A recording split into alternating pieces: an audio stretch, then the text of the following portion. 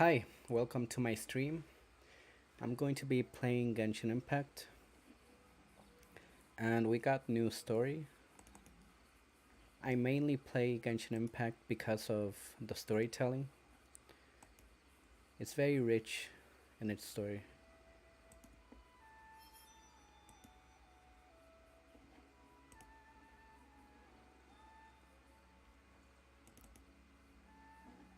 So I believe we're going to explore like a desert. I only want to pull for Nilu, so I'm skipping every banner except Nilu. I don't think I'm going to pull for Nilu because I'm not on pity.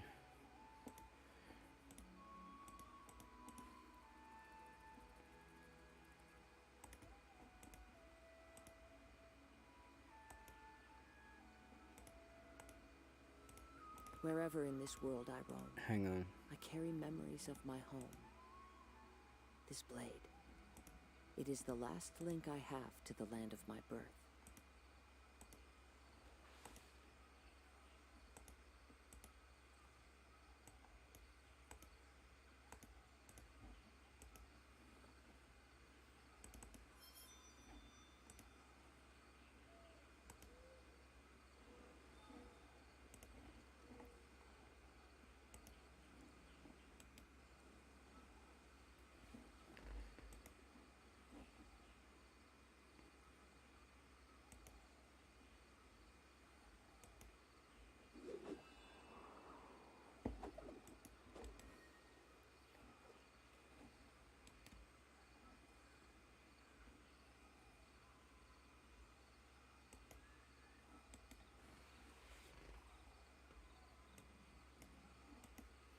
Alright, I'm ready. Thanks for waiting. There are leaves around, and I know just the tune to accompany them. So, If you just to wish to give hear you a brief introduction, I stream for fun and I sometimes don't say anything. I give a brief introduction just to let you guys know a bit about me. So, like I said, I just play for the story. The rich storytelling really interests me. So, besides Genshin Impact, I've been playing TFT, Teamfight Tactics, and I used to play Hearthstone. So right now I focus on this game and TFT. I'm kind of exploring different games, but out of the games, I guess Genshin Impact is the one I've been playing the most. I I played Genshin Impact since launch in America, and it's very satisfying. It's not competitive. It's just a do whatever you want type of game. It distracts. It's very calm, passive. So feel free to interact, chat. So if I'm not saying wherever anything, in it's this just world I roam. because I carry memories of I'm my home. bored or I want to focus This on blade, the game. it is the last link I have to the land of my birth. So that'll be it. That's my quick introduction. I stream because it's more fun if I stream instead of just me playing alone. With this, I gain new skills.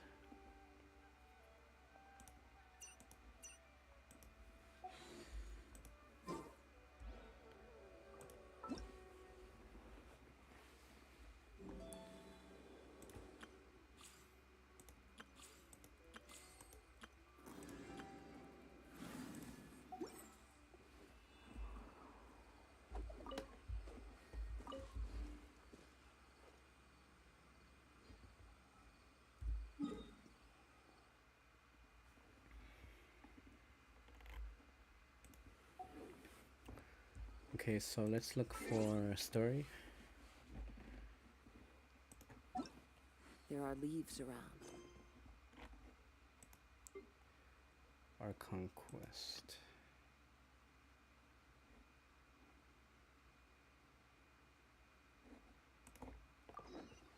And I know just the tune to accompany them, if you wish.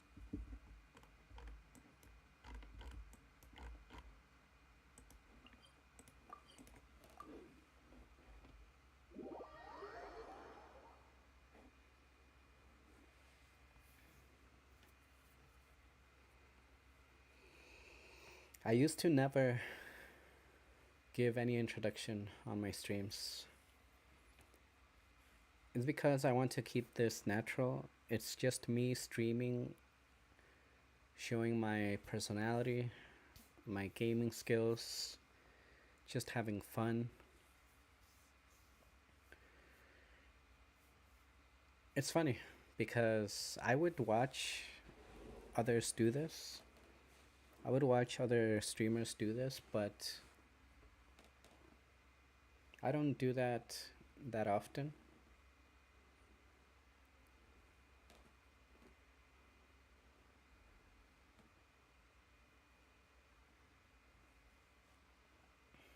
Now that I think about it,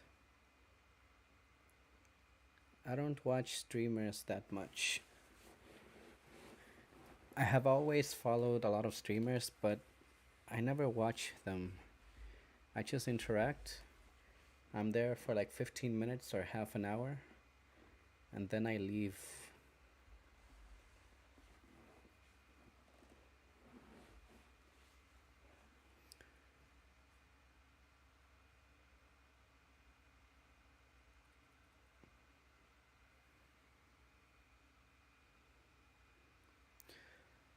So I think the interaction is what's interesting. You have a live communication with the streamer. You can't do that if you edit a video. If you edit, upload the video, it's rare to have a comment.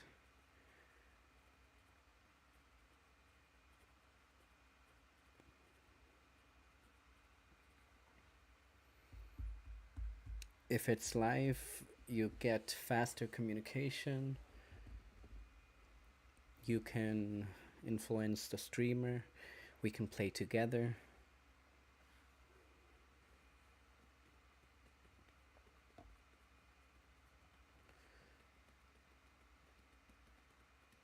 So that's mainly my reason. I stream to not just play by myself. Hopefully this entertains some people.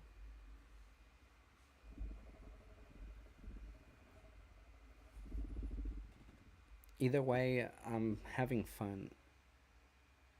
It's my time off, my personal gaming time.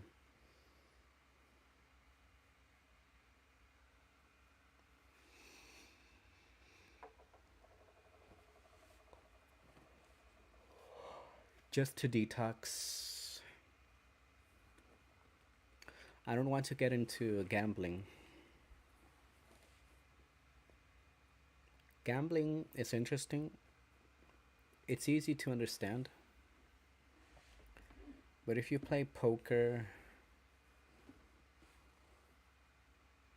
or if you bet in video games, it can be addicting.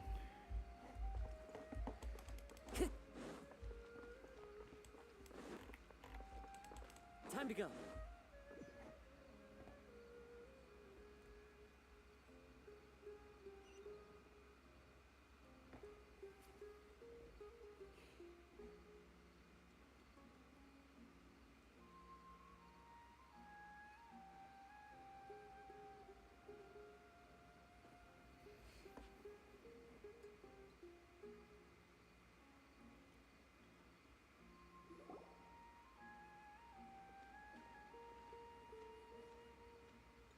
Ad Astra Abyssosque.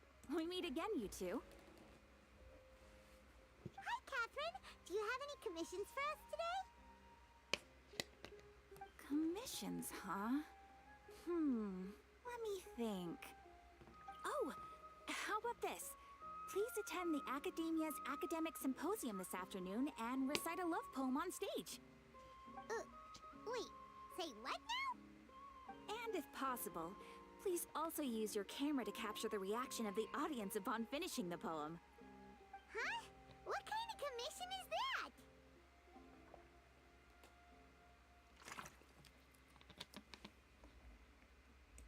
I see. It appears that you're not interested in this commission. In that case, please go to Port Ormos and convince the Eremites there to spend some time volunteering at the local orphanage. Hey, that's not any better.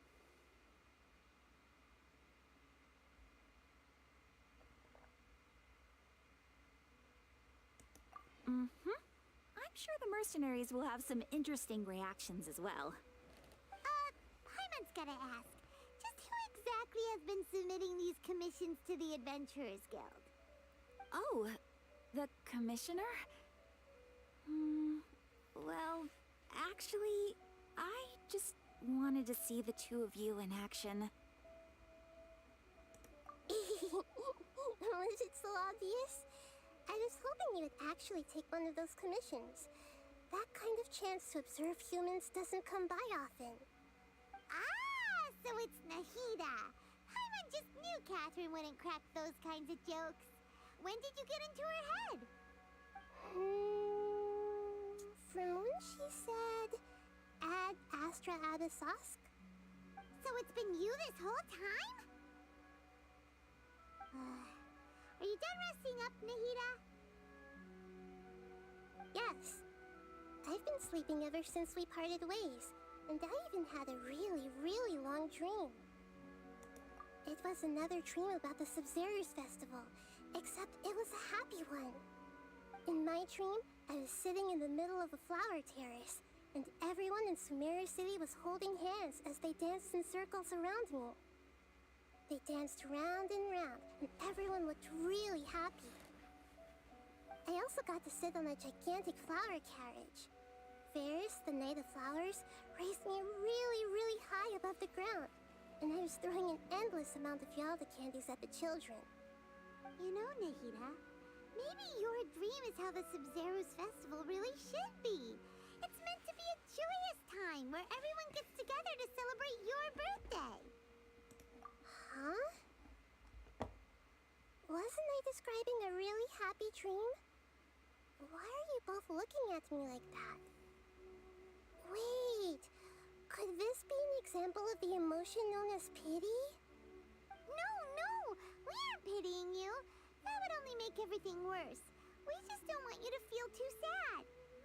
By the way, have you had a chance to visit Dunyarzad? How's she doing? The Homianis haven't allowed any visitors after the festival, so we haven't been able to check on her.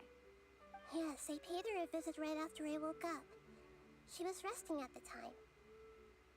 Her condition is stabilized. However, since Elazar is a manifestation of the withering on the human body, we can only cure it by finding a way to take care of Irminsul's own withering. But for the moment, our top focus should still be figuring out what the sages are up to and what they're planning. Right. Who knows what'll happen if they manage to pull off another scheme like the Samsara of the Subzerus Festival. So our first priority should be investigating and putting a stop to the sages' activities. As for how we should pull that off, let's discuss it somewhere else. There are too many adventurers around here. Oh! Good point. Sorry, adventurers. We're gonna be borrowing Catherine for a little while.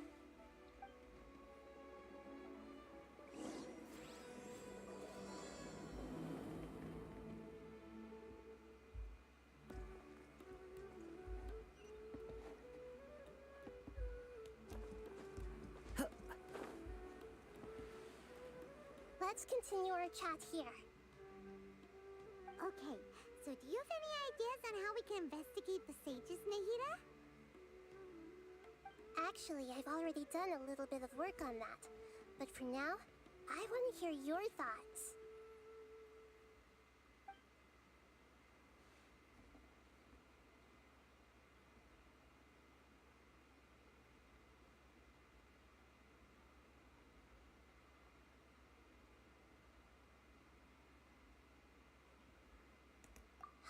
swear they tried that.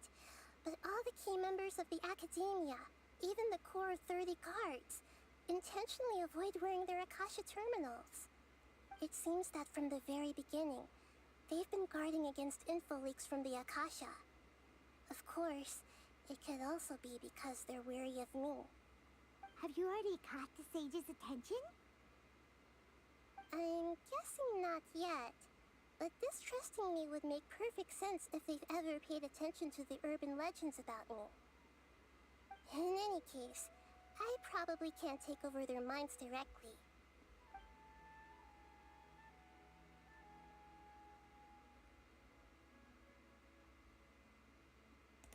We're in the dark as of now.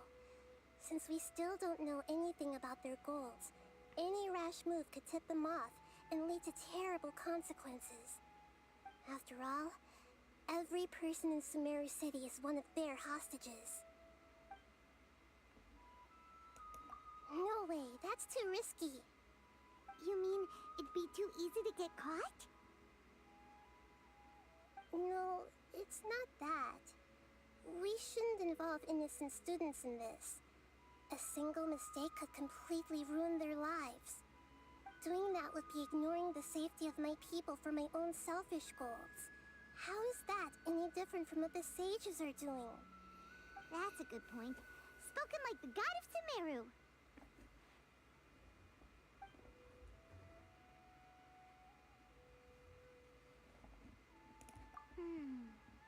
Are we really out of ideas? Nahida, you're super smart, so you already have something in mind, right?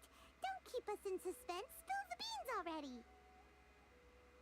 According to a popular theory from the Vahumana Darshan of the Academia, rejecting impractical motions at the beginning of a planning session will give more weight to the actual proposal. Okay, but aren't you the god of wisdom? You don't have to use that kind of gimmick to make us take your ideas seriously. Well, I've been thinking that if I can't directly possess the leaders, and if I can't get ordinary people involved, then I should find someone who's already involved, but hasn't decided to side with the sages. You're saying we should recruit a spy? That does sound like it could work. Oh, before coming back, we met someone named Alhaitham. He seems like he acts alone, and he likes doing stuff behind the Academia's back. They probably aren't in cahoots. Actually, I already have someone in mind. Do you still remember that female scholar named Sataria? Sataria. Paimon remembers now. Isn't she the one who's always trailing behind the Grand Sage of the Academia? We ran into her basically every time the Sub-Zero's festival repeated itself. You could even say we're old enemies by now. Paimon still remembers the smug and mean way she always spoke to Nilu. I've always liked observing all kinds of people, and Sataria has always stood out from the crowd. She was born in the desert and was hailed as their greatest genius. Her academic gifts allowed her special admission into the Academia, and also gave her the opportunity to serve as the sage's assistant. Oh, Paimon didn't know she was from the desert. She must be pretty special then. Paimon feels like most of the desert dwellers around the city are working as mercenaries. The name Sataria means star. When she lived in the desert, she shone like the brightest star in the night sky. Later on, she was chosen by the sun. The star was given a place in the daytime sky to complement the sun's dazzling light. Soon after, the star witnessed the sun scorching the earth, which brought forth many disasters. The star began to waver. Instead of staying beside such a sun, wouldn't it be better to return and light up part of the night sky? But in the end, she couldn't give up the radiance of daytime. To cope with her shame, the star buried her guilt and closed her eyes.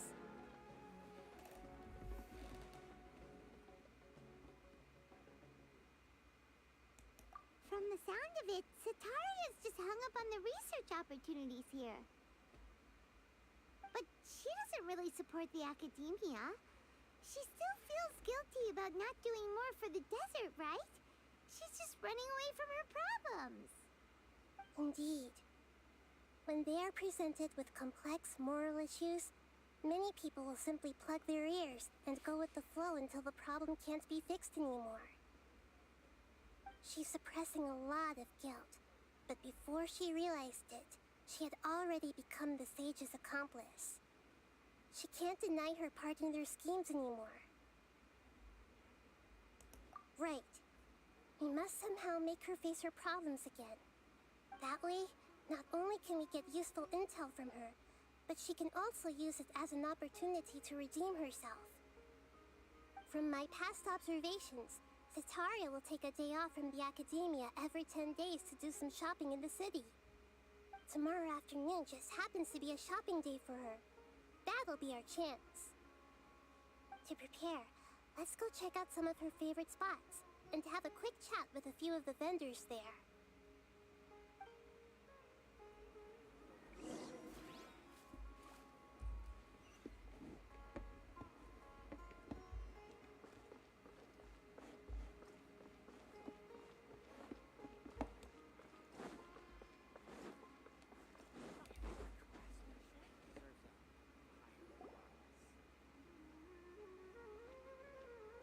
This should be Satoria's favorite fortune-telling spot. So should we ask the fortune teller about Sataria? No, I already have enough information on Sataria. The most important thing now is for you to pay attention to the vendor's talking style and key characteristics. Talking style and key characteristics? My poor lost lambs, have you become troubled over your fates?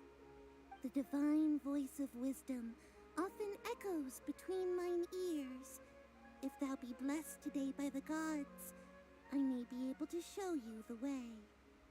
Huh? Really? Nahida, you've been whispering things to her? Shh. My friend here has some doubts regarding his future. Can we get a fortune reading for him? Of course, of course. In that case...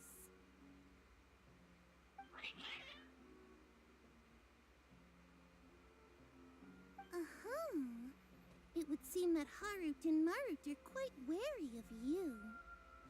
Perhaps, at some time in the past, you have somehow offended the gods. Only mocking the god of Animo, questioning the lord of Geo's financial savviness, and brawling with the god of Electro. Do those count? Oh, nothing. Go on, pick an aspect for her to divine.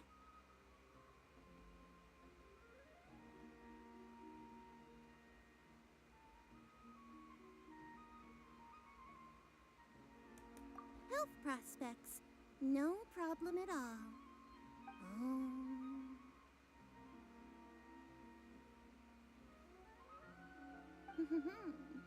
The gods have spoken. The truth shall be revealed. Your life shall continue on for many tens of thousands of years. Impossible. Harut, Marut, did you two spoil my divination? I've never read a fortune so absurd.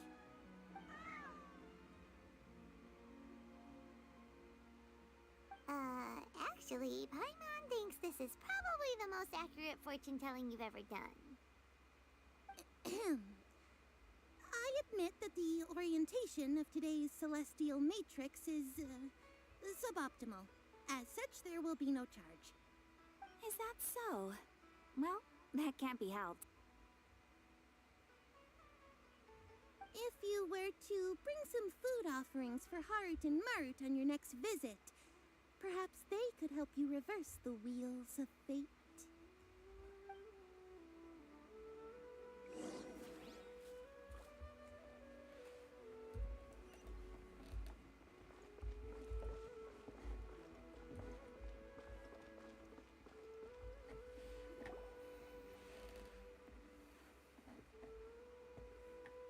another one of Sataria's favorite stalls?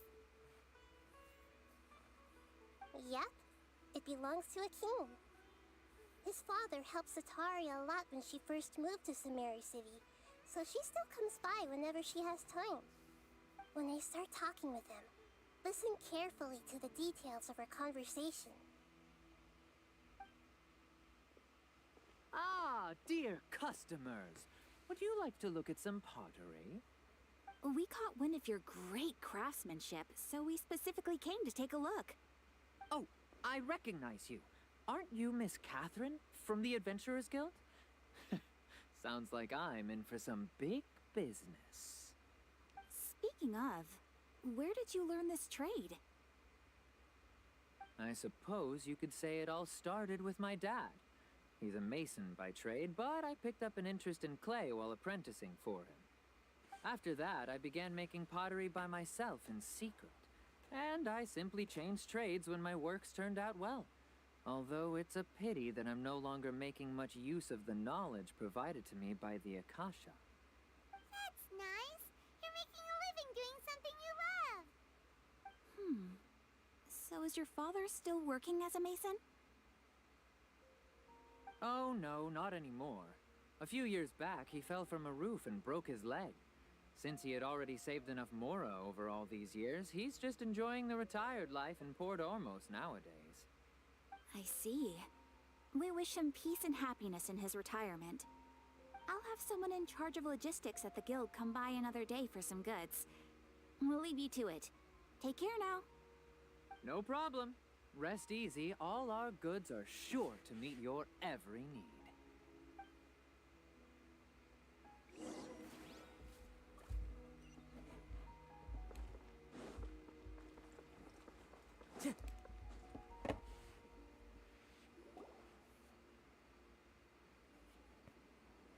This should be our final stop. Sataria's always thinking of this restaurant when she's working at the academia, so she always comes by whenever she's out in the city.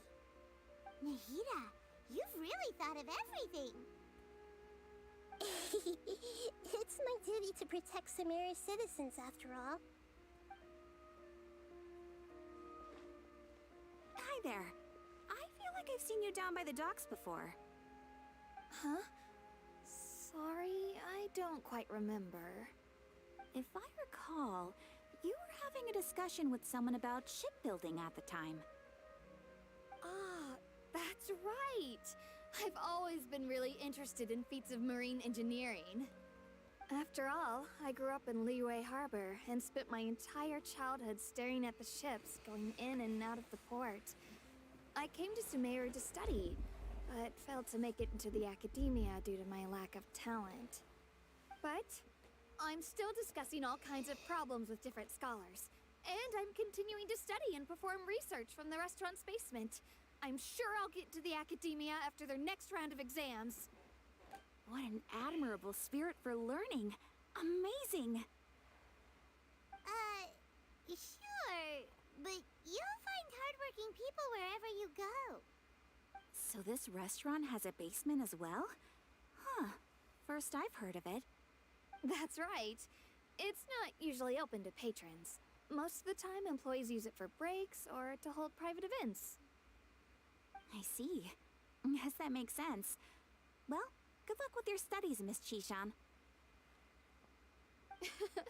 Thank you so much. As long as I can make it into the academia as an official student, I'll be happy.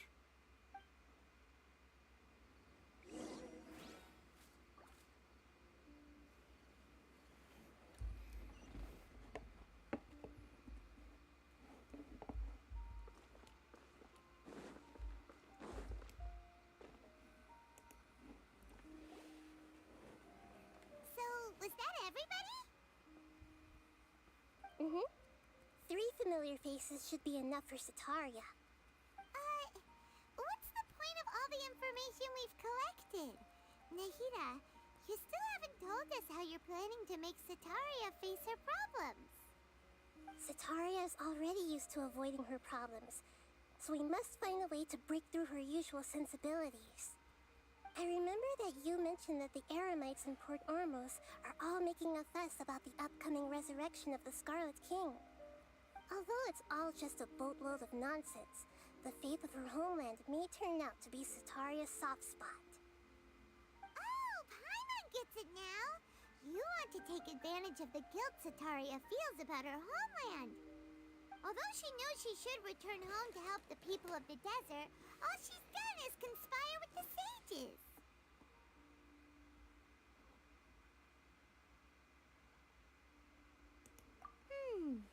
So how do we set that up?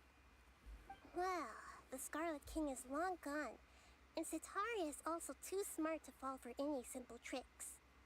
If we simply engaged her under the guise of the Scarlet King's believers, she would definitely be wary of us, and we may not get anywhere. But if we were to borrow some of her close acquaintances to talk with her, her reaction would probably be very different. So, you mean you're going to possess those people we just talked to? Yep. Possess them through the Akasha. Imply that they've already converted to the faith of the Scarlet King, and then convey our made-up will of the Scarlet King. As long as everything goes smoothly, we'll get through to Sataria for sure. She'll never guess that we had anything to do with it. Ah, so that's how you're going to use all the info we collected on these people. It's so that you won't slip up and break form. Possessing them will only work if you can manage to pass off as them. Exactly. So, best of luck with impersonating them. Huh? Best of luck? But we don't know how to possess anyone. That's no problem at all. I'll just share all their senses with you once I've possessed them. As long as you're also wearing an Akasha terminal, the effect will basically be as if you've possessed them yourself. Huh. That is pretty convenient. But why does he have to do this? Can't you do it yourself? Although I've been observing humans for a while, I've never been good at imitating them. You're not wrong. It's always been painfully obvious whenever you try to pass as Catherine. If it was at all possible, I would have preferred to leave these people alone. But seeing how things are now, I probably should just accept it and push on. Yeah, don't beat yourself up over it. We're only doing this to help everyone, and we'll only be borrowing them for a little while anyway. Alright, then let's give it a go tomorrow afternoon.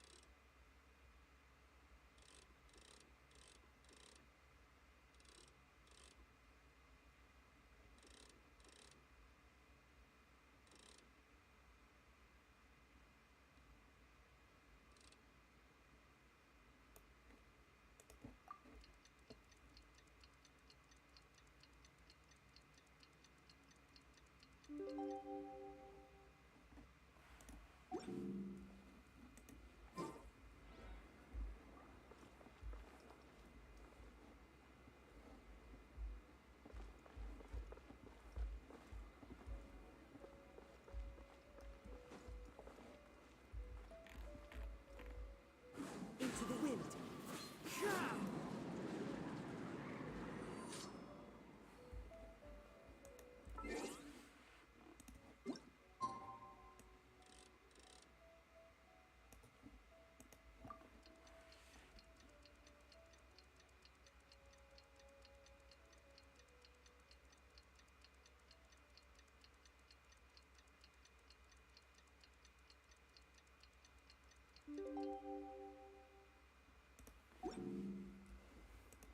Wherever in this world I roam, I carry memories of my home.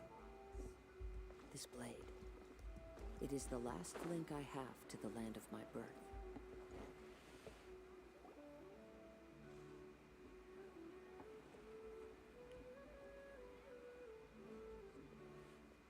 Oh, here she comes. Satori is here. Let's quietly follow her. Once she starts talking to her acquaintances, we'll find a safe spot to begin possessing them. As for how we'll sway her to our side, I'll leave that to you. I trust you'll know what to say.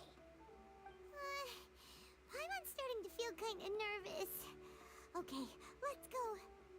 Looks like they've already started talking. Let's find a hiding spot and get started.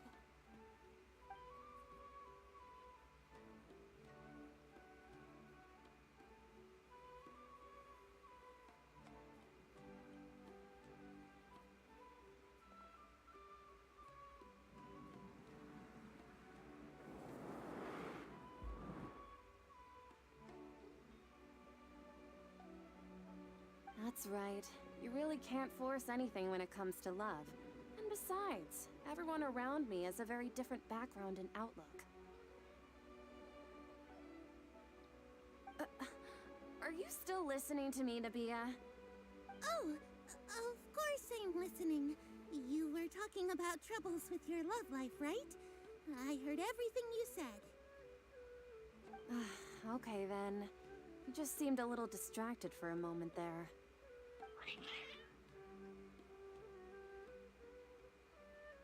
Strange. Your cats seem pretty worked up. Is something wrong?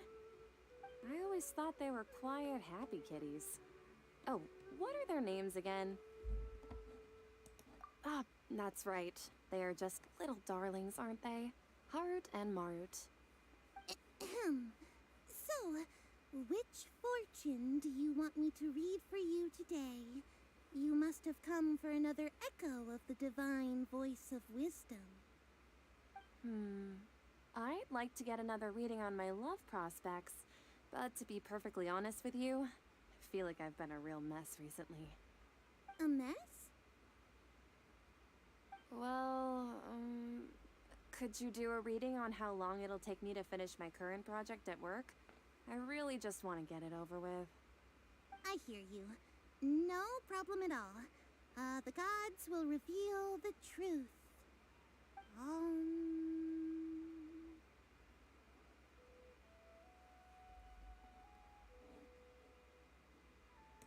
The gods are asking, Sataria, why haven't you gone home? Why haven't I gone home? Do the gods really know everything I've been thinking about? Sataria, why don't you just go home? It's a demand now instead of a question. The gods seem to be truly upset. I'm sorry. I know I failed the gods. Please pass on my most sincere apologies and ask for their divine forgiveness. And if I may ask, Nabia, is there a specific god who's speaking to you right now?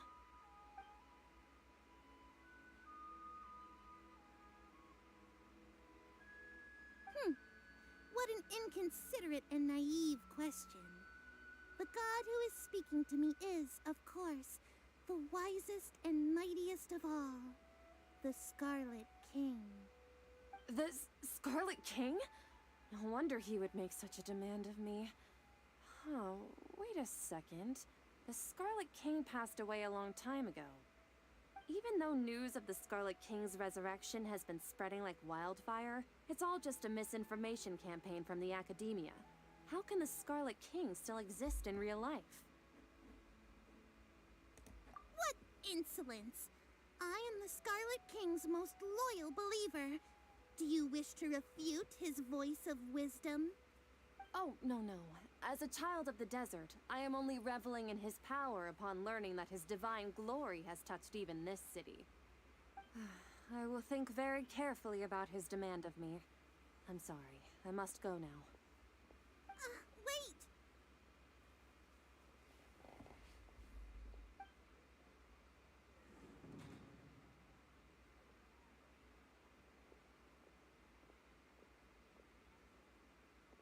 Whoa! She just ran off in a hurry. She looked pretty upset, too. Well done. Sataria didn't seem to suspect anything amiss. To have something she's been trying desperately to avoid show up out of nowhere and berate her, that must have shaken her to the core. Aw, understand human emotions really well after all. All I know are some abstract Harava-taught theories. And in any case, my time with you has shown a lot of them to be utterly useless. I'm still trying to make sense of everything. Anyway, enough of that. Let's hurry and catch up to Sataria. She's out of Keem's now, right on cue. Let's get ready to possess him right away.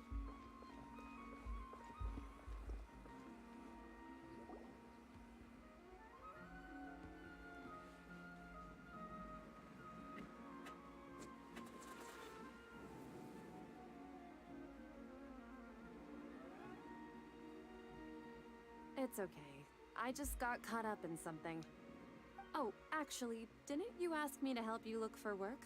What kind of... Oh, right. Your old man's craft. How could I forget? Speaking of, how's he doing? Is he feeling any better? Huh? Wasn't he nursing a leg injury? If I recall correctly, his strong arms had always been his pride and joy. He sprained his arm a while back while trying to show off his strength. I thought you'd heard. Actually, while we're talking about him, is he still living in Port Ormos? Yeah, he's been retired there for a while. If you could find the time, please write him a letter. Please pass on that recently, faith in the Scarlet King has taken root in Port Ormos and has begun to spread across Sumeru. He has a quick temper and has always been a devout follower of the Dendro Archon. I don't want him to get into a fight with those Scarlet King believers because of a difference in beliefs. Oh? So, who are you siding with in all of this? The Academia or the Scarlet King? I'm so jealous of you. You were born a child of the desert. Yet you chose to betray the Scarlet King, and now you spend all your time with those crooks from the Academia. Akeem, you don't mean you've also become a believer of the Scarlet King? What's so strange about becoming a believer of the wise Scarlet King? In fact, aren't you the strange one? The one who still can't pick a side? Can't pick a side? Me? Whoa! Paimon had no idea you'd be so good at this. You really zeroed in on the issue and put it right in front of her. It might feel a bit overwhelming for Sataria. But once everything is over, I'll be sure to pay her a visit to her mind and explain everything. Anyway, let's keep going.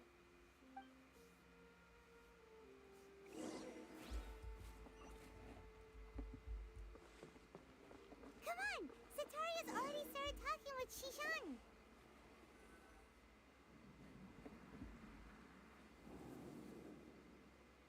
So, Shishan, have you noticed anything weird in the city lately? Like, as if someone was trying to preach to you about something? Wait, did you just say attic? I thought this place didn't have an attic. Also, don't you usually study in the basement? Well, the restaurant recently added an attic. I've been studying there because it has better lighting. Oh, right. Speaking of strange things, I celebrated the Sub-Zerus festival so many times that I lost count. That was really weird. Wait, how could you be aware of that? That should be impossible. Nothing in the report indicated anything like that. Are you still failing to realize that the Academia's lowly tricks could never deceive all of Sumeru's citizens? Jishan, don't tell me that you've converted to the Scarlet King as well! What an absurd question. You make it sound like I should be ashamed for becoming a believer of the Scarlet King. In reality, shouldn't you be the one who is ashamed? You, who worked side by side with the Academia and treated people as nothing more than experimental subjects? Please, please stop! Even now, Sataria's still trying to run from her problems. She can no longer justify everything to herself. Hey, she's trying to talk to the guards! What should we do? This is the most important part of all. Quick, get ready. Mercenary, you're a member of the Corps of 30, correct? Please help me pass a message to the Matcha right away. The situation in the city is getting out of control. Please, try to remain calm, miss. Tell me what's happening in the city. Heretics are infiltrating the city, and they've already converted many residents to their side. Heretics? What kind of heresy are you talking about? The Scarlet King! Many people I know have suddenly started believing in him, but he's long dead. It's impossible. Miss Sataria, nothing is impossible. You know my name? The Scarlet King is immortal, and all who defy him will one day pay the price. You must face the truth, Sataria. You tread a treacherous path, and the longer you ignore it, the tighter the Academia's grasp on you will become, and the deeper you will be ensnared. Child of the Scarlet King, never forget that the desert that belongs to you lies elsewhere. What's so strange about becoming a believer of the wise Scarlet King? In fact, aren't you the strange one? The one who still can't pick a side? What an absurd question. You make it sound like I should be ashamed for becoming a believer of the Scarlet King. Sataria, why haven't you gone home?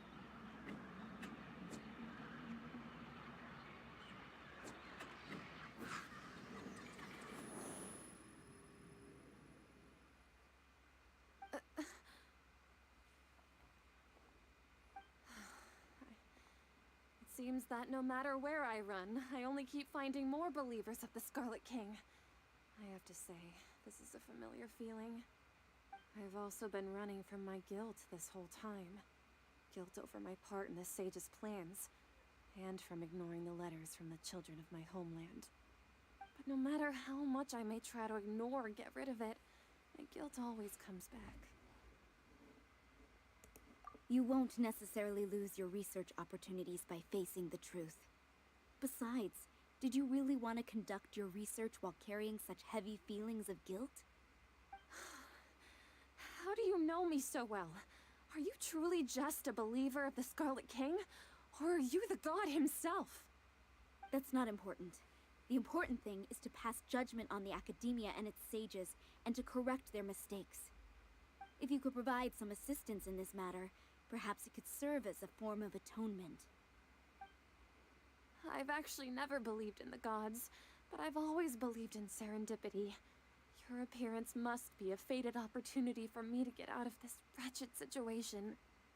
Please tell me, what can I do for you? How much do you know about the sage's current activities? I was just one of the designers for the masked dream harvest scheme, which is what happened around the Sumeru's festival. But I know very little about the full scope of the overall project. I'd assume that only staff with the highest clearance would have access to those confidential documents. I've just been working to meet the Grand Sage's specified requirements. However, there's something that's been really bothering me. I heard that a scholar who was previously expelled has returned to the city, and even the sages are still quite wary of him. To fight against the Academia, we will need to figure out the nature and the purpose of their work. Is there a way for us to get access to the confidential documents you mentioned? It should be possible if we're willing to take some risks. After all, I'm an assistant to the Grand Sage, and I've been working on many tasks outside of the project. One thing, though, I won't be able to transfer the documents to you through the Akasha once I get my hands on them. The sages have always closely monitored all activities within the Akasha. Let me see... let's use the most primitive method. Send someone to pick up the documents tomorrow evening at the Academia entrance. The Academia entrance. Wouldn't that be too conspicuous? Don't worry about that. I assure you, this won't be a trap. I'm only suggesting this location because it'll draw more scrutiny for me to leave the Academia again. It'll be safest for me to distract the guards long enough to hand you the documents. Alright, I trust you. So, if I were to successfully complete this task, would it mean I've atoned for my wrongdoings? That'll depend on the judgment of the Dendro Archon. The Dendro Archon. That's right. Her people are the ones we have endangered. As the god of wisdom, she's also the one responsible for judging and guiding the scholars. Maybe it's time for me to find a god to believe in. Just as Nahida predicted, we've managed to bring Sataria to our side. The Traveler's execution was ingenious. He's the one who deserves all the praise. Well, now that we've made plans to meet again tomorrow evening, all we can do is pray for Sataria's mission to go off without a hitch. Pray? But if we're going to pray to the gods, aren't we just praying to you? God of wisdom and guardian of the scholars? No. The truth is the true guardian of scholars. I've always believed that. Anyway, let's meet again tomorrow evening at the Adventurers Guild.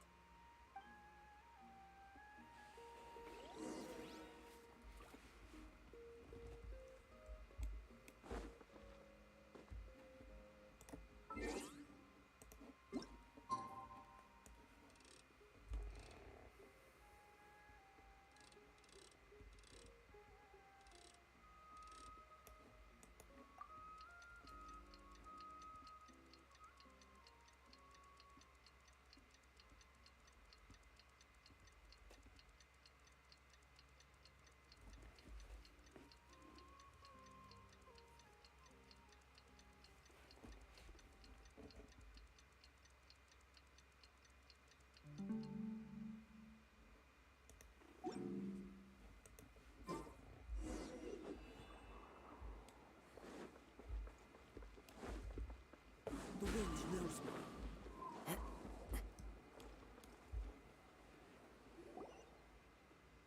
Catherine, we're here! Oh, you are the other Catherine, right? That's right. I suppose I'm the other Catherine in your mind. Shh!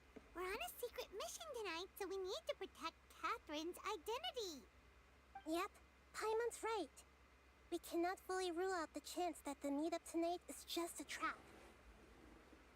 If something were to happen, my existence may be the only trump card we'll be able to play. After all, the Academia should still be unable to confirm the existence of my consciousness in the outside world. Yep, exactly. Just what Paimon was thinking. Anyway, enough about that. Let's just make sure to be on our guard. Off? What do you feel is off? It's the middle of the night. Of course it's quiet. You're not getting paranoid, are you? No, I think he's right. It really is a lot quieter than usual. If you look around, there seems to be fewer people on the streets. I'm not sure if this is the case for the entire city, though. Huh. Maybe it's just a coincidence. Maybe Sataria figured out a way to not only distract the guards, but also to get everyone to go to sleep early, just so we can exchange the documents in peace. I also can't quite figure out why things feel a little off. But now that we're here, let's go ahead and meet her as we planned. Well, regardless, as long as you're here with us, Paimon feels a little safer.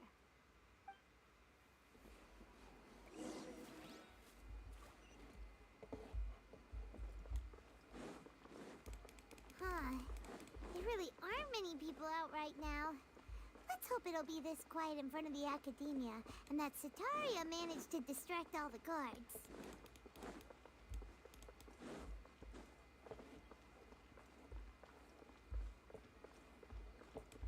Time to go.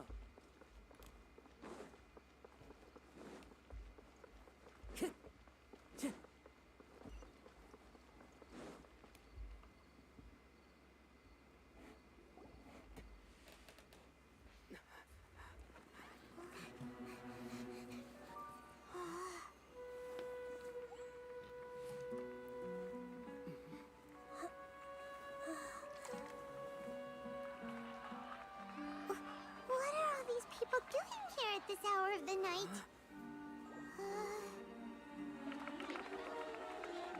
Ah, the triumphant hero returns at last. And to a rather spectacular welcome, even if I do say so myself. You're the outcast, expelled from the academia. Indeed I am. Although these days they tend to call me the Doctor.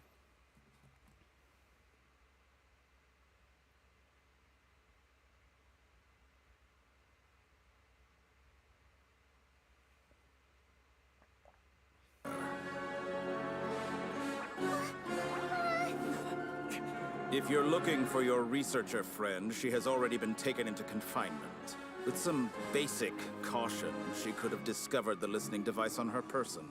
Clearly, she lacks the degree of rigor expected of a true scholar.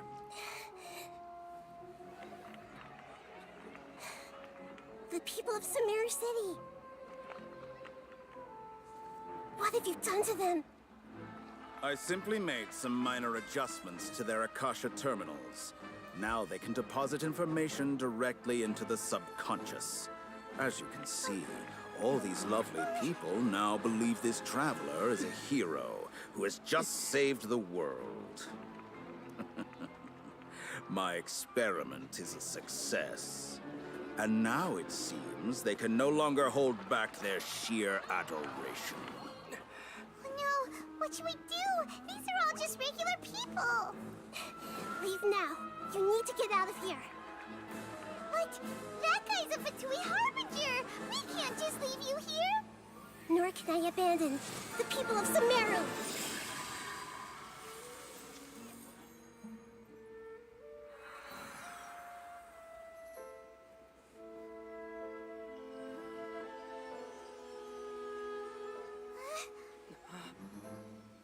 Don't worry. We'll meet again outside of the city.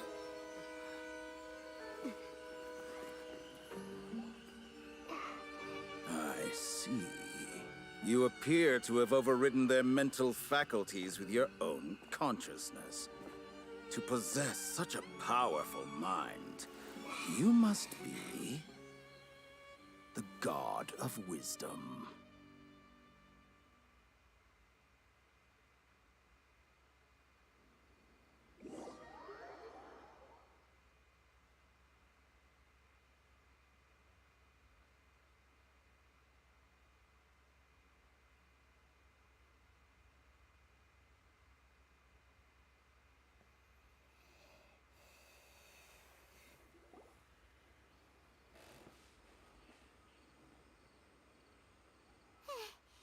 This should be far enough. Paimon needs to catch her breath first. Is Nahida going to be okay? We only made it out because of her. Paimon wasn't counting on running into a new Harbinger here, let alone such a high-ranking one. That guy was number 2. So scary. He called himself the Doctor. Remember, Tainari told us about him. Satori did say that someone who once got expelled from the academia came back recently. And that even the sages are wary of him. Yep. Sounds like she must have been talking about the Doctor.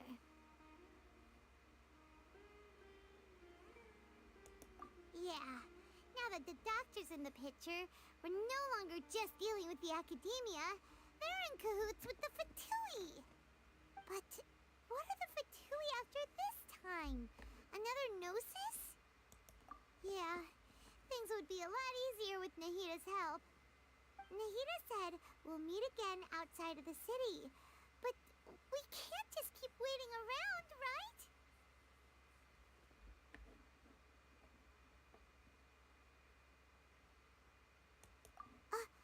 You mean...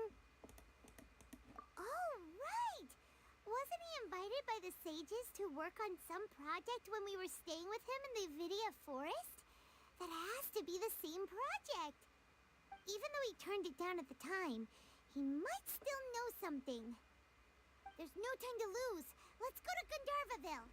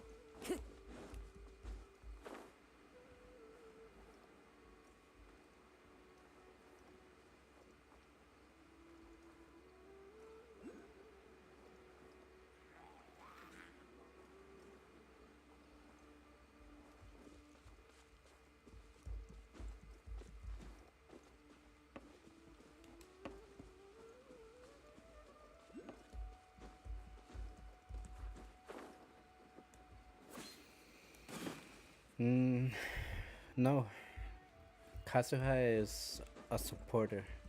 I use him as support. He's my favorite male character.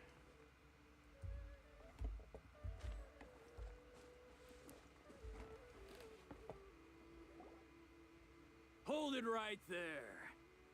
A blonde-haired traveler and a floating fairy. We've got you, all right. Take a look around. You've fallen right into our trap. Are you mercenaries from the Corps of 30? Did you come here to arrest us? Corps of 30? We're nothing like those government lapdogs who don't even get scraps for their work. We are an elite brigade that commands the highest commission rate in all of Sumeru. We're here on the orders of a client known only as the Outcast. The outcast? An outcast from the academia? But why wouldn't the doctor just send the Fatui after us?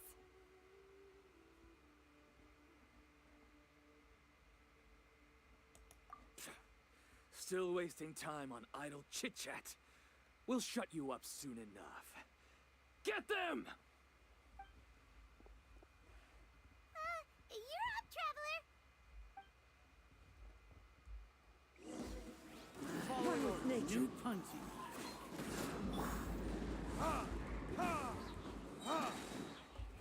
Burn! Time for a light show!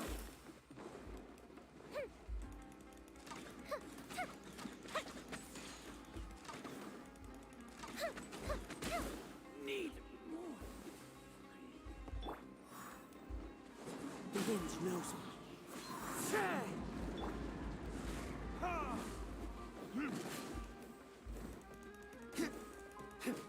I'll take my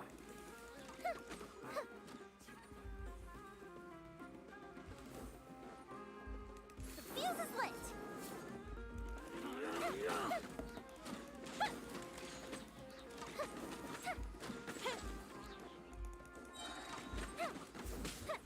Here comes the fireworks!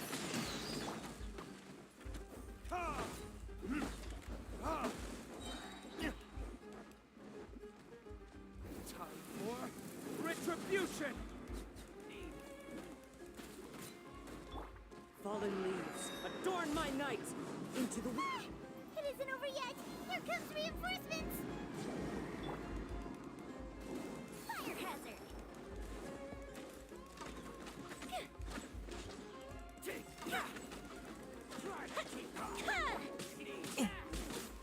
Time to go! Time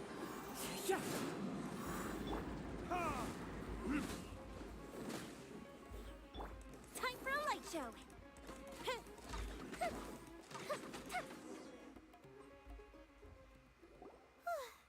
That was pretty rough. Is that what elite mercenaries are like? Yeah, looks like we'll have to keep our guards up. But this doctor guy seems like a pretty tough opponent.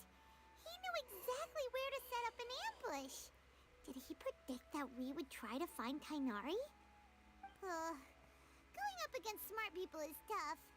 Anyway, let's keep going. Do my characters have their artifacts?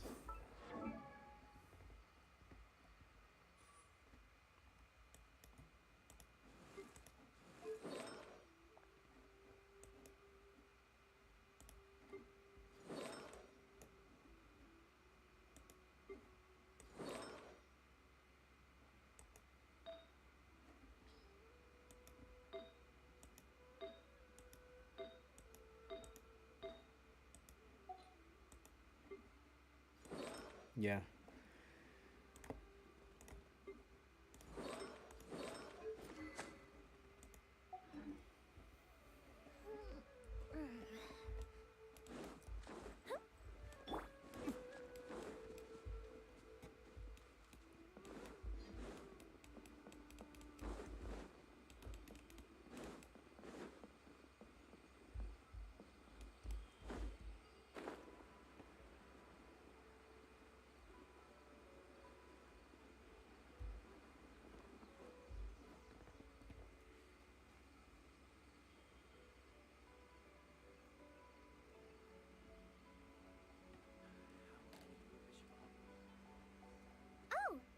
Traveler and Paimon. What are you two doing back here? Kale! It's nice to see you again. Are you doing alright? To be honest, I'm not doing too well. My Elazar has been progressing at a faster rate lately. I'm finding it harder to complete more intricate tasks. As a result, Master Tainari is taking me off the patrol schedule. He will only allow me to stay here and coordinate other people's tasks. Oh, Kale.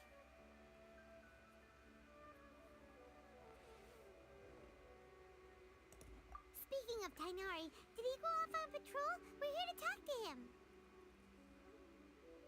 Oh, Master Tainari?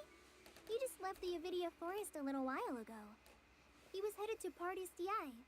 Huh? He left? But isn't Tainari always saying that he never wants to leave the Avidia Forest? He even turned down the Sage's invitation. I thought it was weird too. Master Tainari always prioritizes his work as a forest watcher above everything. He almost never leaves his post. He left in a hurry this time, though. No, I only found out that he left through a message he left behind. He also made sure to delegate all his tasks using a schedule. To leave in such a hurry? I'd guess he had something urgent to take care of.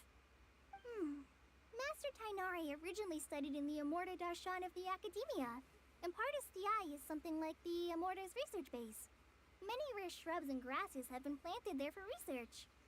I know that before he became a forest watcher, Master Tainari once spent a long time conducting research at Partis DI. A research base, huh? Gotta wonder what kind of research Tainari just decided to work on all of a sudden. Oh, we don't have a lot of time, so let's go look for him at Party's DI.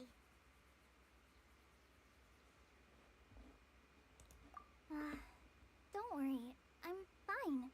I'm used to living with Elazar by now. If you run into Master Tainari, please send him my regards. Got it. Will do. See you later, Kale.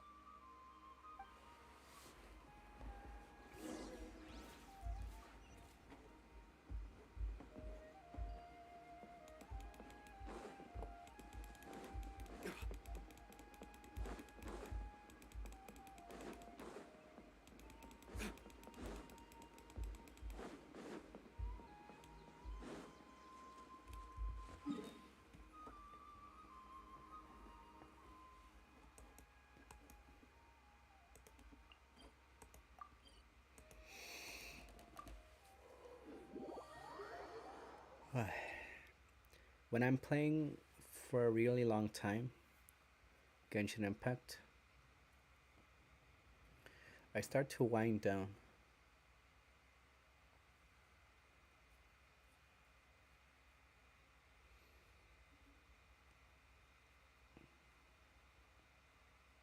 It's like they really try hard to deliver a message when storytelling.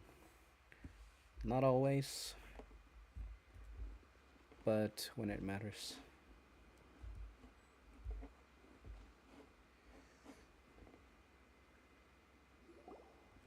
Wait! Look who it is!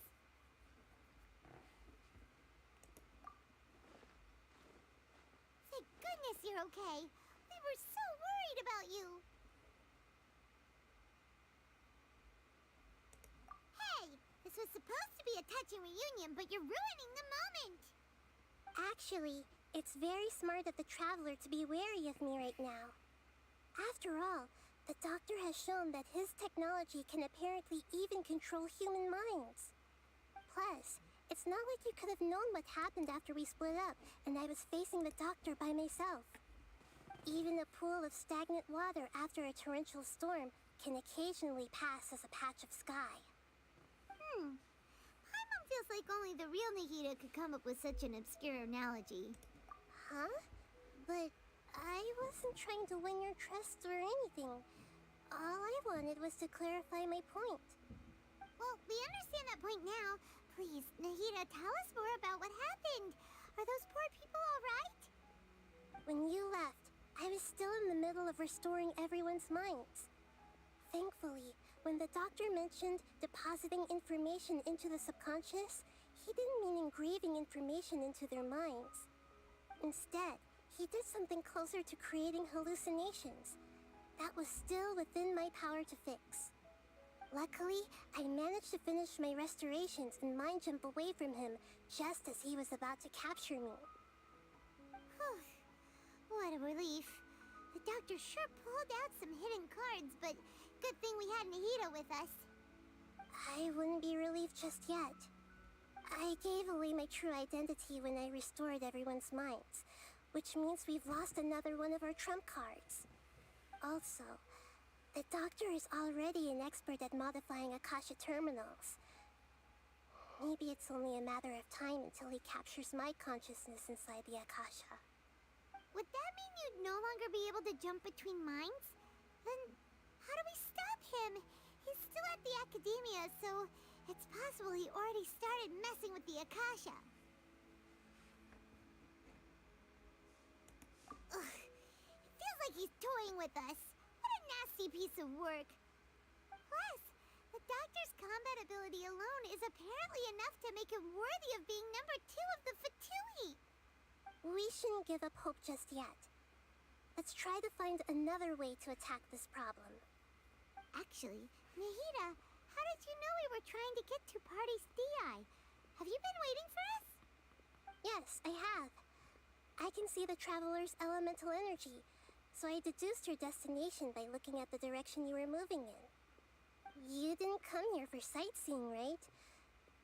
Did you find any leads? We're looking for a scholar we know. His name is Tainari, and the sages once tried to reach out to him. Why don't you come inside with us and see what we can find? Okay, let's just hope we won't get him into trouble.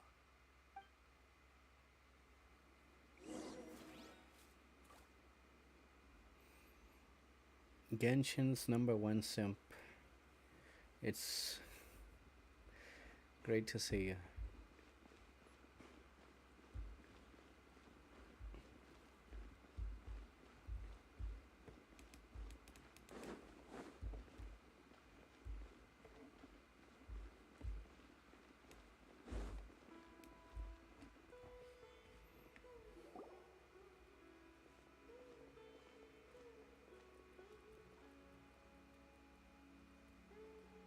Traveler?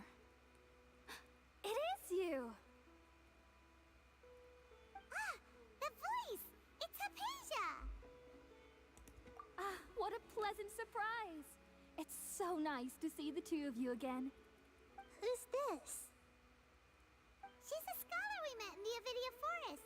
When we last saw each other, she was still training in the... what's it called? Satyavada life? Oh, I see. That's right, we're old friends. You've come at just the right time. Ever since I've come here, hardly anyone has even talked to me. Hypatia, you're way too excited about this. Actually, for you to leave the Avidia Forest means... you're not in training anymore? Wait, no. Did you already finish your training and reach Pariporna life? What do you think? My consciousness has already managed to make contact with the divine. You did it! Congratulations! It's so exhilarating to share this sublime joy with others at long last. When my consciousness made contact with the gods. Ah, what a supreme and unparalleled experience that was.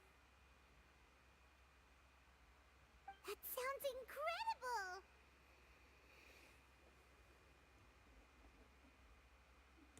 Oh, all right. Actually, please wait. I haven't forgotten my promise to you. Remember? I promised to help you understand what you saw from Irminsul once I gained deeper insights. My current self has not only gained true insight, but I can even help you establish a direct connection to the consciousness of the divine.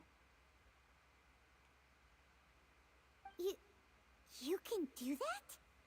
I remember her. When we got to Sumeru, we met her. We had like a very high discussion. We talked about time and personalities. I don't remember.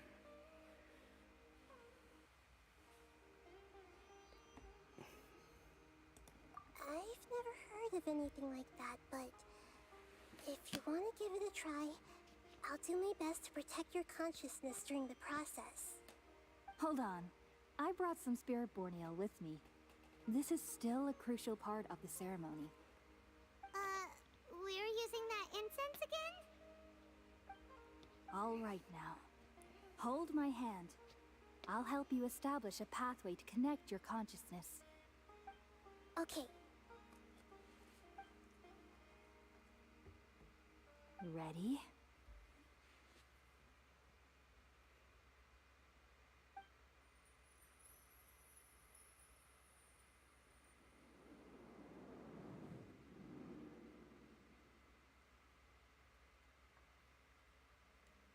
It took 3 betrayals for me to finally understand.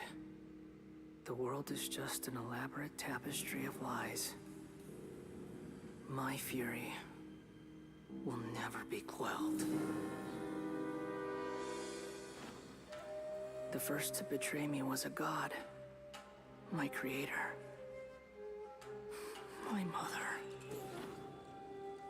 Valuing strength above all, she saw no worth in me and I was discarded. The second was a human. My family.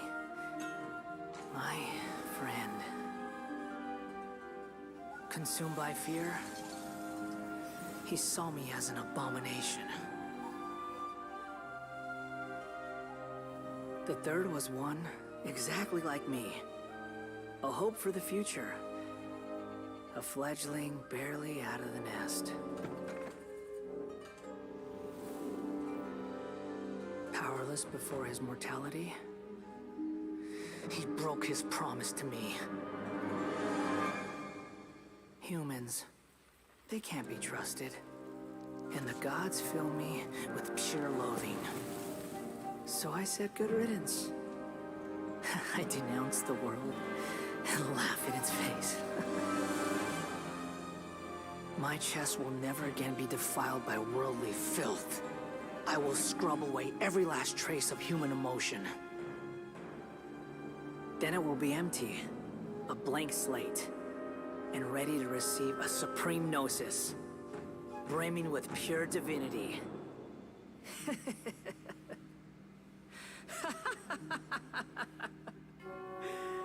There is no need to fear. The pain will be brief. Your era is coming to an end.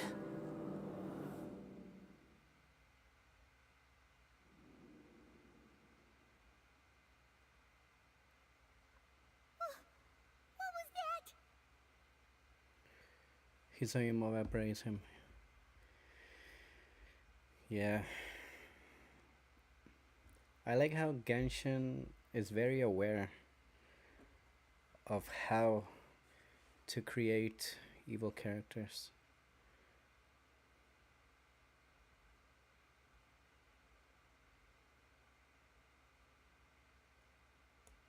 Did we actually just see the Baladier's memories? Everything matches what we know about him. But how is he connected to the divine consciousness that Hypatia was talking about? You saw it, right? You felt it, right? Such a majestic god! Such a noble will! Such sublime emotion! Alas, shame. If only that which beats within my chest wasn't a filthy mortal heart. Oh, great and merciful God! Please grant me forgiveness and salvation! Do you understand now? I'm afraid this is no Purna life, but rather... Ah! Why are you so mean to me? Why is everyone hiding from me? I found divine wisdom. Shouldn't I receive praise and honor? Haven't I uncovered that light in the darkness? Hypatia? That's how I always thought everything should be. Wait. Have I already lost my mind?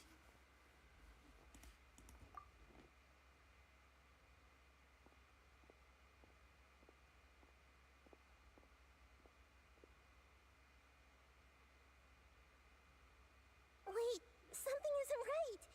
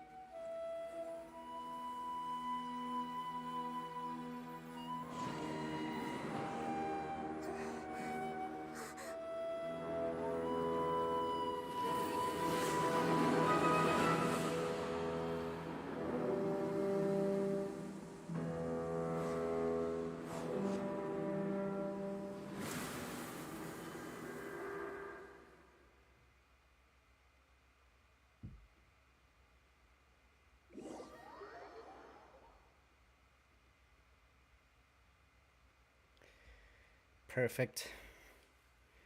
It's a good plan. The Archon is a baby. He found the chance and he sees her. A Sasuke. Okay,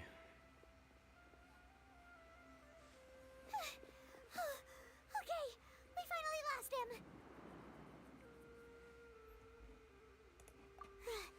Are you okay, Nahida? Wait, no. Something feels different. You're back! Oh, the Traveler's back? Nahida was controlling your body for a while. It seemed like she jumped over to you as an emergency measure right before the Catherine puppet was destroyed. After that, Tainari heard the commotion and came over. He helped us defeat the mercenaries and then he ran with us all the way here. That's so cool. It was like the God of Wisdom gave up her body and swapped with the Traveler. So the Traveler could fight in case he needed to.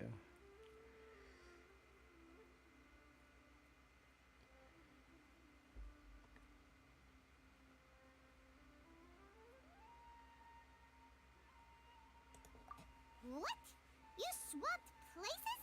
You mean your consciousness also went into Nahida's body? Wait, then where is Nahida's consciousness? Where is she now? I never imagined that an individual's consciousness could be transferred around like this. Had I not seen it with my own eyes, I would have never believed it. I don't think this can be achieved with current human technology. Also, while we were running, the consciousness in your body told me to pass on a message.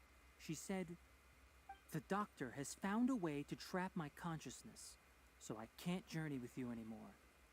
But even in a moonless night, a shower of starlight can still drown out illusions and lies." Oh no! Nahida's trapped in the sanctuary of Surasthana for good this time. Was that message all she left for us? It's pretty vague.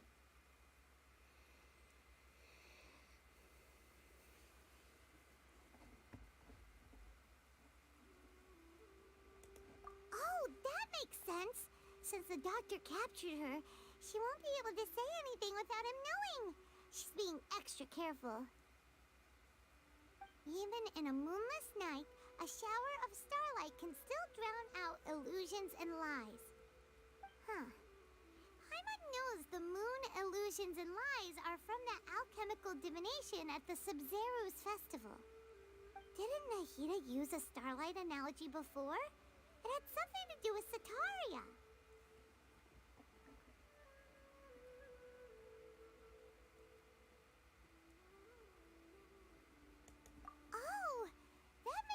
sense.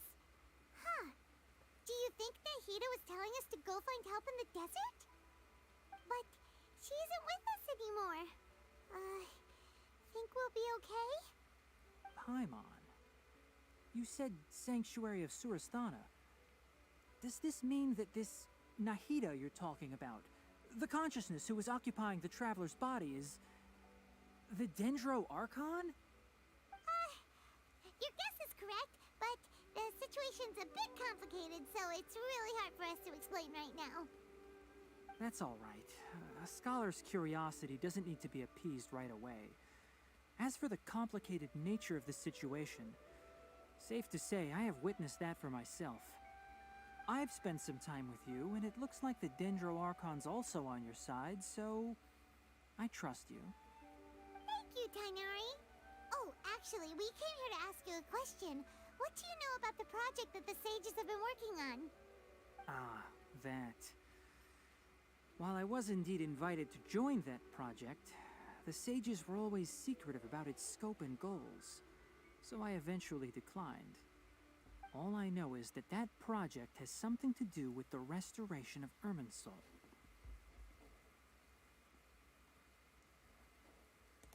Huh? Did you see something when you were in Nahida's body? What? Do you have any evidence?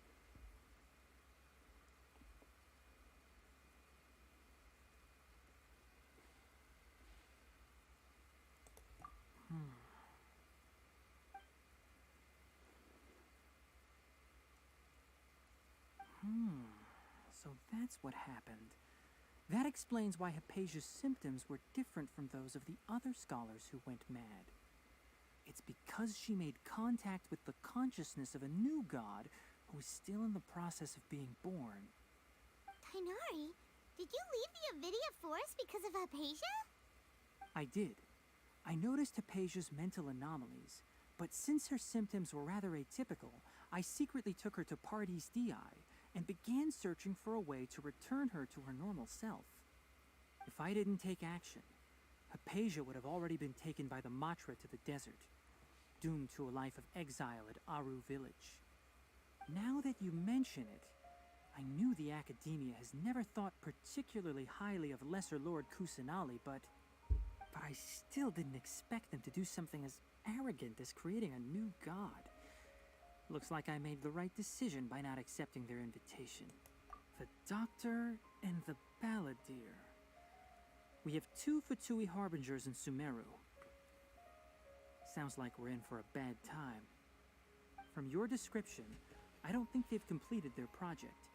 There may still be room for us to intervene.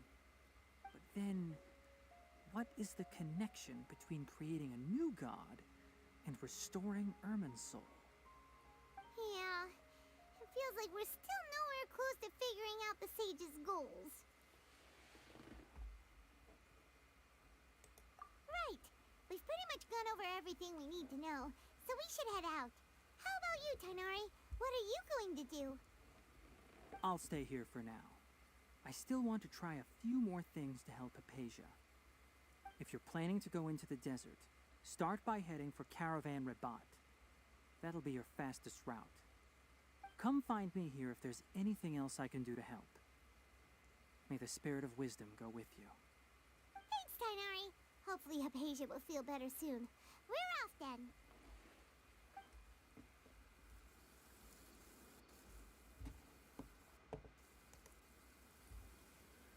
I hope we can finish Sumeru and not wait for another update. We'll see.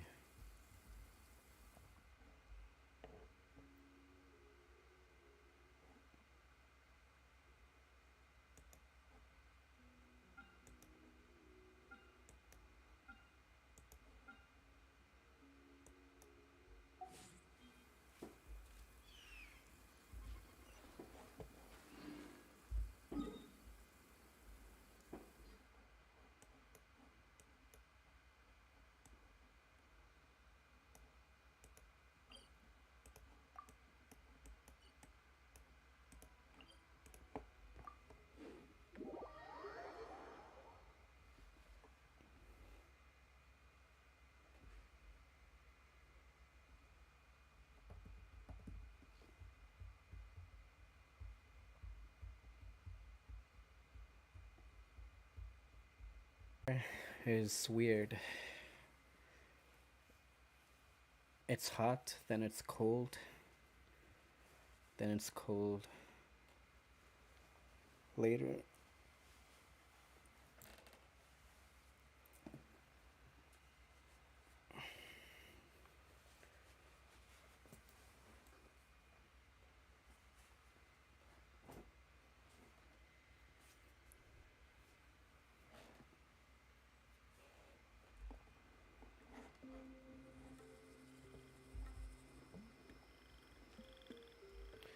Alright.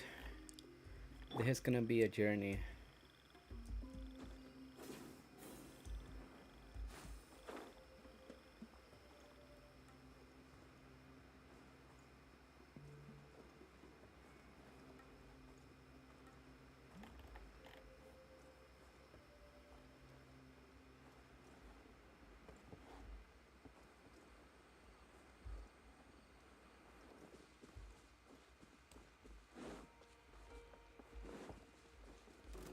Happy to Feeling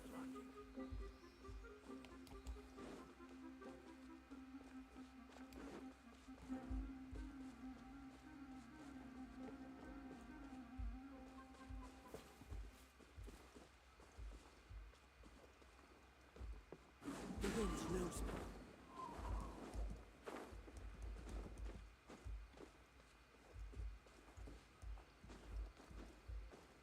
One with nature.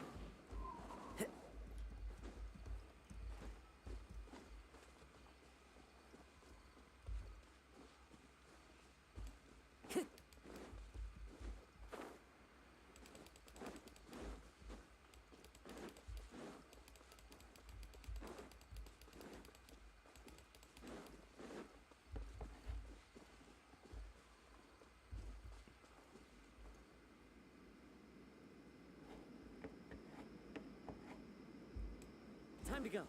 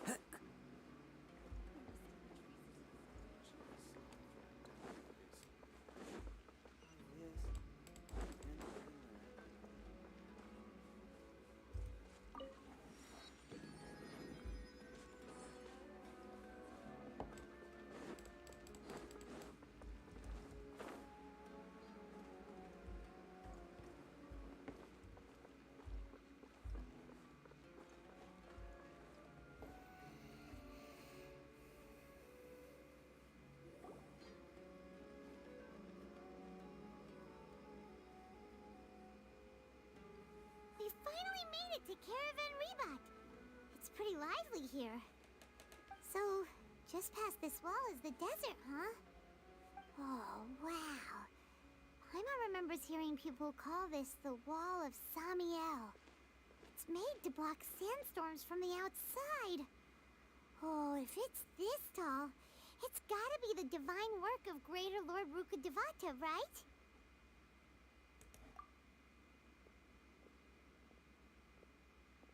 Enough gawking. Come on, follow me. Huh? Over here.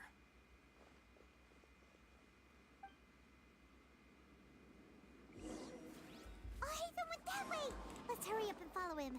Wonder what he's up to.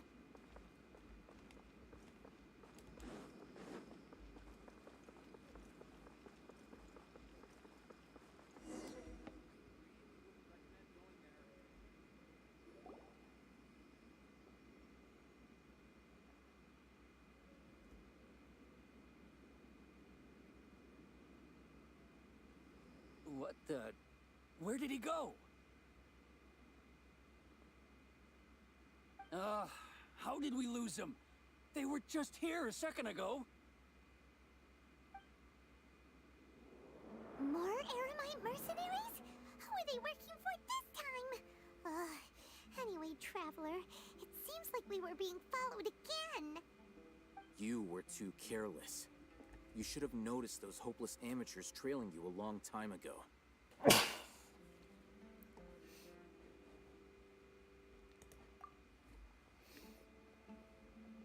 There's no need to thank me. I've never cared to keep track of personal favors. All I did was correct a mistake I happened to come across. It's a habit I developed at the academia. You really gave Paimon a scare, Alhaitham. We never thought we'd run into you here. Last time we met at Port Ormos, didn't you say you were going back to the academia? Wait, don't tell Paimon that you're here to take us back on their orders. Oh, so you've already landed yourselves on the academia's hit list. I can't say that I didn't expect it. However, had I wished to turn you over to the academia, don't you think you'd already be the Eremites' honored guests by now? Oh, right. You do have a point. I have no interest in running errands for that project. As a scholar, I've always belonged to the camp that promotes researcher autonomy. And these days, you're more fascinating than anything the sages can offer. Not quite. To tell you the truth, I'm still investigating the Divine Knowledge Capsule. Unfortunately, I've run into some difficulties. Everyone says the capsule originated in the desert and was eventually moved to Port Ormos. If I am to get to the bottom of this, I must understand how the capsule first came to be. Which brings me back to you, and why you're so interesting. The leader of Ainul Ahmar used the Divine Knowledge Capsule right in front of you, and upon seeing him, your expression became perplexed, and you were lost in thought for quite some time. To have that kind of reaction, I think you must have realized something. Are you interested at all in sharing what you've been hiding from me?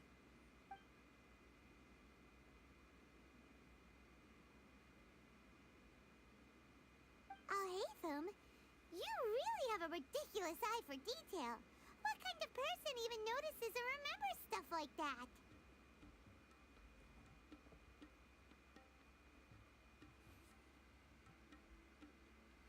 I can't share what I know just yet.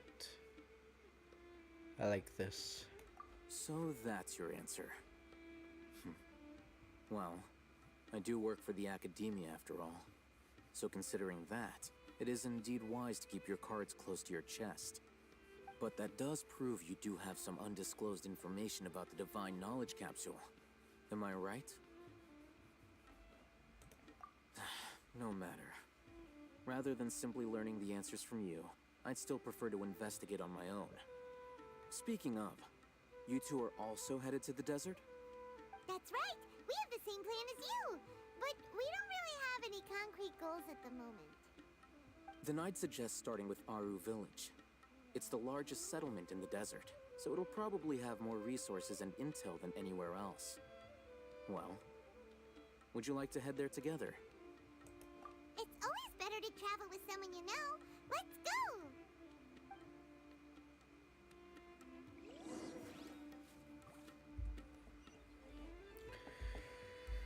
Would you like a cup of tea?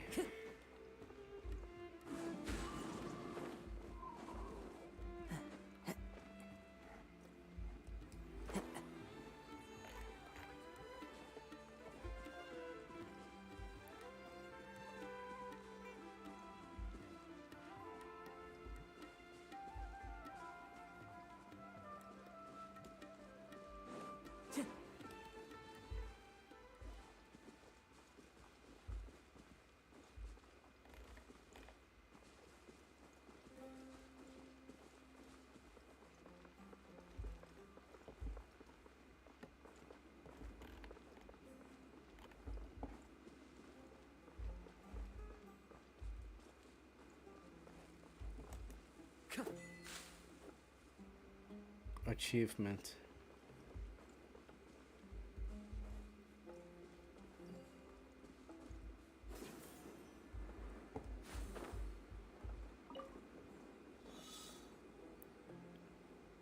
I confused it for a teleporter.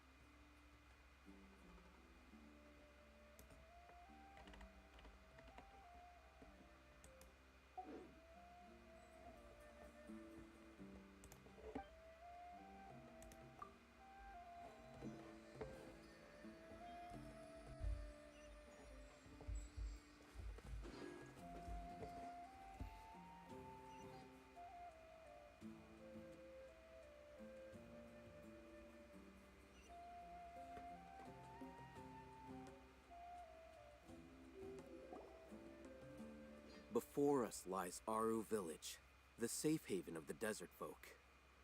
Whoa, this landscape is really something else.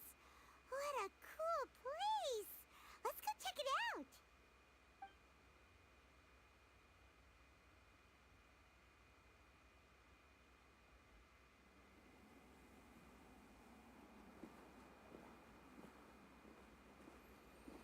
We're getting a lot of scenes.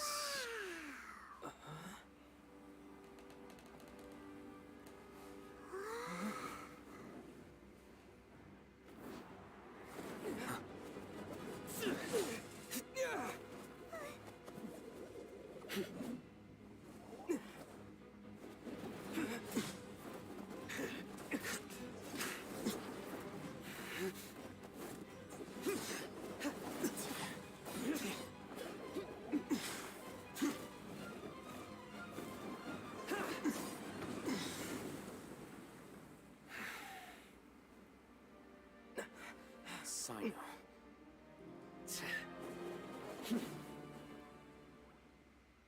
Unless my memory fails me, we have barely spoken 2 words to each other before now at the Academia. Would you care to enlighten me as to when and how I invited the General Mahamatra's wrath? Oh, Hatham. Do not think you can escape my judgment, just because you managed to escape my attack. Judgment? So that's how you'd characterize your actions here, is it? Or would elimination perhaps be a more accurate description? Had I used my full strength, not even this traveler would have been able to stop me. Though styled like an assassination, I sought only to ensure that my target would be unable to flee or resist. Standard practice for the Matra, as well you know. Seemed to me more like your own personal touch. Who is that, Alhaitham? Did you call him General Mahamatra? Yes. General Mahamatra Sino, head of all the Matra at the Academia. He's a formidable hunter, and the ultimate nightmare for any who have committed academic crimes. You seem to have placed a lot of trust in Alhaitham, to the point of blocking an attack for him. If I were you, I'd never choose to side with him. I wouldn't believe a single word that comes out of his mouth. I have been pursuing this scribe for a long time. I urge you, stand back and do not seek to defend him any longer. Otherwise, there will be consequences.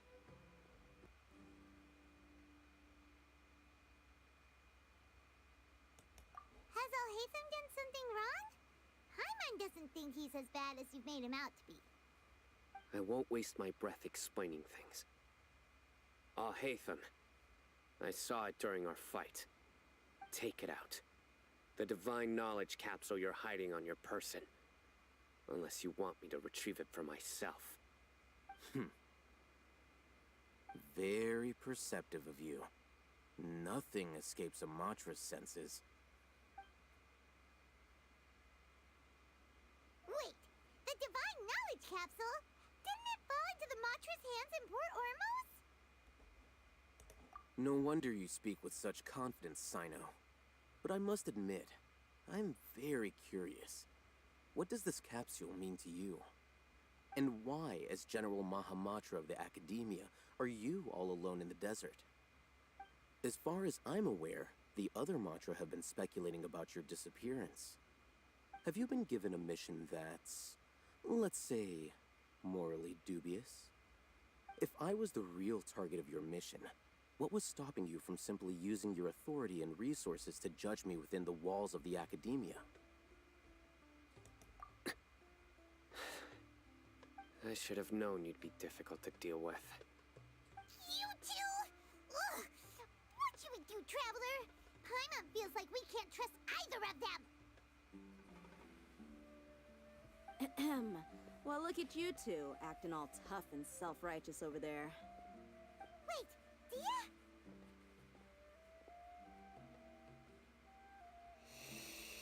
Great! Finally, someone that we can trust! You gotta help us out here. Otherwise, these two are gonna start fighting again! Yeah, sure looks that way. two giants from the academia duking it out once and for all. Not something you get to see every day, that's for sure. Listen, I know you academic types love to fill up your big brains with self-righteous morality and lord your empty rules and virtues over each other. But how dare you bring your petty disputes into the safe haven of Aru Village? It seems like someone's gonna have to beat some sense into your thick skulls until you finally learn to respect these grounds.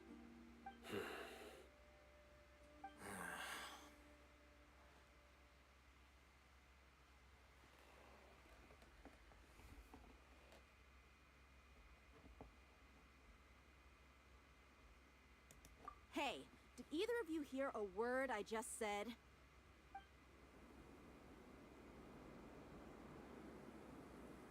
Whoa, what's going on? The wind's so strong. Is this a sandstorm? Paimon's gonna get blown away. Another sandstorm? What's up with these recently? Hey!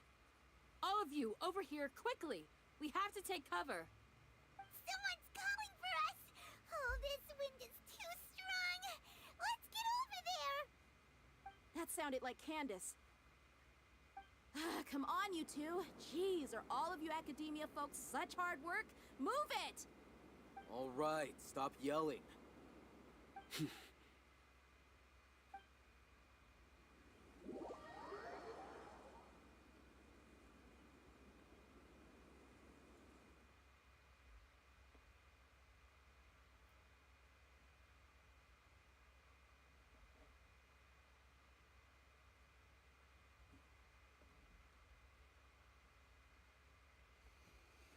He talks a lot more than Xiao. I like that.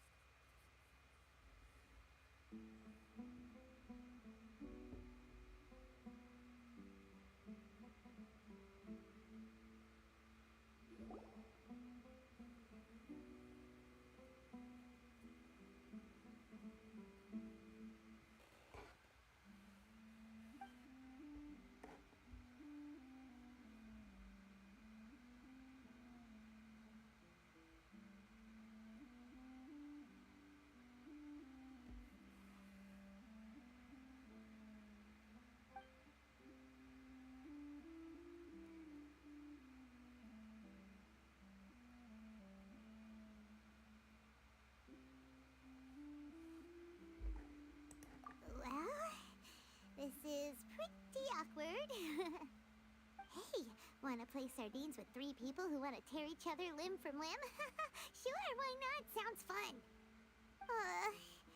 The air is so thick and heavy. Paimon can hardly keep floating anymore. My sincere apologies, everyone. This is the home of our village chief. I will have to ask you to make do with this small room until the sandstorm dies down. Please, let me introduce myself. I am Candace, protector of Aru Village. Our savior has come at last! Nice to meet you, Candace. The name's Paimon. Thank you so much for helping us.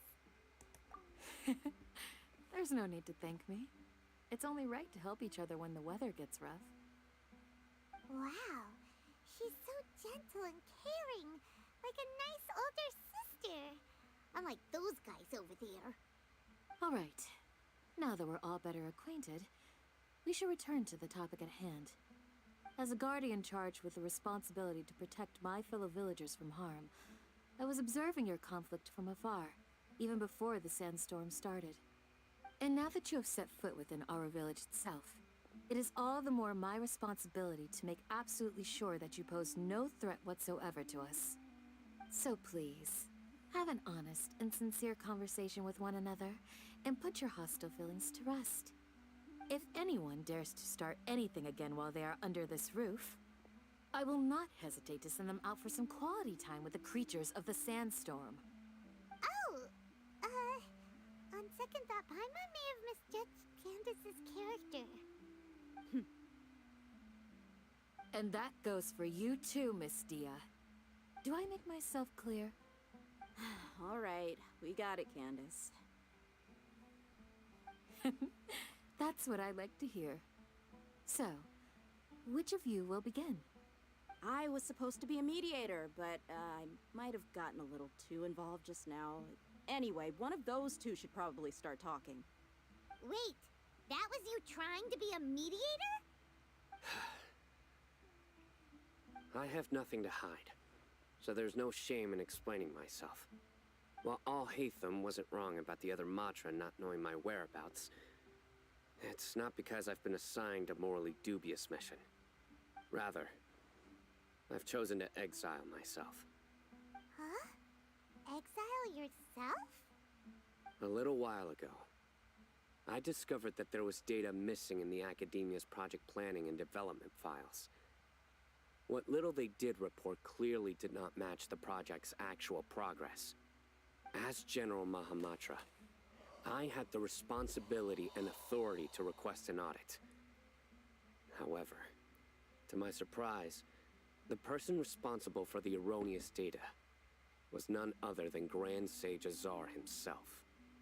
I tried to investigate the issue myself before submitting a formal audit request, but I soon found that all leads and potential pieces of incriminating evidence were carefully concealed from me.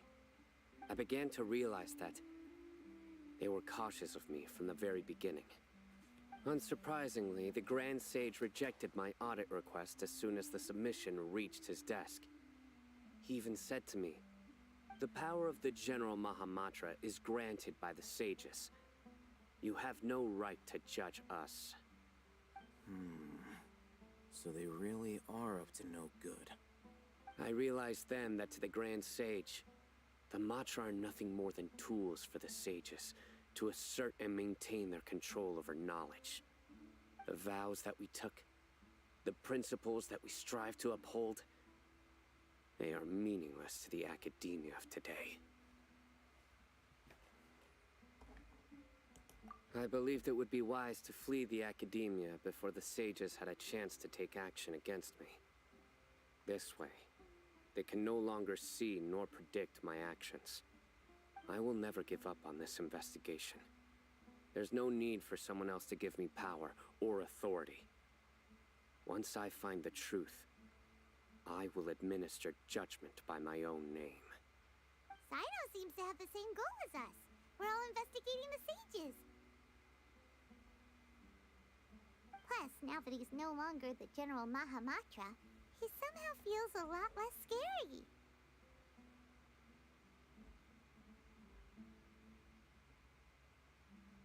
Well, Sino, if that's your story, then why did you see Alhaitham as a target? When I was investigating the matter in the academia, I overheard a conversation between Alhaitham and a sage. The sages asked you to investigate a blonde-haired traveler. Do you dispute this, Alhaitham? What? Like many parts of the project, this assignment was undocumented. Now throw in your suspicious behavior with the Divine Knowledge Capsule, and I think we deserve an explanation. Yes. I was indeed tasked with investigating the Traveler. Alhaitham! After all, the promised reward was so great that hardly any scholar could have refused. The sage told me, once you've completed this assignment, I can give you a glimpse of divine knowledge. A most enticing offer. Unfortunately, those academics don't know me at all. Their words contained one key piece of information. Namely, that divine knowledge indeed exists. That gave me all I needed to know. From my perspective, the sages are far from trustworthy. Think about it. Isn't it a little strange they're so willing to share divine knowledge with anyone, even as a reward? So, I began my own investigation following the lead of the divine knowledge capsule. In the end, I realized my wisdom in committing to this rather than collaborating with the sages. Had I been less guarded, I probably would have ended up like that Ainul Ahmar mercenary, incapable of remaining sane for long enough to hold a conversation. You mean that the sages originally planned to dispose of you, using one of those capsules that drive people insane? I'd already given up on the assignment by then. I only told the Academia I was waiting in Port Ormos for you to appear so they wouldn't suspect anything. So it came as quite a surprise when I encountered my erstwhile target while investigating the Divine Knowledge Capsule. Criminals do love to talk about coincidences. Even though I ran into the Traveler by chance, I had no intention of providing assistance to the Academia. Also, you should remember, you were the ones who decided to follow me and strike up a conversation after I left that tavern.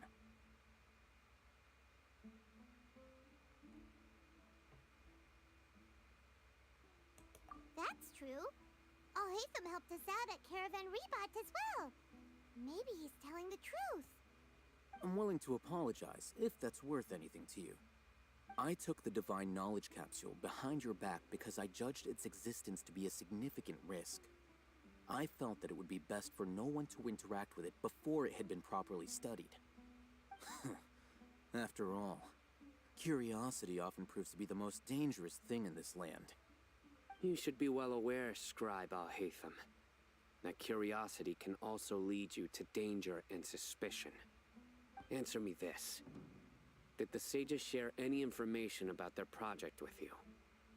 Have I not made myself clear? You and I are both distrusted by the Academia. Do you really think they would tell me anything? Fine. Although you haven't completely proven your innocence, I won't regard you as an enemy, for now. As you wish. Good. I'm glad to see you two clearing up your misunderstandings. And now you, Dia. I believe it's your turn. Oh, sorry. Whatever the boys were talking about must have been so boring that I spaced out.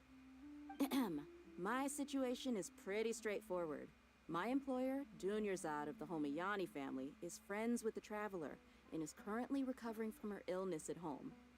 I had nothing going on, so I decided to return to Aru village for a visit. I was actually looking forward to a pretty exciting time getting back together with everyone here. But then I saw these two random guys in the middle of a pointless argument. It ticked me off, and things went downhill from there. Is that all? Well, I will admit that definitely sounds like your style. In that case, welcome back, Dia. That's more like it. I missed you all so much, Candace.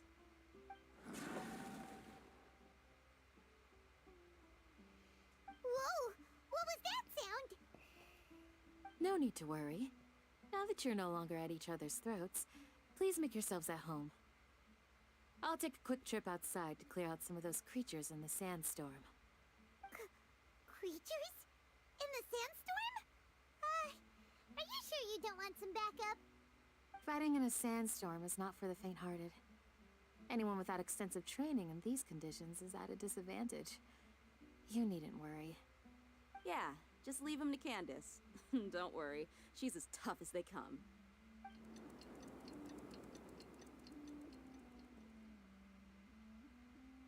The winds died down. That means the sandstorm's over, right? Candace still isn't back yet, though. Is she alright? Maybe we should go out and check on her. When you put it that way, even I'm starting to feel a little worried. All right, let's go. We've been here long enough, and the boys are as chatty as the floor.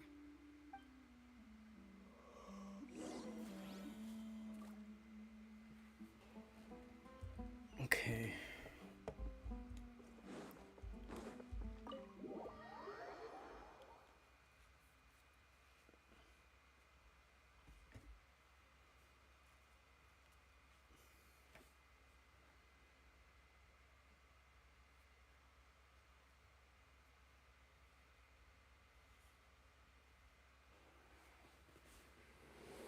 I don't know. Don't. I don't know. It feels like we're not going to get the whole story. We're gonna have to wait for another update.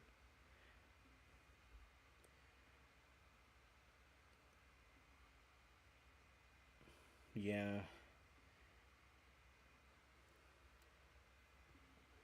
I'm gonna assume it takes 3 updates to complete an Archon quest. 3 updates. Right now it's the second update. And the third update will be Nilu.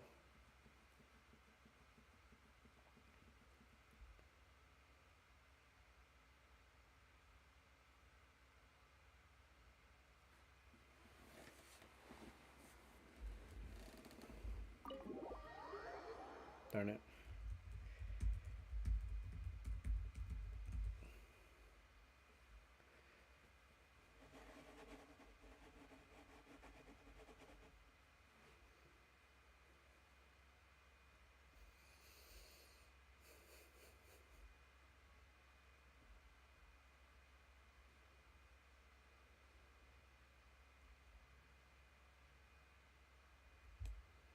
Time to go.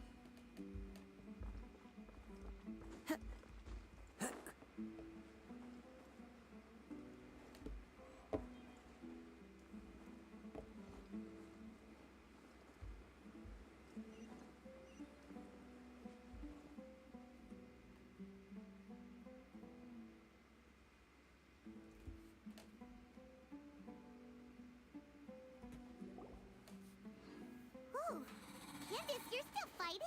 You've been out here dealing with these creatures the entire time? Yes. They just keep coming in waves. I've lost count of how many I've defeated. Before I... Here comes another wave! Leave this round to us. I got interrupted earlier, but now I have something to take my anger out on. It's been quite a while since I've seen the Flame Main in action.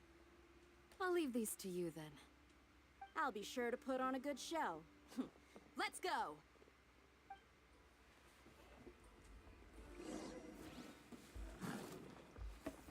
The wind knows me.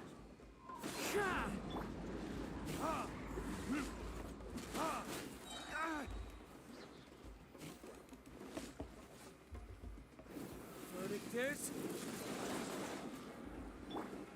Goldfish of Steel! Fire hazard!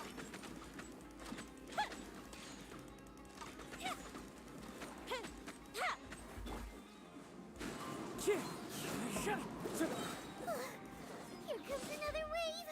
When are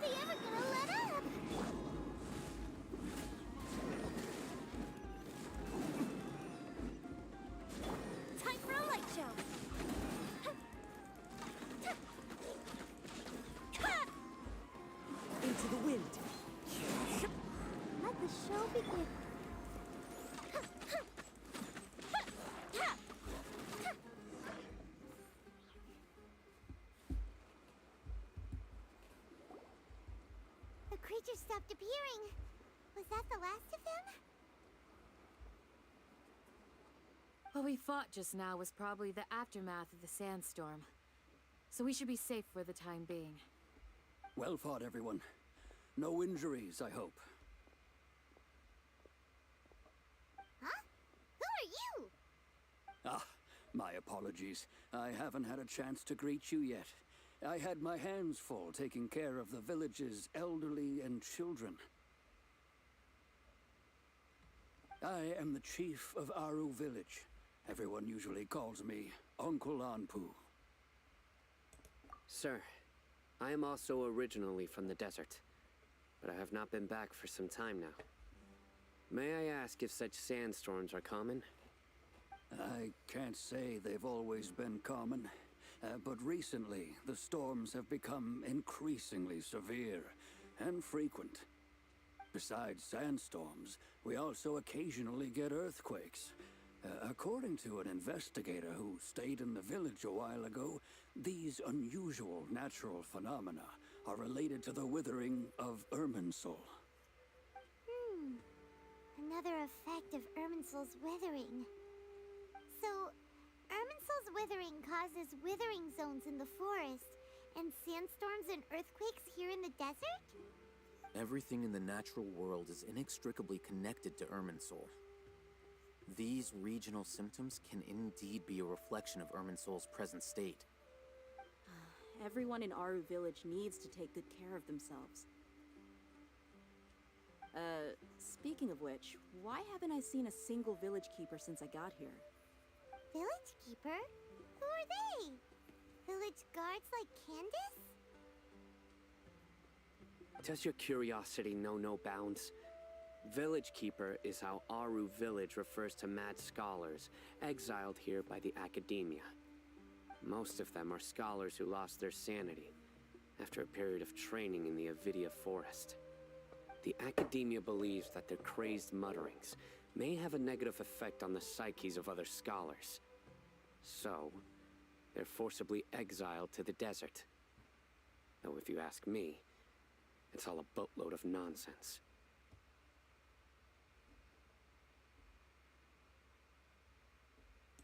Alas, that's exactly what we've been trying to investigate. One by one, the village keepers have been mysteriously disappearing without a trace. But no one in the village has ever seen them leave. If you're planning to stay around the village for the next few days, I'd appreciate it if you could keep an eye out for them. I've had encounters with those people in the past. I'll see what I can do to help. The Matra are the ones responsible for their exile. Now that you're no longer with them, are you trying to alleviate your guilt and atone for your past sins? I'm fascinated by how you think. Mock me if you will, but if you are guilty, I will eliminate you, regardless of my position or identity. Oh, you're the former General Mahamatra. You must be an expert in these kinds of investigations. Thank you for your help. Is it because you're reminded of Hypatia? Oh, these poor scholars. First they lose their sanity, now this! We need to help get them back home, safe and sound. But, is it really a good idea to tag along with Sino? You seem like you really don't trust him.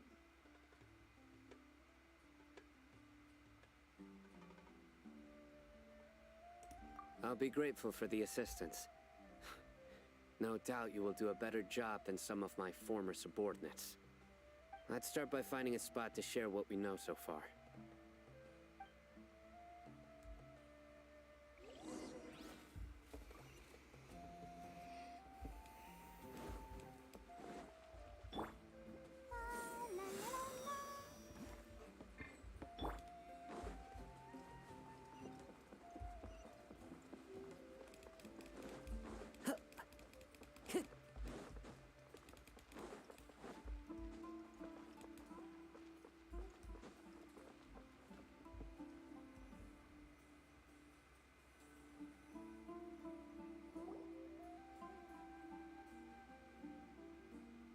Although I've sent myself into exile, I'm still doing essentially the same things as before. Do you still have any questions for me before we start our investigation? One of my former subordinates told me that this title has its origins in a strange incident.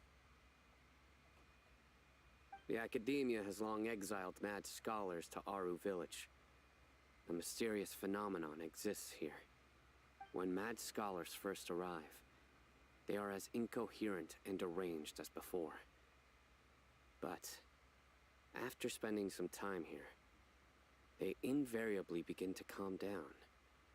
Initially, the people of Aru Village greatly resented having to take in the mad scholars. But a strange incident one night changed that. Aru Village was struck by the strongest earthquake in living memory. Seeing buildings on the verge of collapse all around him, the then chief of the village was preparing to take everyone to safety. Suddenly, he noticed a mad scholar crouching in a corner, caressing the ground with his hands. A soft, green light radiated from him, like a divine glow against the backdrop of night.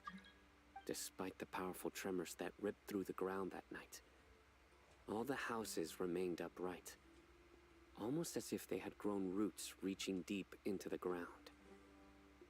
In the end, not a single building collapsed, and no one was hurt.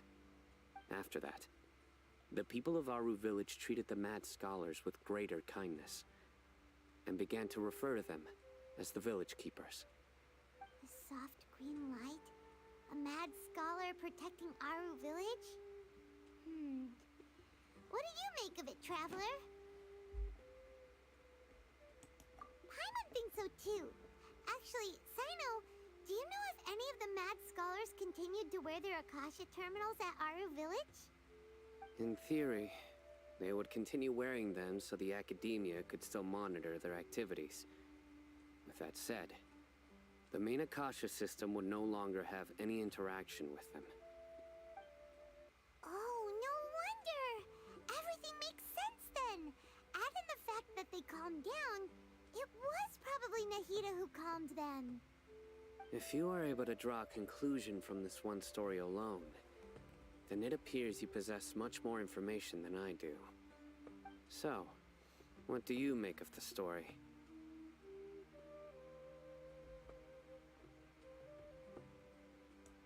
Really? Lesser Lord Kusanali. What? You don't believe us? Lesser Lord Kusanali was definitely using the Akasha to give her power to the mad scholars!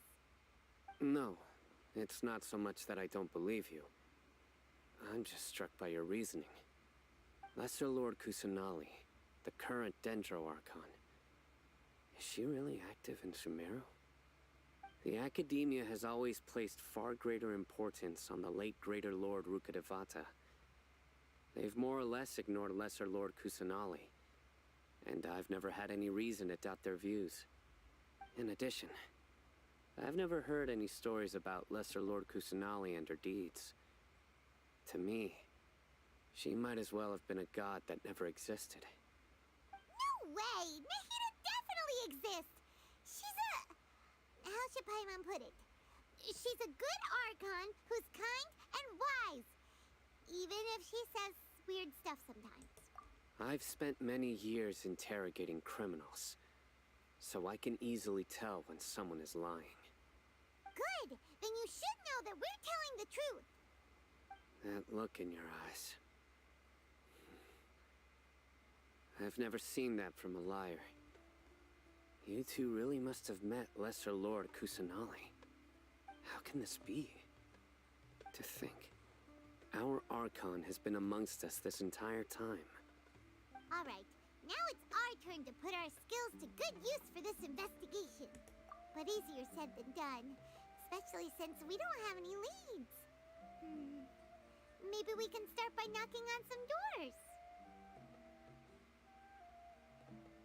Excuse me, are you here to help me find my grandpa? Huh? Who are you? By the sounds of it, a resident of this village. My name is Isak. You'll help me find my grandpa, right? Is your grandpa a mad scholar? Hey, don't say that. Grandpa is just Grandpa. Why do you have to call him that? It's not like he's a bad person or anything. The person you're referring to is not a local, yet you are. Why do you call him Grandpa? Grandpa is just Grandpa. He's my family. I heard everything you said to the village chief. Please, you gotta take me with you. I want to find my grandpa. I swear I'll help. I won't be a nuisance. Ah, so you're the one who was eavesdropping on us around the village chief's house. I was planning to go out and take care of whoever it was, but I had a vague feeling that they didn't harbor any ill intent. Whoa. Hatham wasn't kidding about Matra having sharp senses. Sino, he's just a kid. All he wants is to find his grandpa. Let's find a way to help him. Sorry. I was only listening in because I wanted to know where Grandpa went. Honest. If you don't believe me, you can ask Miss Candace. All right. But first, let's confirm the facts with Candace.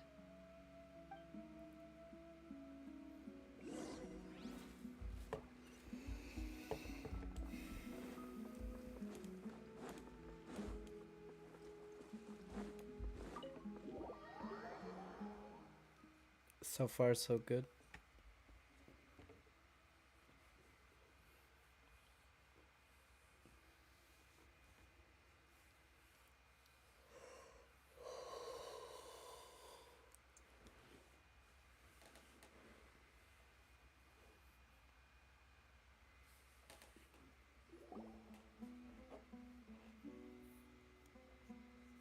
Sino is super vigilant. Is this what all the Matra are like? Ah, you're back already. We just wanted to confirm something with you. Do you know a boy by the name of Isak? I had a feeling he'd go looking for you. Huh? You knew this would happen? Yes. Although he tried his best to stay hidden, I still noticed him eavesdropping outside the window. He really wants to get his grandfather back. Isak's parents were both Eremite mercenaries who rarely returned to the village after finding employment in the city. He was raised by his grandfather. Unfortunately, it was only a few years before his grandpa passed away. Isak was still very young at the time, so various families in the village took turns caring for him so he could survive. Later, an elderly mad scholar arrived at the village. Isak thought the scholar bore a striking resemblance to his grandfather, and thus often spied on the man. However, the scholar was unkempt in appearance and incoherent in speech. Although Isak referred to the man as his grandpa, he was afraid and didn't dare to approach him. One summer night, the oft mumbling and bumbling grandpa suddenly calmed down and seemed to become more lucid. He even noticed Isak hiding in the distance. So Grandpa walked up to Isak and patted him on the head. He even took Isak to the entrance of the village, where he patiently taught the boy the names of the stars, and accompanied Isak until he fell asleep. The next morning, Isak woke up and wanted to go find his grandpa again, only to realize his grandpa no longer recognized him. However, even so, Grandpa retained his calm expression. It's said that those who saw the scholar claimed he no longer appeared to be crazy, but appeared to be living in his own world, almost as if he were sleepwalking. Isak was thrilled that his grandpa was able to find peace, and would follow him all the time, asking him things like, "Grandpa, want me to take you somewhere fun?" Or, "Grandpa, could you tell me stories about the stars again?" All this somehow just makes Paimon feel really sad. It seems like they both deserve so much better. Perhaps. Nearly everyone who lives in the desert has some form of hardship or regret. But even so, we must still continue on with our lives. It's also my reason for fighting. I must continue to protect this land.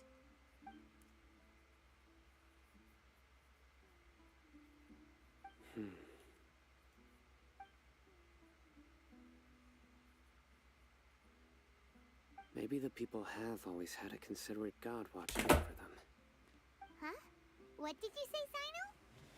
No, nothing.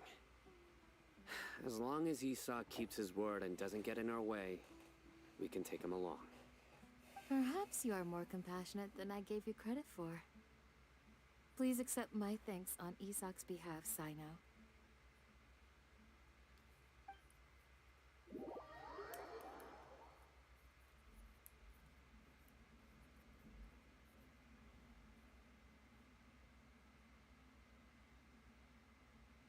Isn't it Isaac? Isaac. Genshin is multicultural.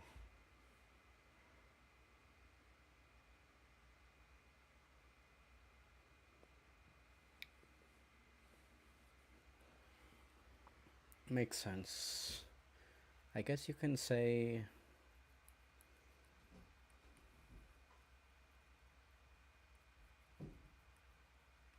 all of the Archon cities are like a country.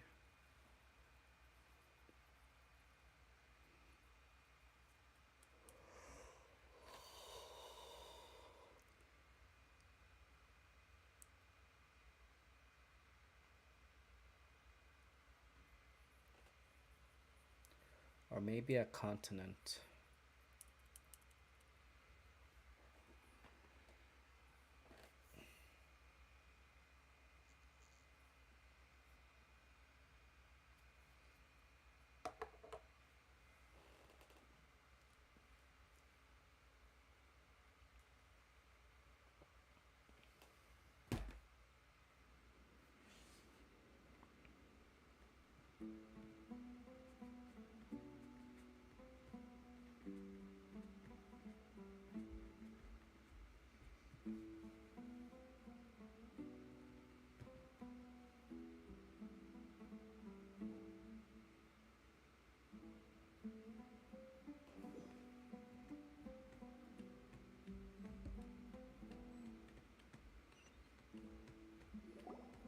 Hey, Isak!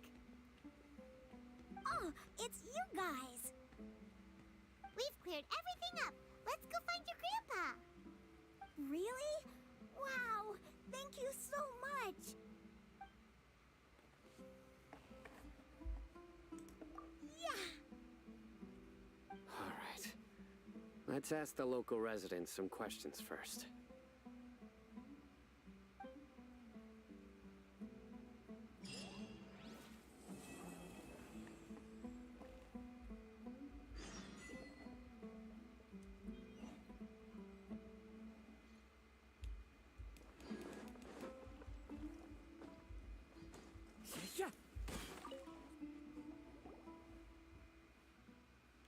Excuse me, did you happen to see where the missing scholars went?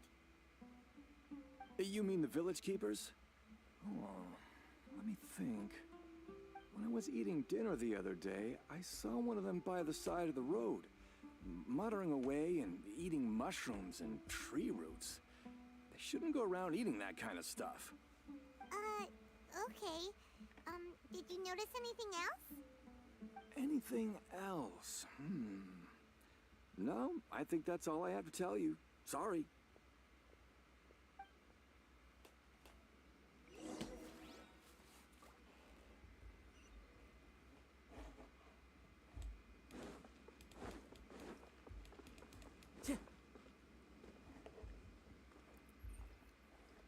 Upside down pyramids.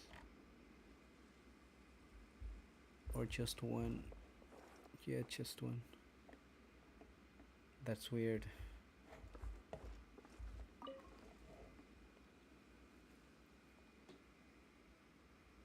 The scholars that have gone missing. Have you seen them? Those eyes. Those fierce eyes. You look like a real fighter. Don't change the subject. Right. You were asking about the the Mad Scholars. I think it's been a few days since I last saw them. I usually go to bed pretty early, so I'm not too familiar with what goes on at night. But honestly, I feel quite sympathetic towards them. Even though they act a little strange, they've helped me in the past. If it weren't for them, my house would have collapsed long ago. Do you also think Grandpa and the others are good people? Grandpa? Oh, hello there. It's little Isak. You mean that nice man who looks like your grandpa's long-lost twin, right? He was actually the one who protected my house.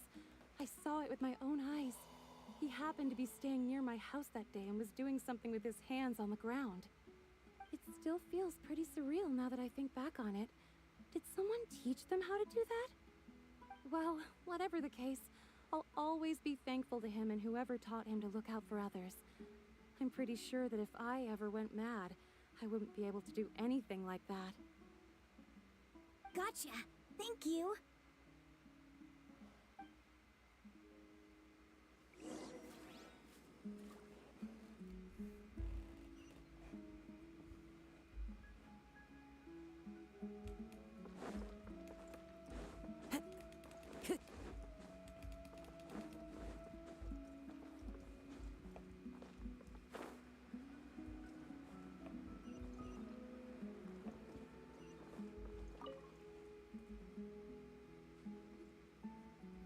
Sir, have you seen my grandpa recently? You know, the one who likes to sit and space out near the village entrance. Oh, well, if it isn't Isak. Oh, your grandpa, huh? It's been a while. The last time I saw him, he was spacing out by the road as usual. I went and asked him if he'd like any of the food I had prepared, despite my wife's protests. Like many people, she's really quite terrified of them.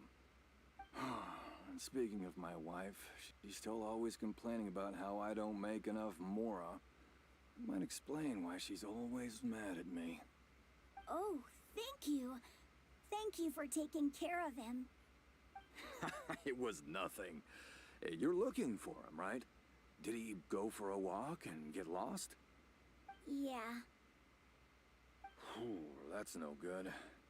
Well, once you found him, come by my place again and I'll cook a little something for the both of you. I've known you since you were very young, so as far as I'm concerned, you're family. Please feel free to come by anytime. Wow, what a nice guy! Okay, thank you, sir. Huh? Don't say anything for now. Isak, stay here. Let's head over there. Stay quiet as you move.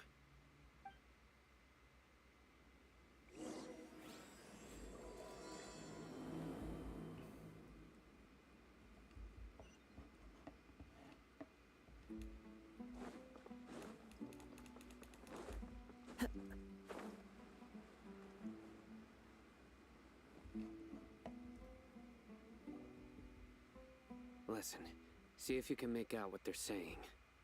Have you heard? The mighty Scarlet King, the sovereign of our faith, will soon return to this world. Yes, of course I have. The Scarlet King is the one and only true ruler of this land. I've never believed in any other gods. Still, you say he's coming back, but it sure doesn't feel like life's about to change around here anytime soon. What's your proof? Haven't you noticed? The village has been getting more deranged scholars than ever. Delavar was saying that many people also went insane just before the fall of the Scarlet King's civilization in ancient times. We don't quite know why, but it seems like there's some sort of connection between insanity and the Scarlet King. Isn't it a sign of the Scarlet King's power that all the mad scholars have disappeared? If you ask me, they must have been chosen as the final sacrifice for the Scarlet King's resurrection. Huh. Now that you say it, that does make some sense. Does this mean our lives are finally going to take a turn for the better? Exactly. those city folks will get what's coming to them. Now, repeat everything you've just said from the very beginning. Huh? Who are you? Where did you come from? My patience is running thin. You heard what I asked.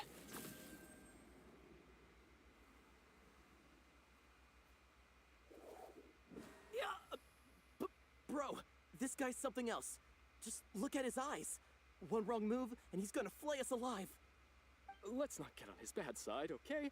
I am no match for this guy. Oh, okay, good sir.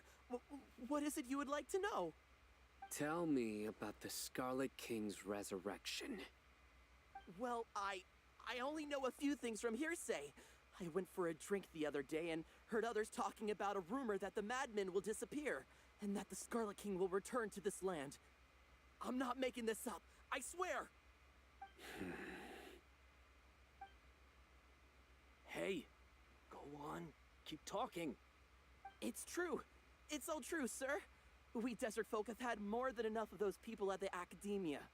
They keep sending us all their mad scholars and won't let us have a good life. Would you want to live like this if you were in our place? The radicals were even more thrilled than me when they heard the news. We're all praying for the Scarlet King's speedy return.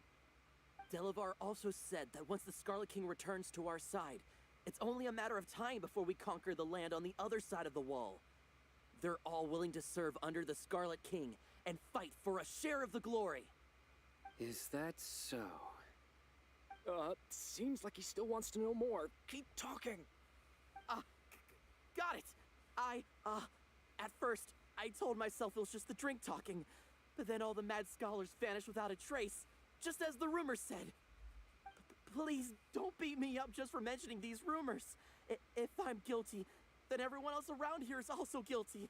I'm just saying what the others said. The people here really like the Scarlet King, but dislike the Dendro Archon.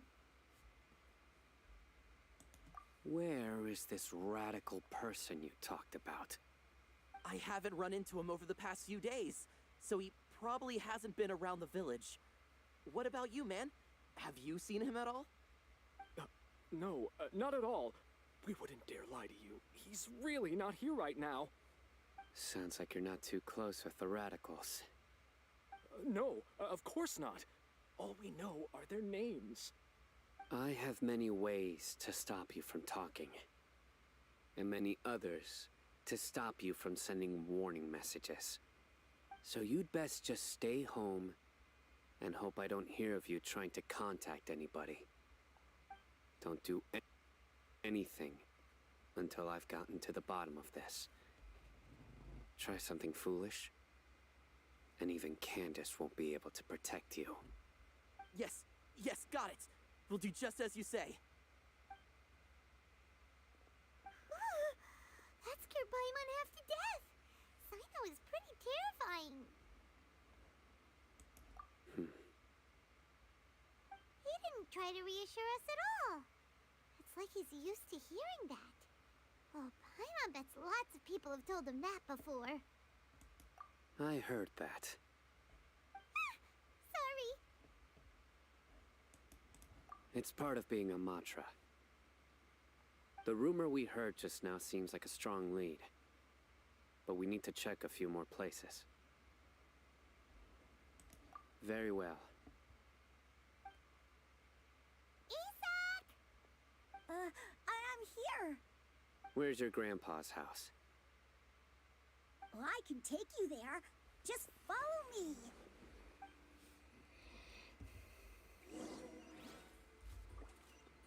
Join the Eremites and embrace a wonderful new life.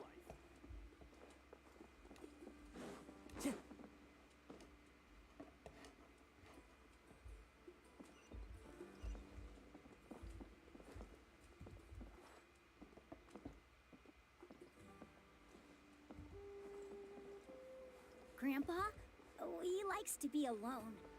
Sometimes he stares at the sky in a daze, and other times he just pokes at the ground with his fingers. Every now and then, he yells out at the top of his lungs, so a lot of people are really scared of him. but he's a good person, really. I know he is. I swear, he's just like my real grandpa.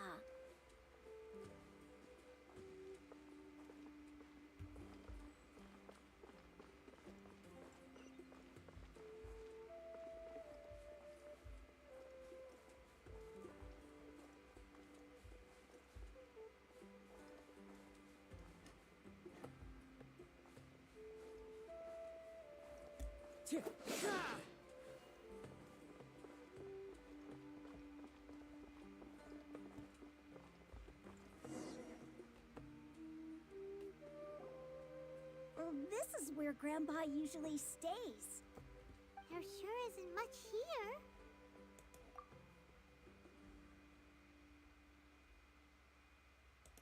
No. Incense? Please don't say it's the same one as before. But are you okay? Are you getting dizzy or need to lie down? There's a scent that you can sense, but I can't. A certain traveler here once passed out from that smell. Thankfully, Tainari saved the day. And then he gave us a long lecture to explain all about how it worked. So, you know Tainari. Huh? You know him too? Are you two friends? Yes. Now that I concentrate, I can also make out the scent of incense. Wait, surely Tainari didn't lecture you too? No, no need. Did you first encounter this scent at Tainari's house? In the forest. From a scholar.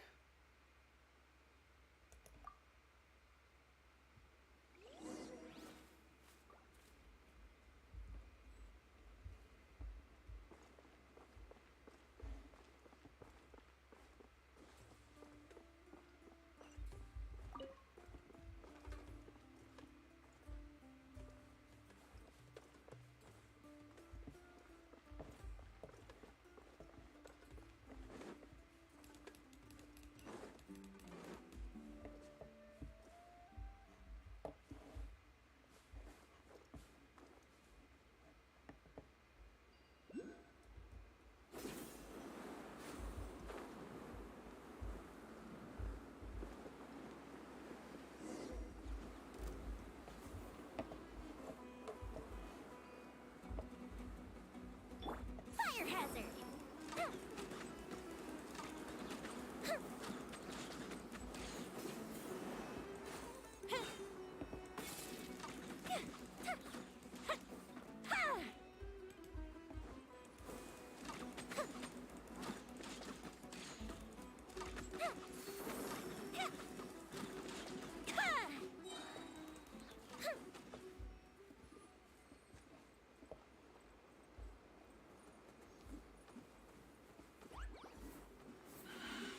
Here come the fireworks!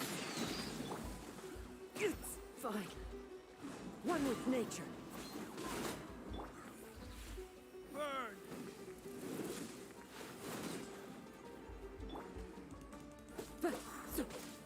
Into the wind. Time for a light show!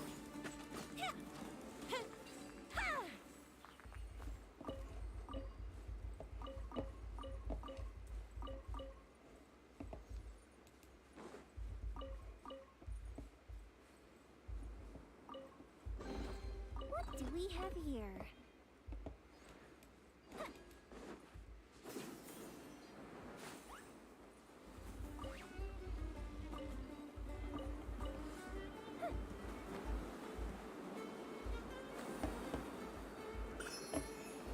Up and away!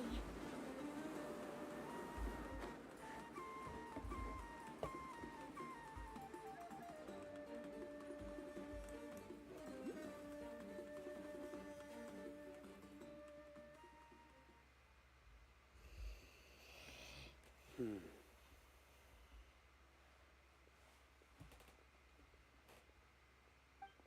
are you looking for, Sino? Here it is.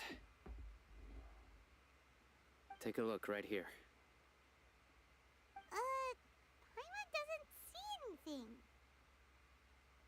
Although the traces have been completely buried in the sand, there are footprints here. From the size and shape, they belong to an adult male. This pattern is a common one from this area.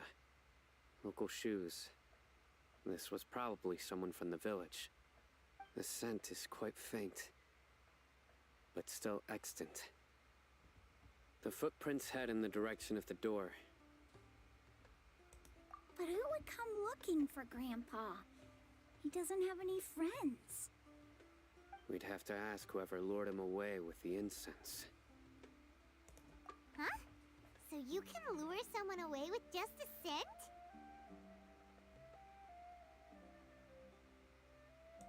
Hey! What's wrong with liking good food? Everyone's got something they love in life. Exactly. Most scholars are fond of incense, since the smell supposedly helps them clear their minds and discover new knowledge. Even deep within the clutches of madness, they still yearn for their knowledge-seeking days, and will follow the scent whenever it presents itself. No, Grandpa. So, someone's taking advantage of their weakness? Huh.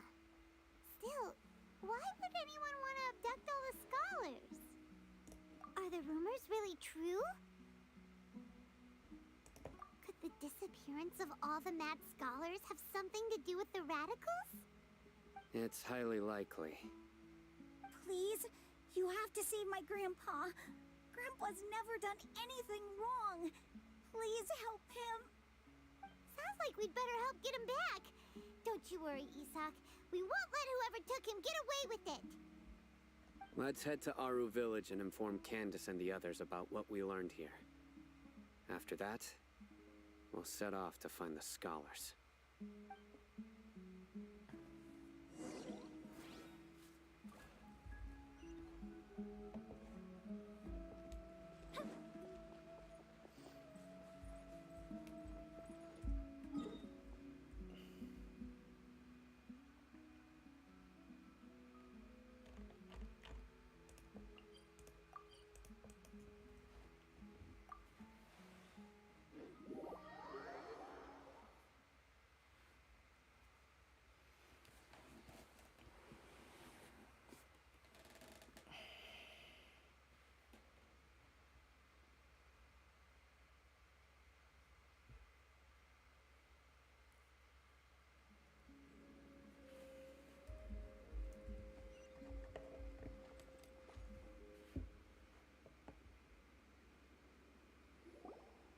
Right.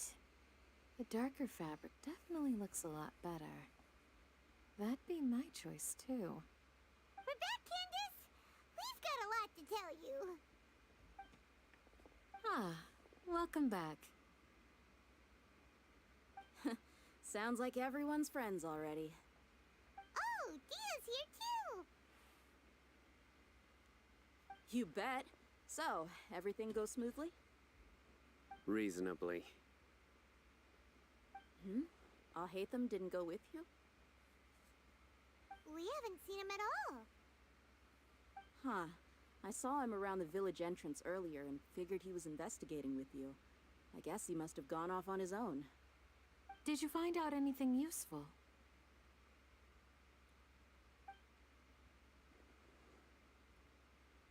I see. So someone used a kind of incense to lead the exiled scholars away from the village.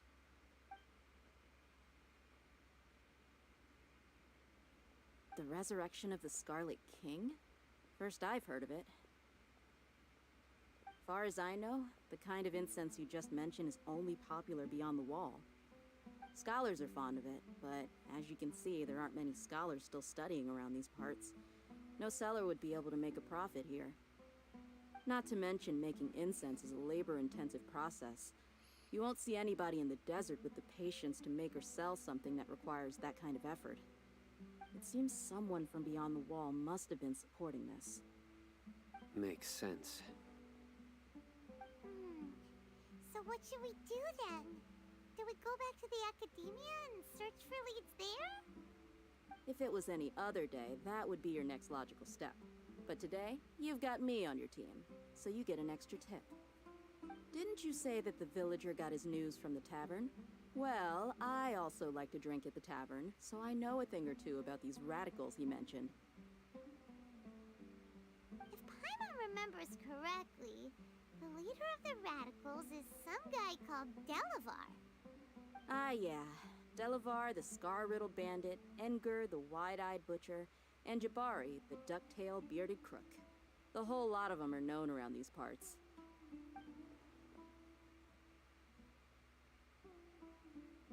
These guys have one thing in common, and that's being broke. The rougher life gets, the more they want to believe in the Scarlet King. Way they see it, the Scarlet King's resurrection is their only chance at overthrowing the Academia. Throwing all of Sumeru into chaos is the only way to change the way of life here in the desert. Anyway, that's my guess why they've chosen to become radicals. Tia! You're amazing! You really know this place inside and out!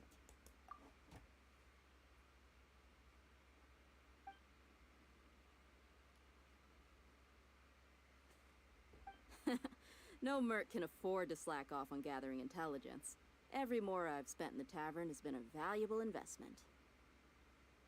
Let's head out. Now hold on, you're staying right here, Sino. Why? Aru Village is not a big place. Outsiders stand out here like a sore thumb. I'd bet word about you has already gotten out. The desert is unforgiving, so the way of life here is also a lot tougher than on the outside of the wall. You survive on making connections out here. Compared to you, mercs like me are just third-rate amateurs. I've got no actual fighting skills to speak of, but that also makes it a whole lot easier for me to gain the locals' trust.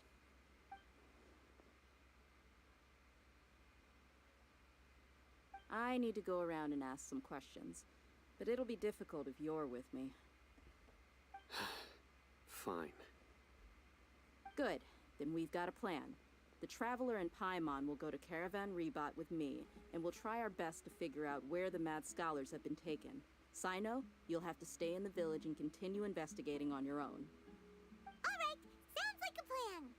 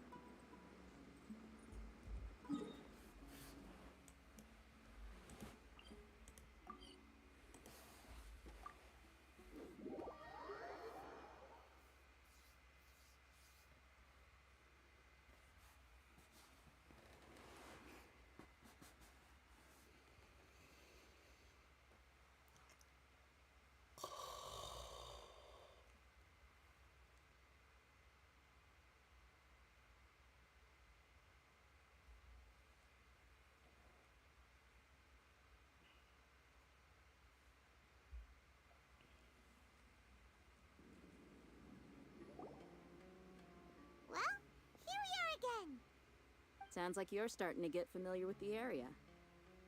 Paimon's amazed every time we see the wall of Samiel. How can a wall this tall even exist? It's almost unreal. I know what you mean. I had the same question every time I walked this way when I was a kid. Also, why is this high wall here? And can a wall really block sandstorms? It was only after I grew up that I realized the wall of Samiel isn't just there to keep out the sandstorms. It serves a more important purpose, keeping out people like us. Sumeru is run by wise and mighty sages.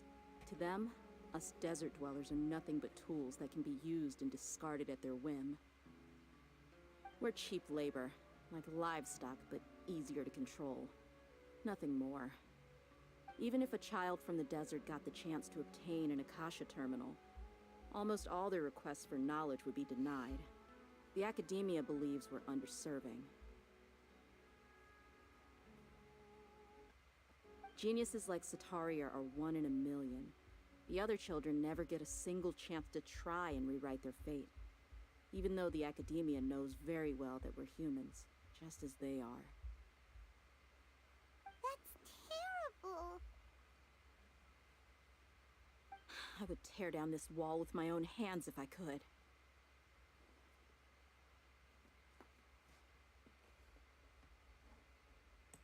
Hey, Dia.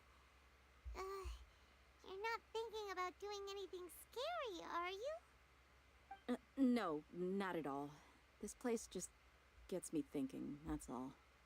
Besides, we're here to procure information, aren't we? Yep, we gotta catch those... Shh. Caravan Rebot is crawling with people, so be careful what you say. We don't want anyone to find out what we're here for. Our mission started the moment we arrived here. Let's go check out the tavern. Maybe we'll find someone I know.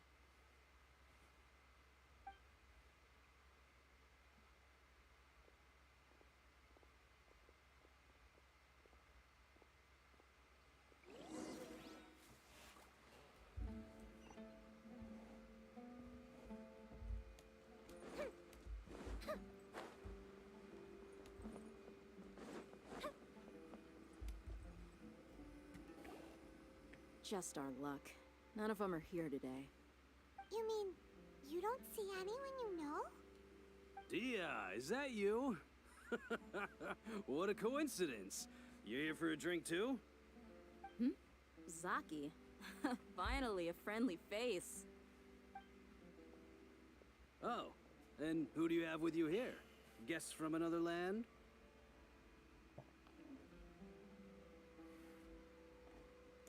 Hello, hello. I'm Zaki. Dia's, how would you put it? Drinking buddy? We've had drinks together a few times. You could say we go back a ways. Anyway, as far as my friends here, they aren't too shabby, are they? You rarely see any Outlanders so friendly and respectful nowadays. Absolutely. Much better than those people on the other side of the wall. So, Dia, are you looking for someone? Yeah. Have you seen Enger, Delavar, or Jabari recently? Of course I have. Matter of fact, we were all here drinking together just a few days ago. I've got a spice trading deal from another nation. I thought maybe Delavar and his friends might be interested. Know where I could find him? Ah, how thoughtful of you. Then I assume you also know that Delavar's been having a hard time making ends meet these days, so you came here to help him out? Hey, keep it down. Let's just say I prefer to keep this deal a secret. Y'all at Caravan Rebot are like family. If there's more to be made, why not do it together? Besides, Delavar and his friends have muscle. They'd be a good fit for escorting the goods. Yes, how considerate of you. Delavar's my friend too, so of course I can take you to him. Come with me.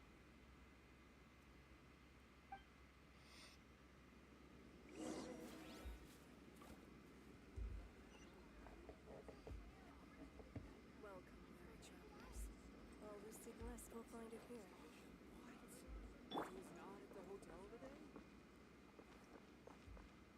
One with nature.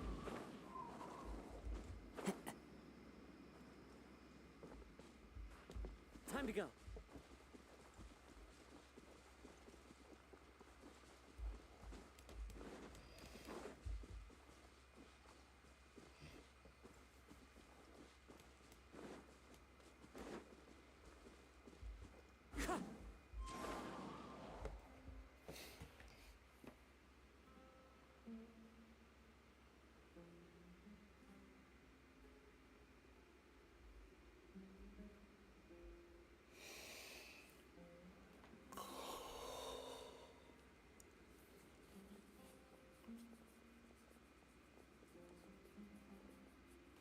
Are we there yet?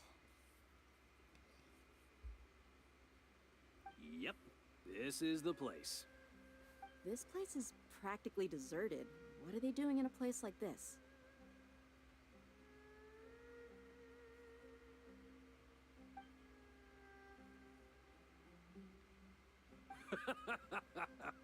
Why don't you take a guess?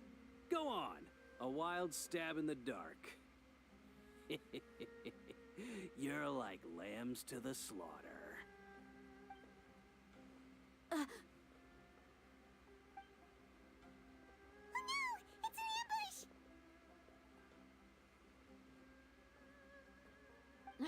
What's this all about, Zaki? Come on, Dia. You really think we didn't hear about what you said back in Aru village? The boys have kept a close eye on you from the moment you set foot there. Not only do I know that you're looking for Delavar, I also know that you've teamed up with people from the Academia to look for the missing scholars. So, you've been watching us from the very beginning? Uh-oh. I knew leaving Sino behind was a mistake! And you left the strongest one in the village, didn't ya? Who do you think you are? You really thought we'd fall for your little business deal nonsense? So you and Delavar have been partners all along. Dia, I guess it's only natural for a traveling mercenary like you to be out of the loop. Those of us who hang around the tavern have stronger bonds than you think.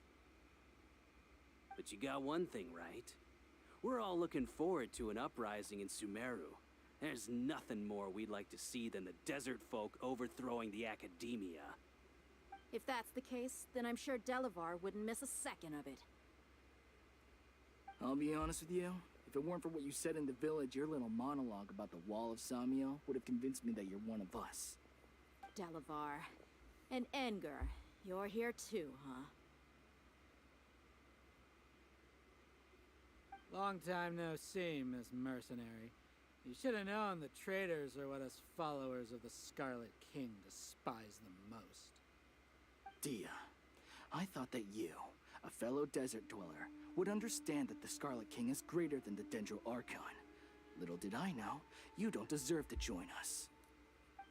Yeah, gee, what a missed opportunity. Adopting radical views and kidnapping innocent scholars, all because of some baseless rumors. Anything else I'm missing out on? See? There you have it. Mercenaries are just a bunch of faithless scum with only one thing on their minds. Mora. Pathetic. You're all like a pack of street rats. You're not wrong.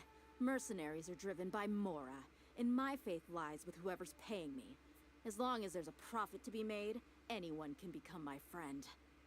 Enough talking! Get him!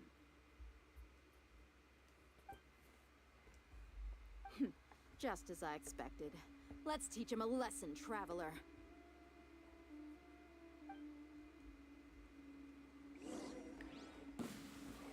Following orders. New punching bag. Dodge this.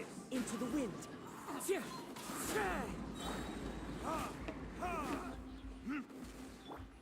Clouds high. The birds come.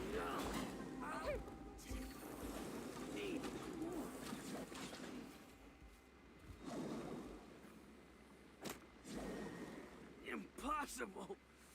How could you? So, what do you think about your meticulous network now, Zaki? How did you say it? It's only natural for a traveling mercenary like me to be out of the loop. I'm guessing your informant told you that I'm just an incompetent merc with no real fighting skills, correct? I mean, that is what I said after all. And of course, you would believe everything he reported. The only thing you know about me is that I'm a mercenary, but you've never seen me in action. Even though you heard we went to handle monsters together, you believed that Candace was the only one doing all the real fighting. That so-called Flame Mane is just a fraud. She admitted it herself. She just uses her connections to gain the trust of others. That's what you thought, right? You lied in the village because you figured that we'd have people watching you. And you were stupid enough to fall for it. I figured as much the first time we drank together. You all thought you were so smart. Pathetic. Okay, that should be all of them. Whoa! So you've been planning this since we were in Aru village? No task can be done without preparation. I just happened to notice a couple suspicious-looking people while you were out investigating. Oh, but instead of catching them right away, you let them report back. Those two who were snooping around were just a couple small fries. If we want to get the real catch, we have to be patient and give it some time. Oh, you mean the funny names she mentioned back in Uncle Ampu's house? The wide-eyed butcher, scar-riddled bandit, Paimon can't remember them all. That's just a bunch of drunk talk. Edgar and Delavar like to talk themselves up when they're drinking. Edgar, the wide-eyed butcher, and Delavar, the scar-riddled bandit, are the nicknames they came up with for themselves. Alcohol has a way of making people share what they really think. So Edgar and Delavar are always rambling in the tavern about how the Scarlet King is a superior deity. What about Zaki? He's just a numbskull who fell right into our trap. Zaki was probably the best hidden of them all. My initial plan was to find Delavar first, and then try to track him down. That's what you wanted to ask when we were at Uncle Anpu's house, right? Jabari is one of the villagers you talked to. You know, the one who wanted to treat Isak and his grandpa to some food. Wait, so he's a radical too? No, he isn't. I just needed to tack on a random villager name to make the eavesdropper think that I was making some wild guesses based on my impressions. Wow, what a genius idea! Well, that's an expert mercenary for ya. Ah, you're too kind. It was straight from the usual playbook, if I'm honest. So, that thing you were saying before, is it really true? About what? About how mercenaries only care about Mora, and that anyone's a friend as long as there's a profit. Does that bother you? What makes you so sure?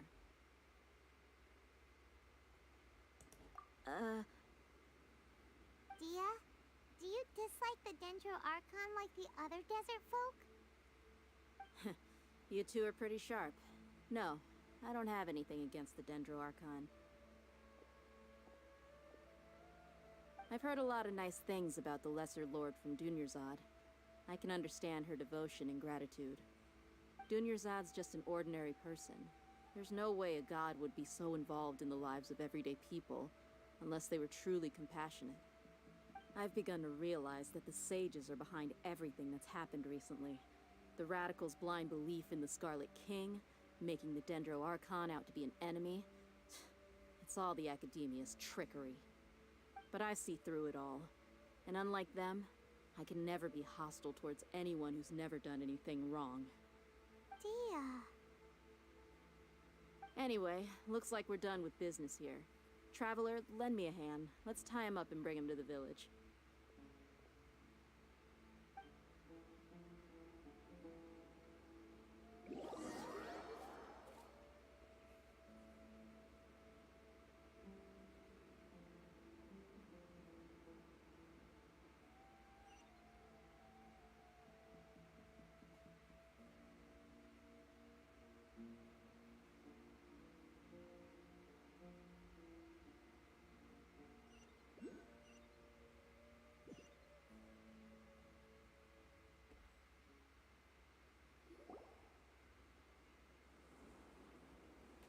This should be all of them.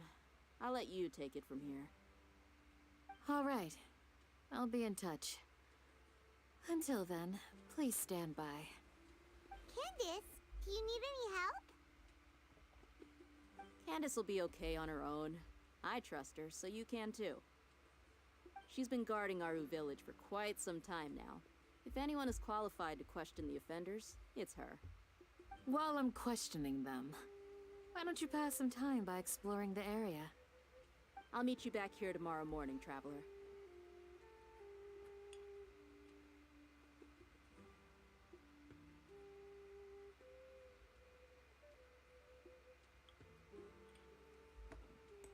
As for these idiots, let's just hope they live to see another day.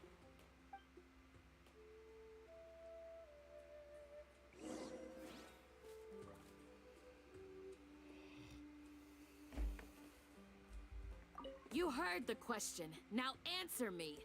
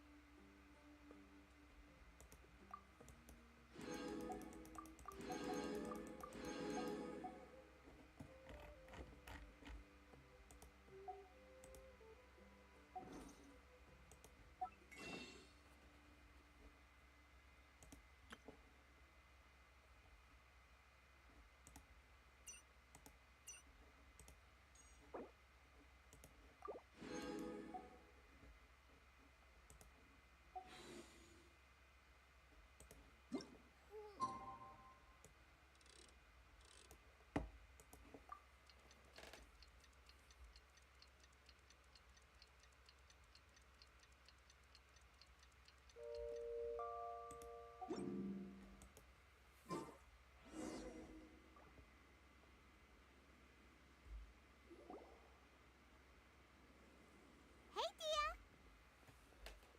Right on time. We'll know any moment now. Paimon's been wondering. You seem to know Candace pretty well. Have you been friends for a long time? We've known each other for some time now. She's a pretty interesting person. Even though she's an extremely strong warrior, she never misuses her powers against others. Oh, Paimon knows what you mean. Like a lot of martial artists say, never take the fight outside the ring. Yep, I guess you can put it that way. It takes strong convictions to be as dedicated as she is, and shoulder that kind of responsibility. Us mercs, on the other hand, we pretty much live from one day to the next. Well, Paimon thinks you're great, too. Really? Thanks for that.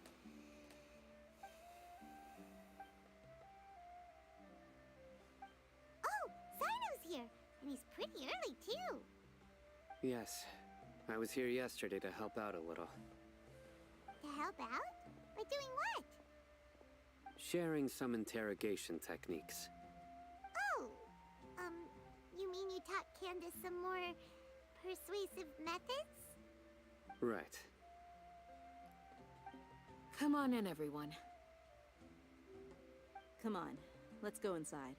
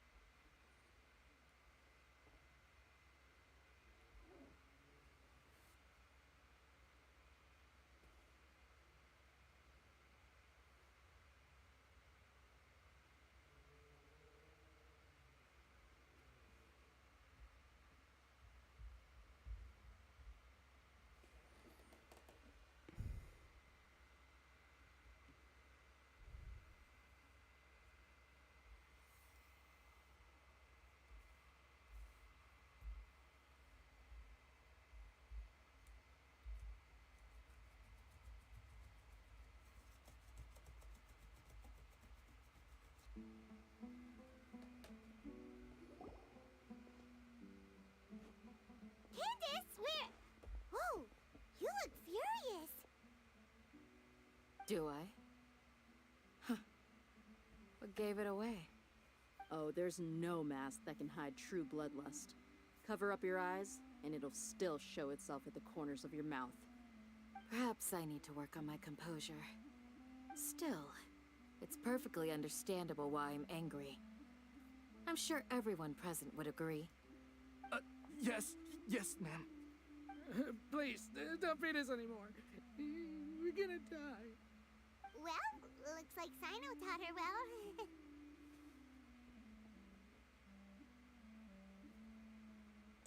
You fear death yourselves, yet you do not hesitate to place the lives of others at risk. The absurdity is mind-boggling. The ones you call mad scholars are known to us as the Village Keepers.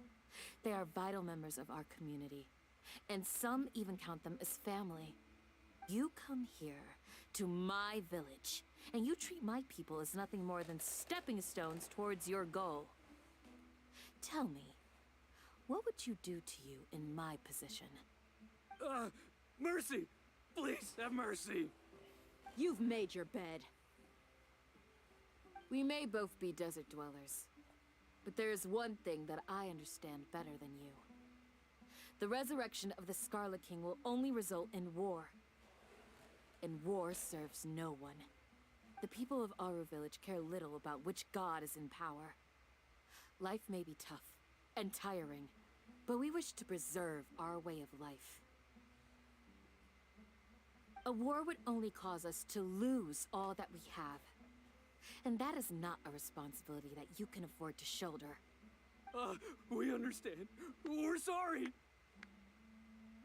I'll tell you everything I know. Please, just let us go. I'm listening. You might not believe this, but it wasn't us who came up with this idea. Someone was spreading rumors in the tavern. That's how we ended up hearing about the Scarlet King's resurrection. Some mystery man told us that mad scholars will make the perfect sacrifice to usher in the Scarlet King's resurrection. They give their lives, and we can get anything we wish for. They're called village keepers. Slip up again, and you'll regret it. Yes, sorry. It was all that mystery man's doing. He told us to spread word about the Scarlet King's resurrection and talked us into helping him. In return, he said he'll help facilitate the resurrection process. I'm not sure. That's one. Huh? One what? Strike. You get a total of 3. Then, you die by my hand. Wait, I'm telling the truth. We don't know anything. It was all him. 2. He got us to lure them out of their houses in the night with some kind of incense. We take them to a junction outside the village. Then the mystery guy takes them from there. You gotta believe me, please. I'm telling the truth, I swear. Just ask them if you don't believe me.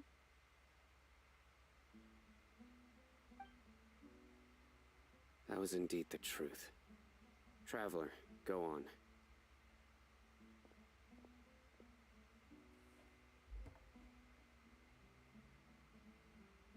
You have to believe me. If I knew that, I would have told you his name right away.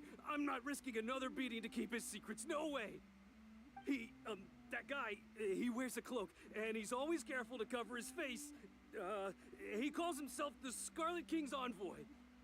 I believe I may know what's going on. Uncle Anpu? What do you mean?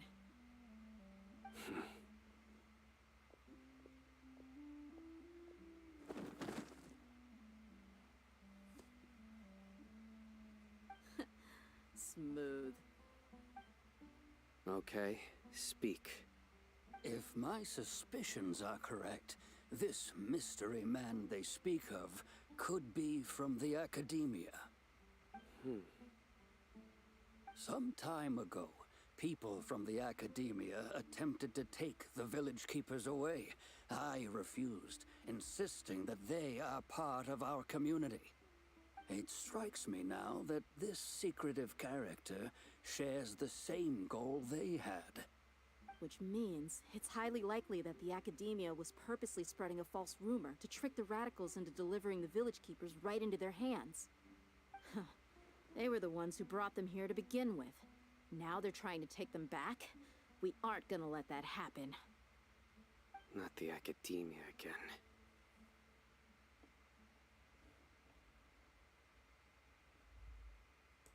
Just as I thought. But what could they want with the village keepers? People are nothing but tools in the eyes of the Academia. A change in their plans likely means they found another way to exploit the scholars. Regardless, our top priority now is locating the village keepers. You're right. Isak is still waiting for news on his grandpa. Time to go. Let's leave the village and try to track them down. Yes. Pack up and get ready to leave. You got it. Candace, I'll let you deal with the radicals. Leave everything outside the village to us. All right. Let's meet back here once everyone's ready.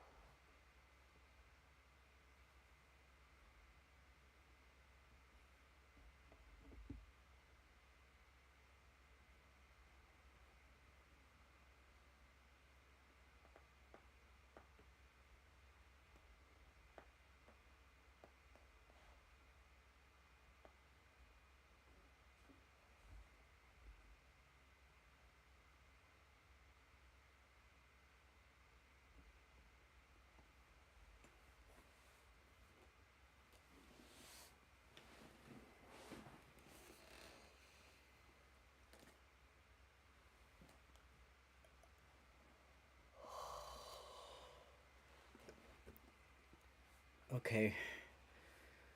Now I'm feeling relaxed.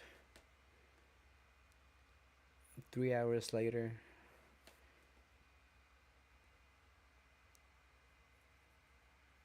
I'm more calm.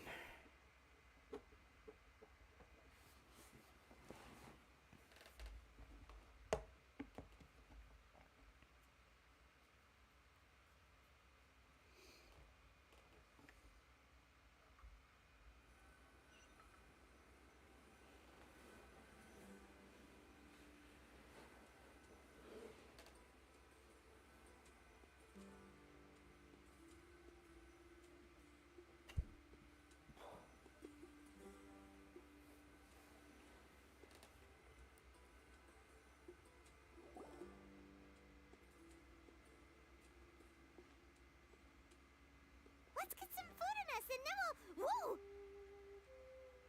Where did you come from? Well, as you can see, I am merely sitting here and reviewing what we have deduced thus far. You were gone for ages! And now you're suddenly sitting here musing to yourself? Where have you been anyway?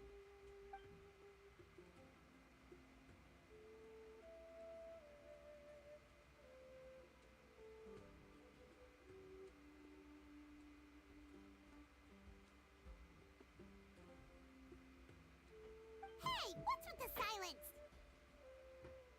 You never think things through before asking questions. I'm giving you some time to make up for that. Paimon's so mad! Paimon's gonna give you an ugly nickname!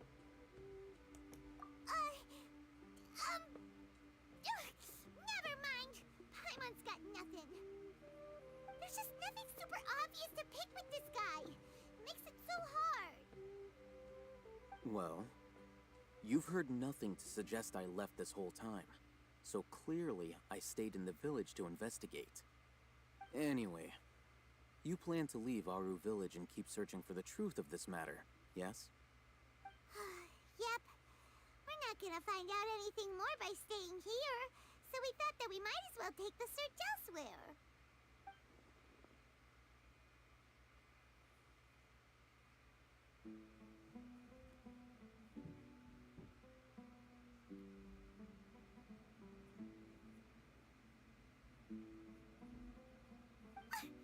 Enough with the silent treatment!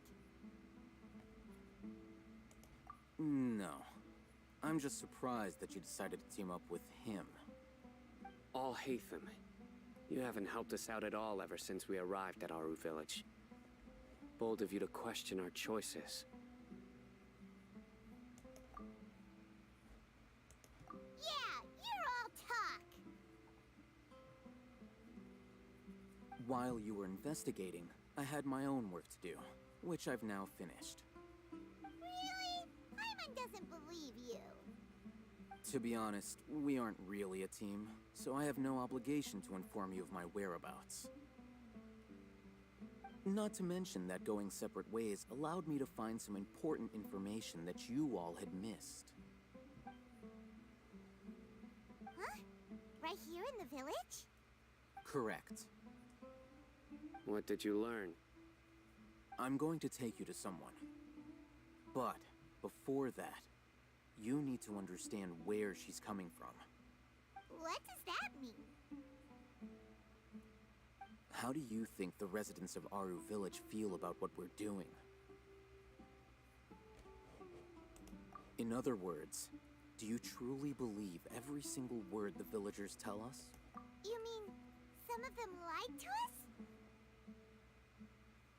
Hiding the truth does not necessarily equate to lying. Again, these people have their reasons. Remember what Gandalf said?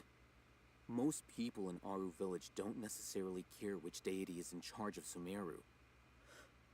That's because whether the Scarlet King or the Dendro Archon has power is of little significance to them. By contrast, the perils of their daily lives are ever-present concerns. They won't simply share everything they know with you without good reason. That's why you believed there was no further information to be found in this village. Glad you're following along. Among those you have talked to, there's someone who was consciously keeping you out of the loop. In fact, she's been observing your every move since you arrived. The reason being, to someone who only wants to live their life in peace, any external factors introduce unpredictability into the equation. Those eyes. Those fierce eyes. You look like a real fighter. Don't change the subject. It's quite obvious that she's intimidated by Sino's authority and strength.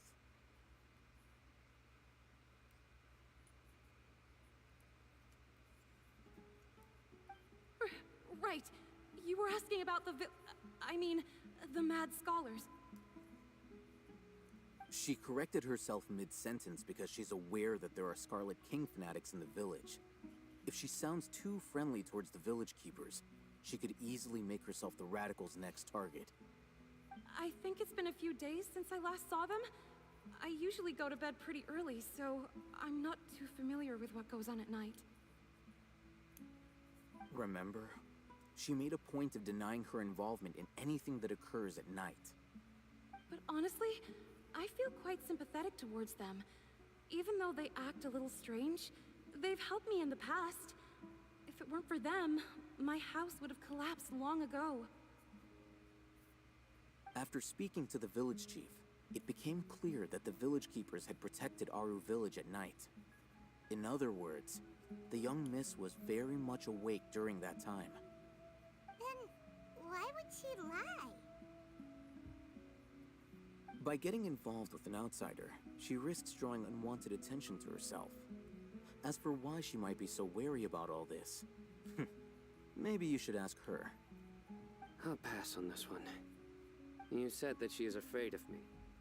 If so, it's best if I stay out of this. We're on it!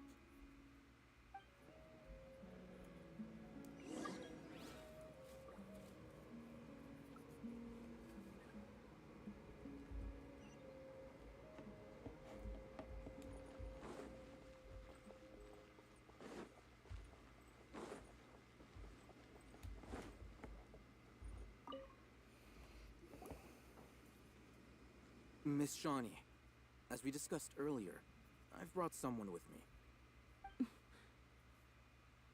Mr. Alhaitham, I'm aware of where you stand, but how can I make sure that your friends think the same as you? Huh? What do you mean? We need to clarify our stance or something? Go ahead and talk to her. You'll get the answers you want. Go on. Earn her trust. Is it really that simple?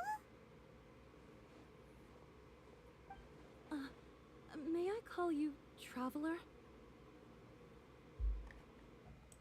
Hi, Traveler. I want to ask you something. Do you think the resurrection of the Scarlet King can truly change Sumeru for the better? Why's that? That's very similar to what Miss Candace says. I know you two are friends. That's why I'm willing to talk to you, even though I do have some reservations. Before, I wouldn't even have the courage to ask something like this. Traveler, do you believe our lives will get better?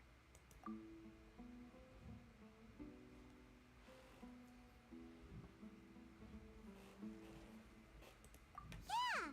We came here from another nation, so it isn't wrong of you to be weary. And we aren't really residents of any one nation.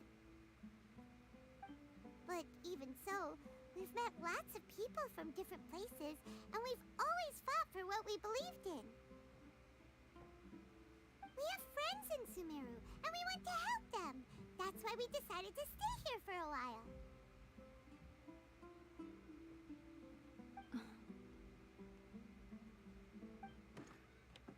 I want to trust you. My apologies for posing my questions like that. To be honest, I didn't expect you to come back for more information. Alhaitham told us you have your reasons. It's okay. We understand. The fact is that only one side of my family is desert folk. I don't really fit in anywhere in Sumeru. Some believe in the Dendro Archon, while others believe in the Scarlet King. I don't belong to either side, and neither side would want me. Speaking of which, the radicals mentioned that they despise traitors. Do they just think that anyone who's different from them is a traitor? Yeah. Some people can be so narrow-minded when it comes to bloodline and beliefs. It makes no difference what I say or how I behave. I'll always be suspected of having ulterior motives.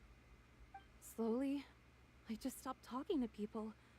I pretended not to hear or see anything. All I want is to live my life in peace. And then it happened. The village keepers who had helped me disappeared with no explanation, and I didn't dare breathe a word about it to anyone. Until now.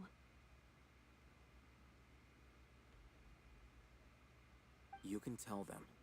I'm sure he'll keep your secret. All right. I'll tell you what I told Alhaitham. I actually have a sharper sense of hearing than most. Sometimes, I hear strange crying sounds in the night. There are ghosts? Perhaps. I'm not sure. It's faint, but it's definitely the sound of crying. It comes from far away in the distance, and always carries very raw emotion. It used to be louder and more frequent, but ever since you arrived in the village, it doesn't seem to happen as often, and when it does, it's much quieter. I have to focus really hard to make it out. I confirmed this with the guards on night duty. They also have someone with a good ear, and he's heard similar sounds at night. But because we're in the middle of a desert, you would rather believe that they are the cries of beasts than ghosts.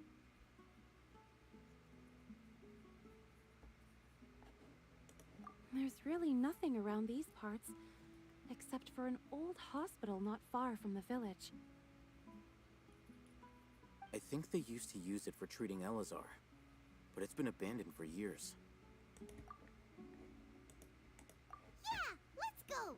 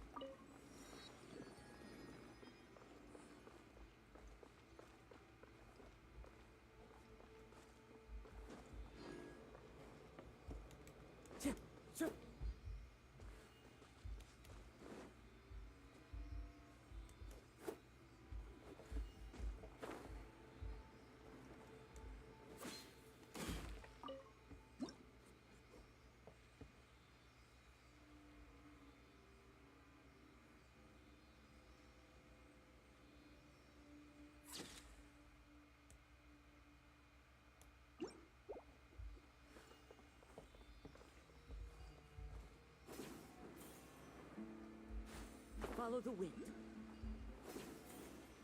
Oh, is this the place? It's in terrible shape. And there's sand. Ah! Monsters! Watch out!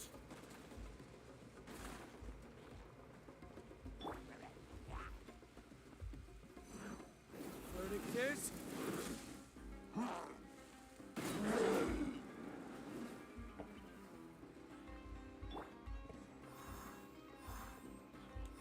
Time to go. One with nature. Up to the super priest!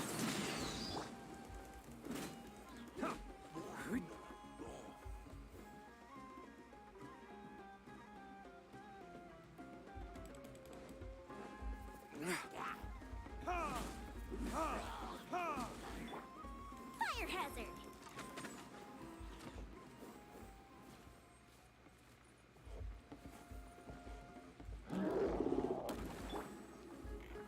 The wind knows me. Fallen leaves, adorn my nut.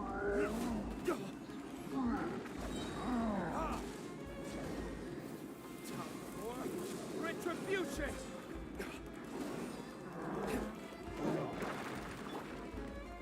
Fuse is lit!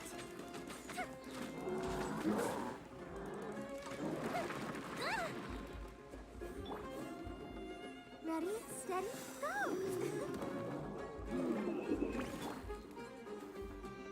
One with nature. Go the ship down! The wind knows me.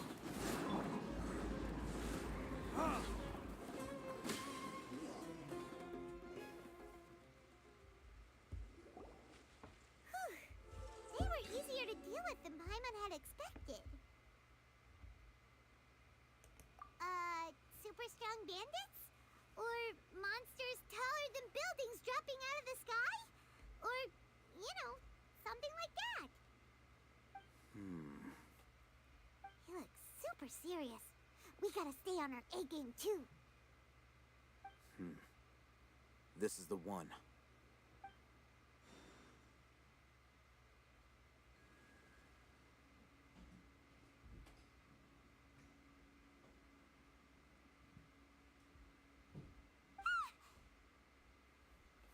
Let's go in and take a look.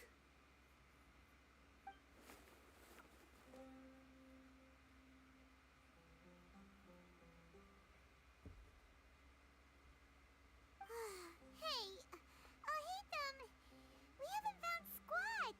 Are you sure we aren't wasting our time here? Patience. Shawnee says she only hears the crying at night. We have time to burn. Until then, I'm taking a break. And just like that, he sits down. Wait, he even brought a book to read? What are you reading? Let Paimon see.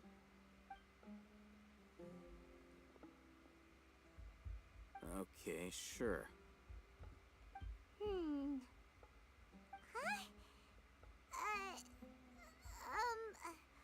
The natural position, which is the positional propensity of an entity in natural motion in contrast with an object in forced motion? Huh? When free from external influences, every entity displays the tendency to follow its natural trajectory? So, you got that? Oh, Paimon gives up. You keep reading your book. See ya!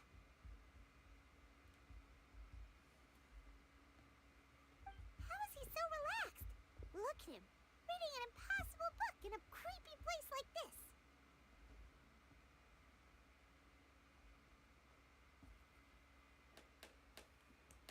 Hey, what good is that gonna do for you? You're acting like one of those annoying grown-ups who go around nagging people to focus on their studies. Hey, what gives? Shouldn't you be the one providing for Paimon? Oh, right.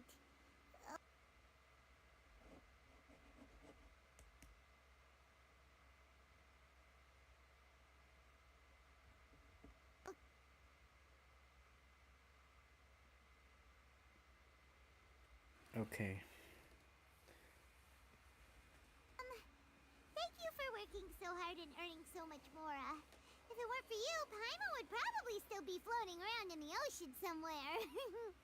Thank you.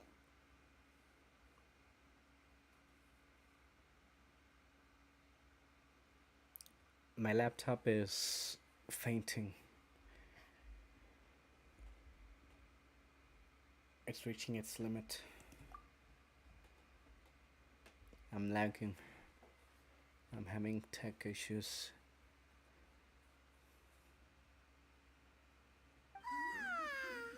Paimon's getting so sleepy. Huh? What was that sound? There it is. It's coming from that direction.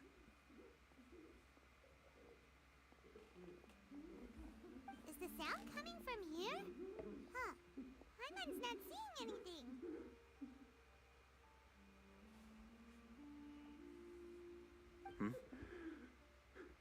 It's from below. But there's no way we can get down there. Something is off about the interior here.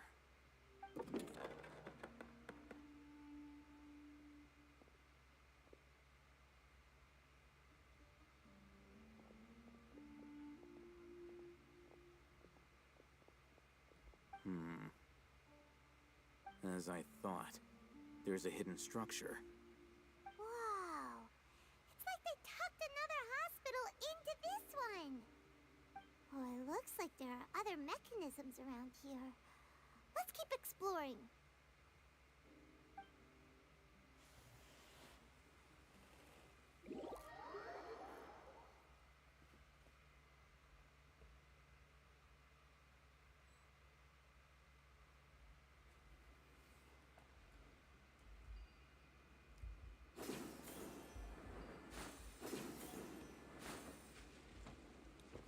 Hey dude, Ravi Tiwari.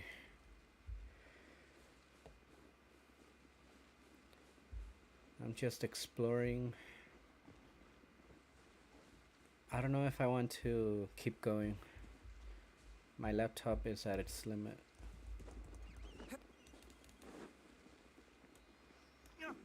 I'm feeling overwhelmed from the game.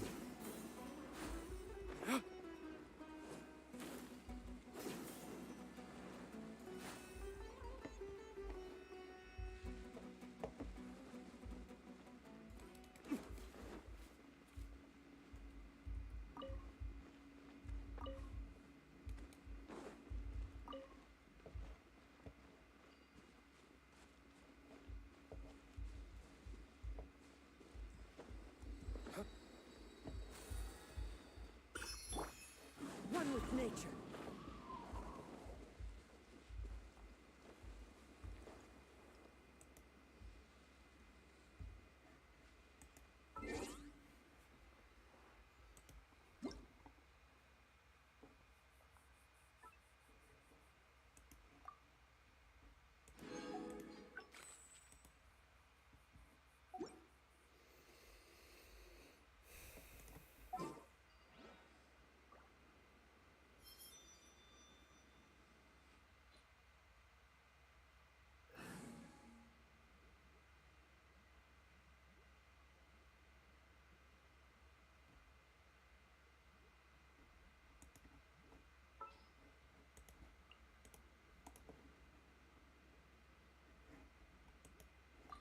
Just what will we come across this time?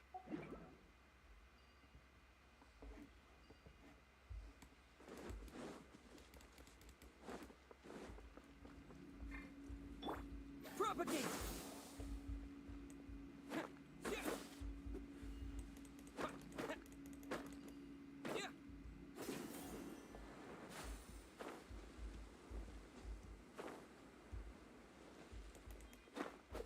Scatter!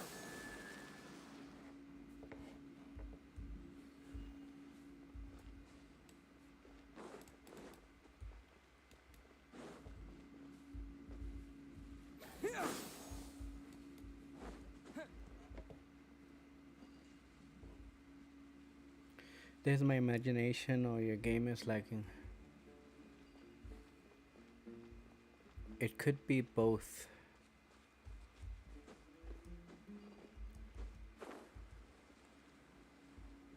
Yeah, I see it. It is lagging. What I like is that every streamer lags. Some lag more than others. But lag is part of the experience.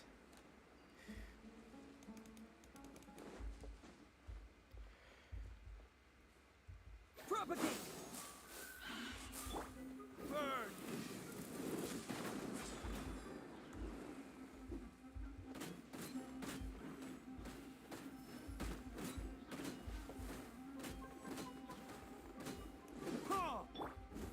Germinate!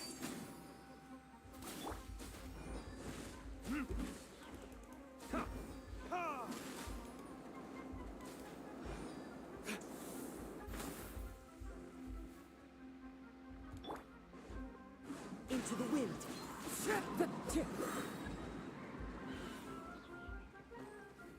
Clouds high. The birds come.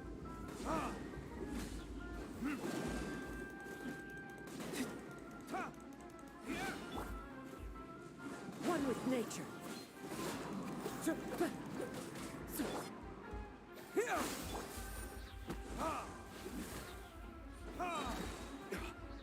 Time for retribution!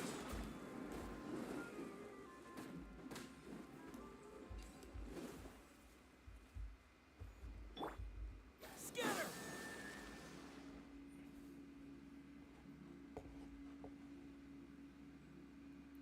Hey Liam. What's up?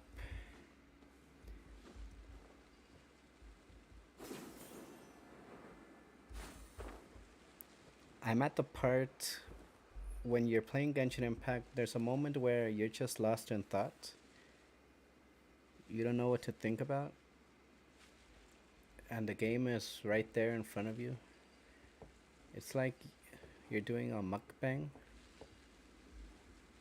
And you're like, okay, I think I don't want to eat anymore.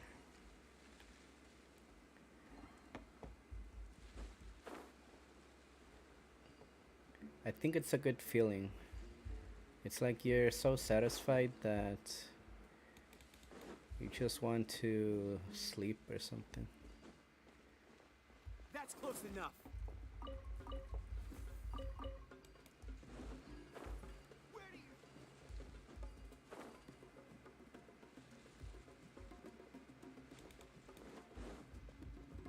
Propagate!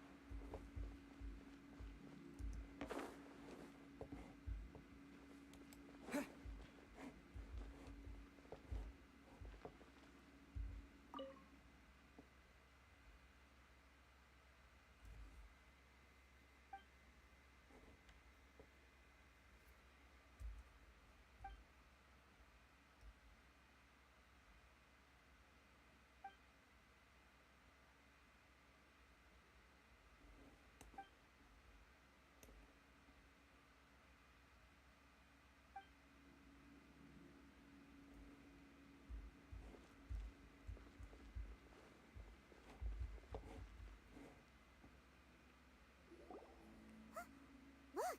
There's someone over there! Good idea. Let's approach him slowly without alarming him.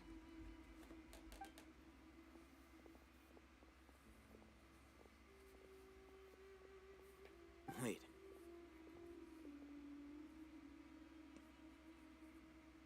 You're...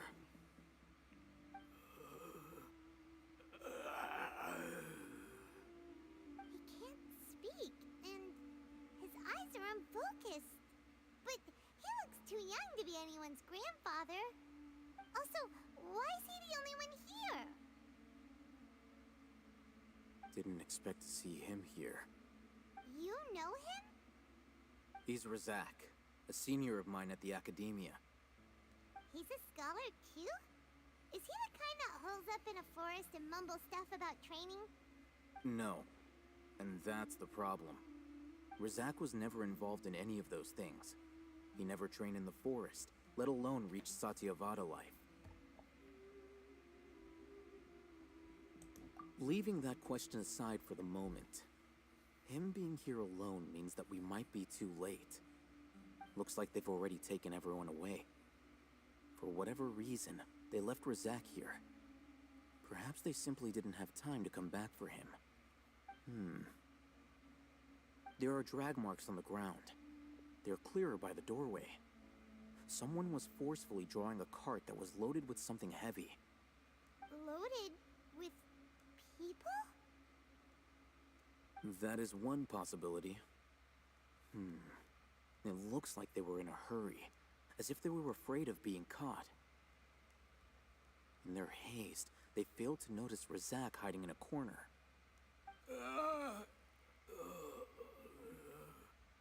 The symptoms are identical. Looks like we found living proof. Huh? Why do you say that? Allow me to jog your memory. Recall your time at Port Ormos. Don't you think his symptoms look familiar?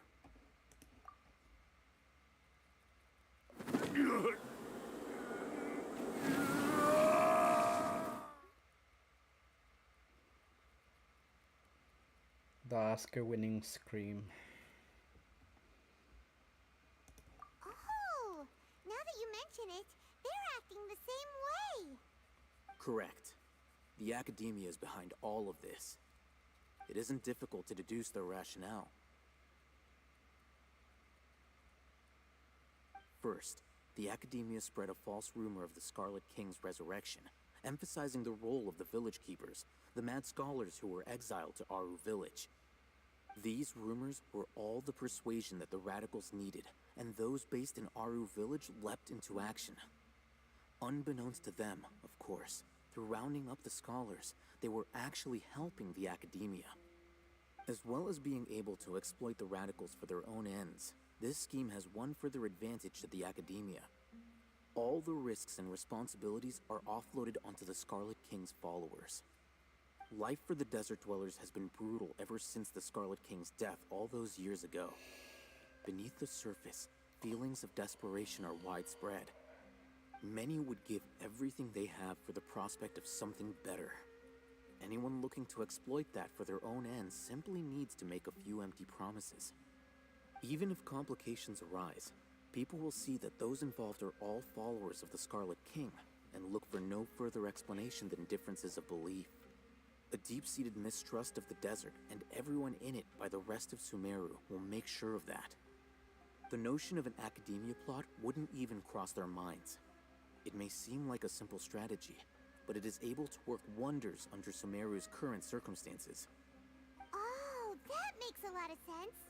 It's in line with the village chief's theory, too. But there's still one very important question. Wasn't it the academia that brought the scholars to Aru village in the first place? Why does it want them back now? Throughout this process, one thing has changed. The scholars' identity. First, they were scholars. Then, they became lunatics. After that, they were exiles. And finally, they become missing persons.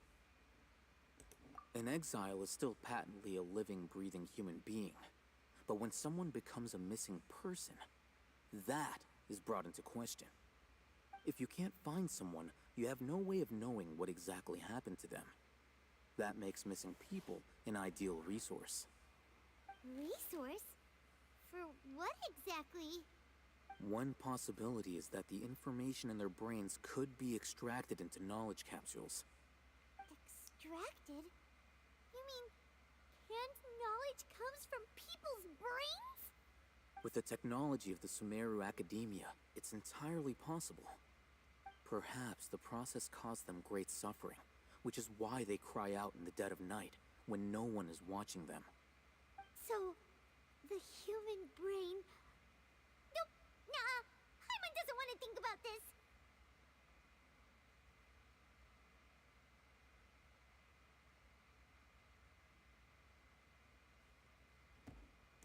I'm the Academia scribe, after all. I'm familiar with their projects. Anyway, judging by Razak's state, the contents of a divine knowledge capsule were extracted from his mind. But something went wrong in the process. Or perhaps his curiosity got the better of him, and he used such a capsule for himself. Paimon's a little confused. Can they just use anyone's brain?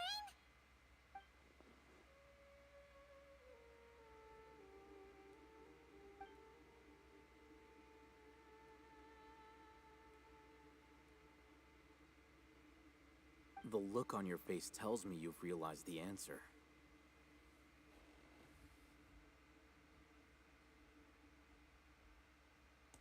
That's right. To some scholars, gaining knowledge about the gods is their entire life's pursuit. Extracting canned knowledge is just one of the extreme measures they turn to. However, I can't help but wonder, what do they seek to gain from divine knowledge?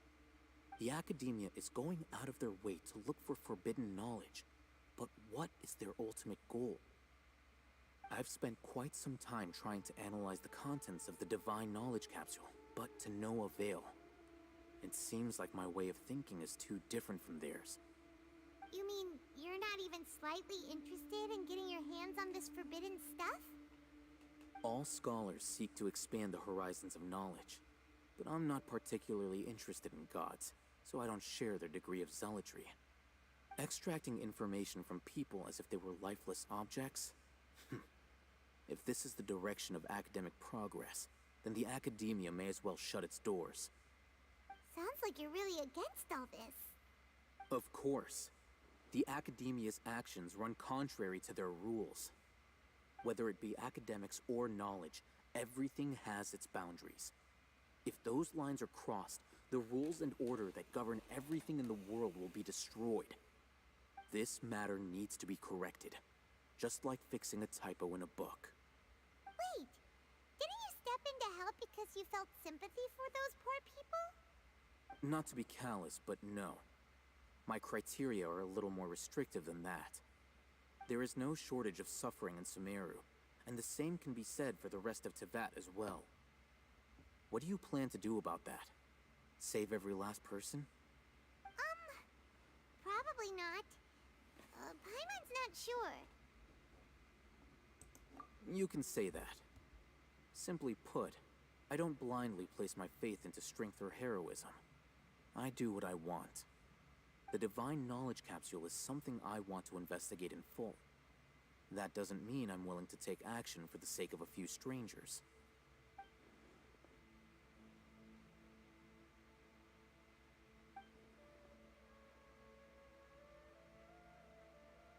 Hyman's been wanting to say this for a while. There are a lot of bad guys in the academia, but you're not one of them. You're their weirdo. You're probably right. Though I must say, I quite enjoy this feeling of being the odd one out. Uniqueness is also an asset, is it not? Wow, that's a great way to think about it. Hyman's really impressed. If only Miss Shani had a similar mindset, her life would definitely be a lot easier. I'm just a more likable person than her in general. There's nothing more to it than that.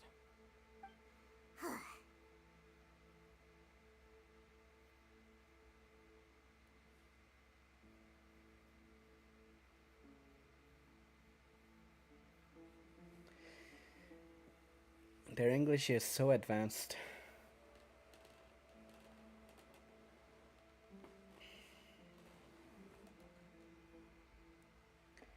Yeah, I'm just better than everyone. He won't last long if we leave him here.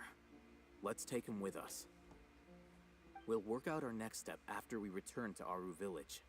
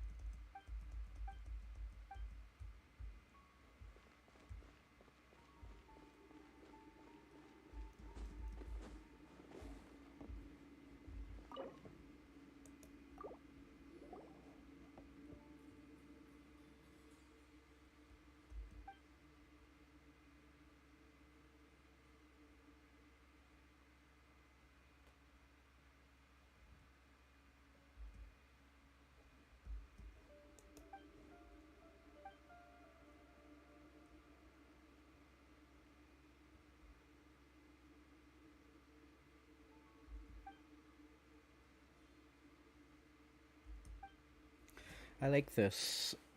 There's a conversation. They're not talking. We can imagine the voice acting.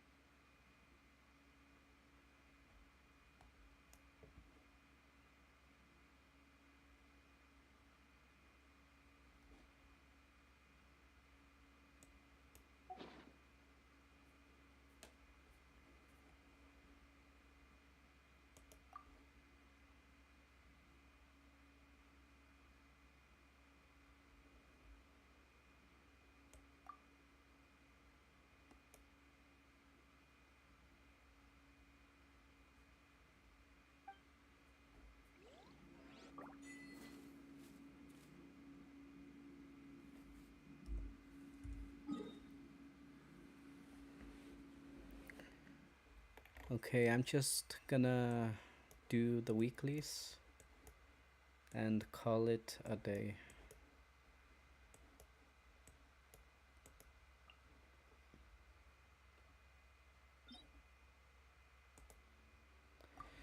If you want to do weekly bosses, let me know.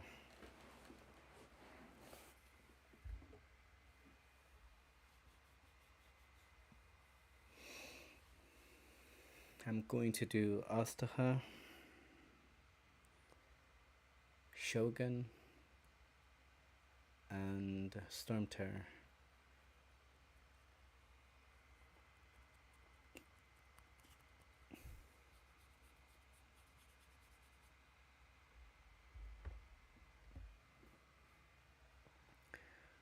Astaha, Shogun, and Storm Terror.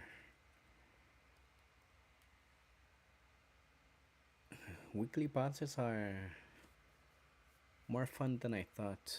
When you're battling a weekly boss, you have to focus and stay concentrated.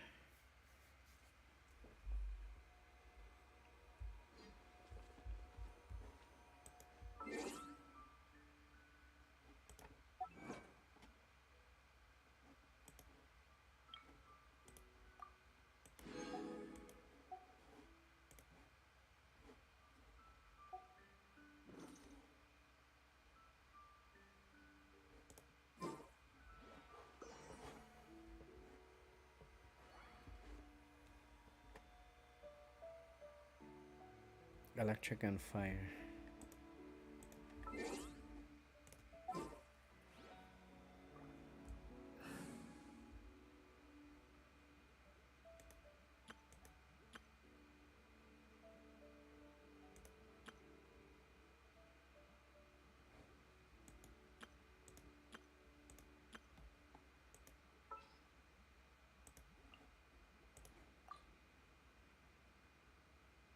Present.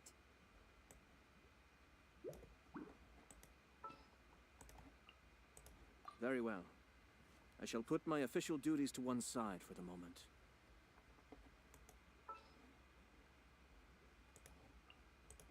I will do as you command.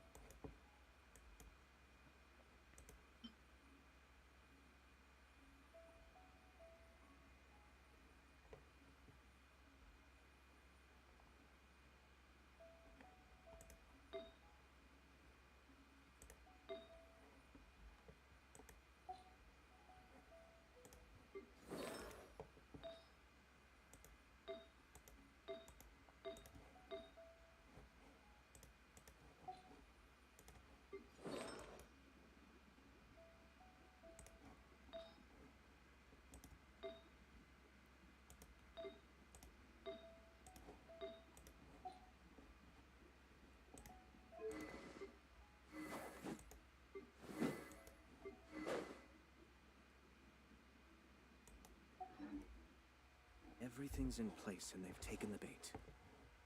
Yes. Now to start reeling them in. Chat is taking the bait.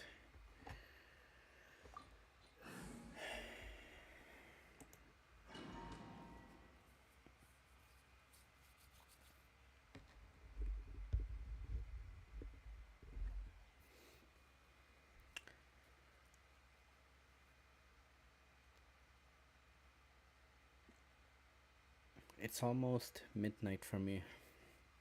I don't know how. Yeah, I think I can speak quietly. I'll speak quietly, and you guys have to turn up your volume.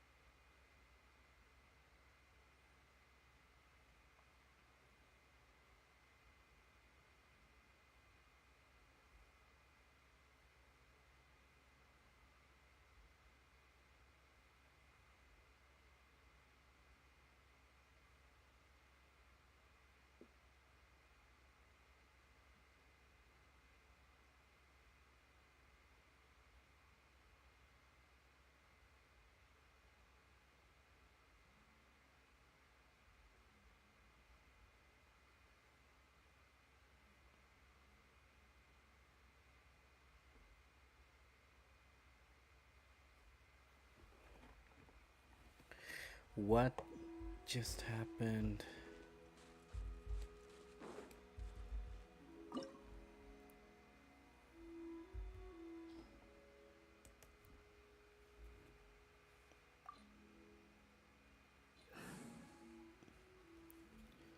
Is this why they patch? I don't know. Maybe it's streamer bad luck.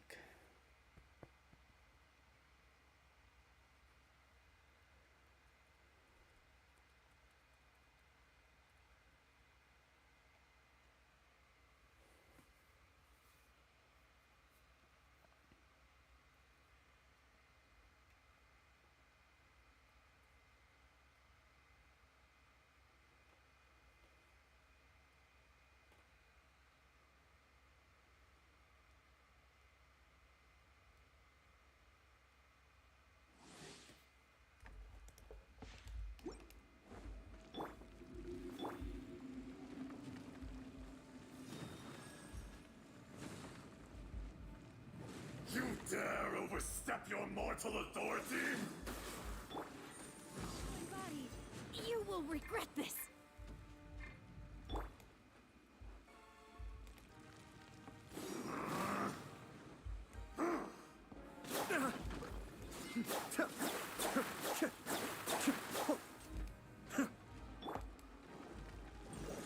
Crumble! Submit for judgment. Take your true form. Cascade.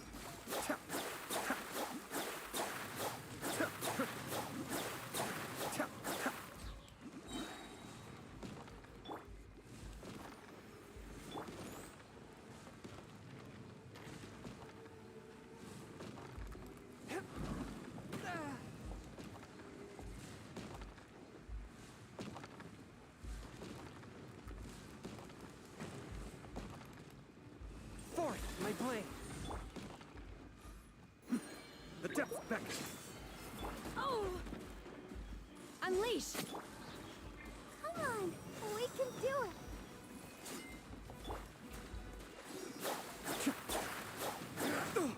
I may have overestimated that. By ordinance divine. My will embodied. From whence you came. I'll protect us.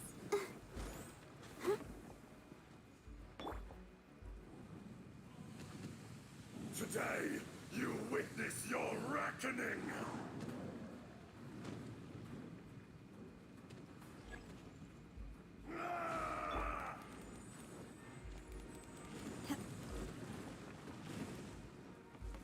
Transfiguration. Cowardly insects!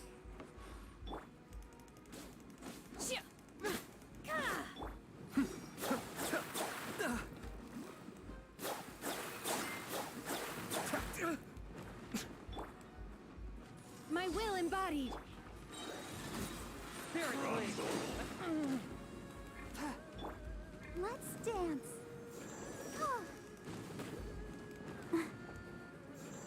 Yeah. Oh, hi. Be crushed! Cascade. Face me!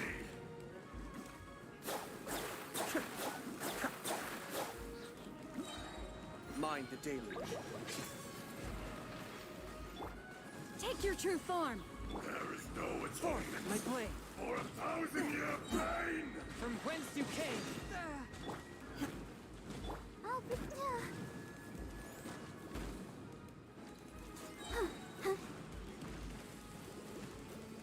Hi. Yeah.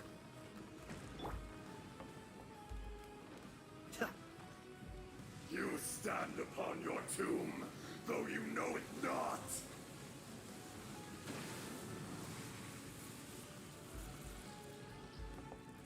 Come, Be still. experience an eon of suffering! Transfiguration. Cryo incarnate. Swift and merciful.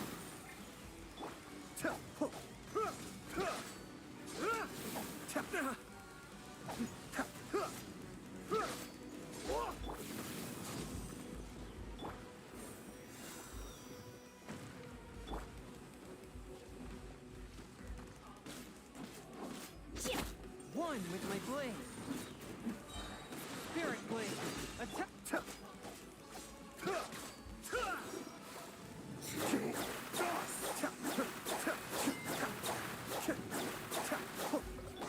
My will embodied. Kamisato up. Suyu. Cowardly insect!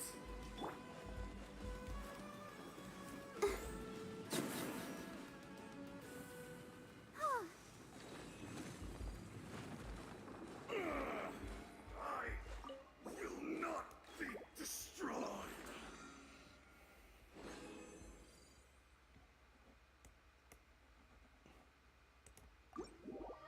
Good items.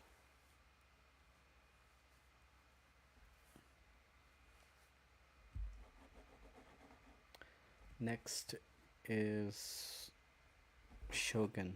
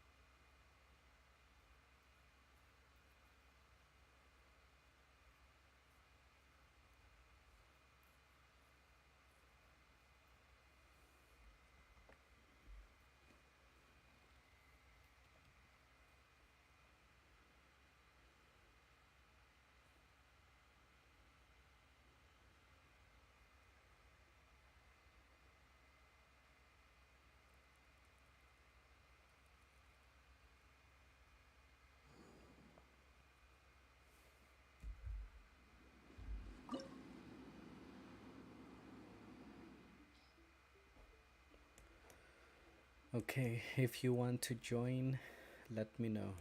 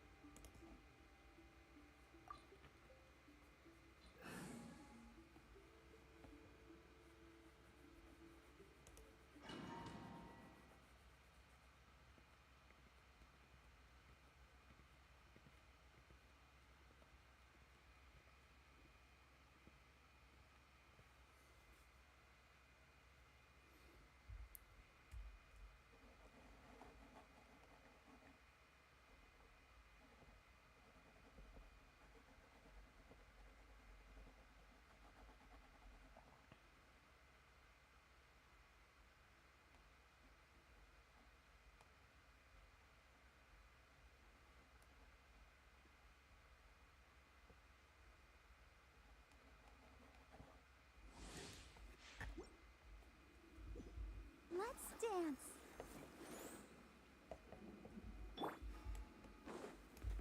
Transfiguration.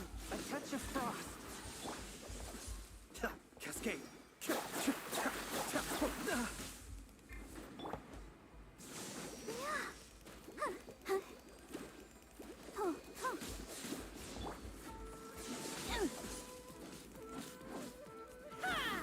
One with my blade. From whence you came. Take your true form. Allurements divine. Illusions are but distractions.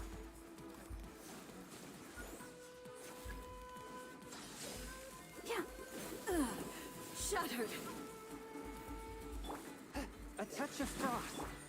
Transfiguration.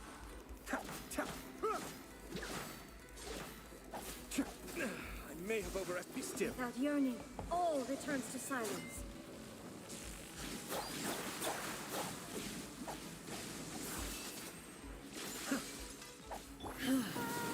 This body is eternal. One with my blade. My will embodied. Inferior.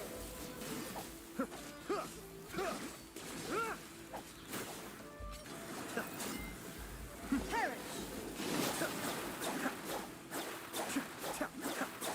Inferior. Cryo incarnate. Spirit blade. Attack. Forth my blade.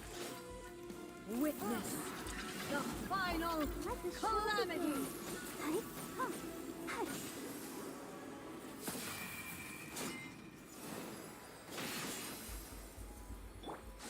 A touch of frost. Take your true form.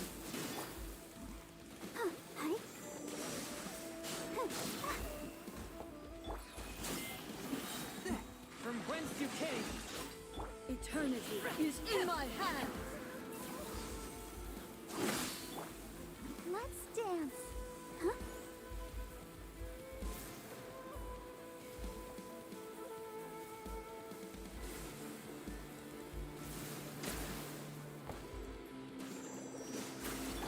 Transfiguration.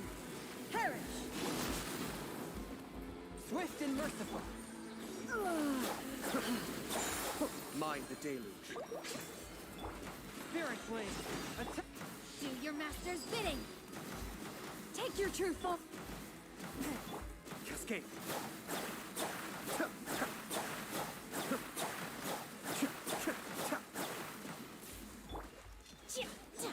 Weak. One with my blade. Transfiguration.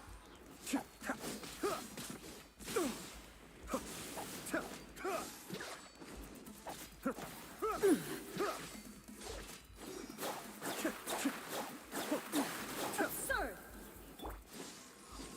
The eye sweeps the lands.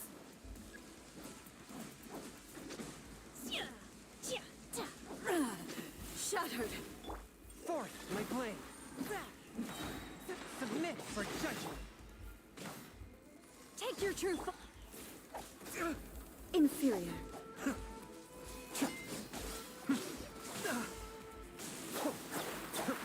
Pathetic. Be gone!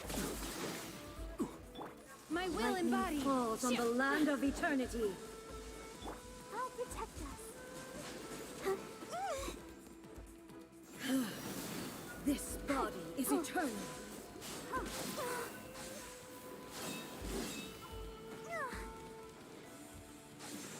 Purge all obstacles. Take your true form. There's no escape. Inferior. From whence you came. Let's dance. Ruin follows my blade.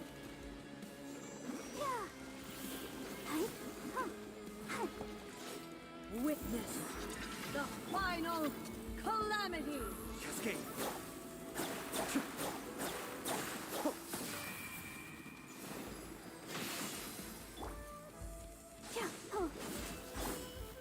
Transfiguration.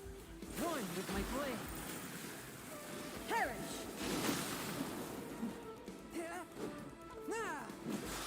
Inferior. Be still.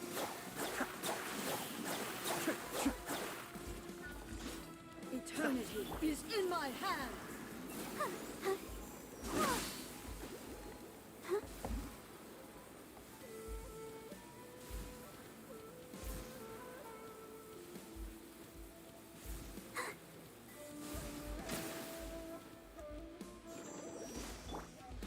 Take your true form! Purge all obstacles! Swift and merciful. Spirit Blade. Attack. Escape. The depths back. By ordinance divine! Submit for judgment.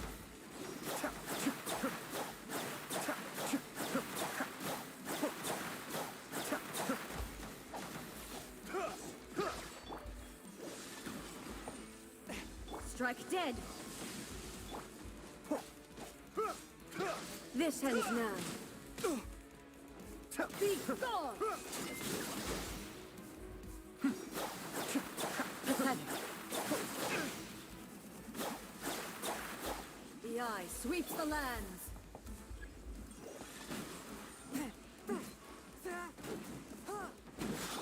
Ready, steady, go!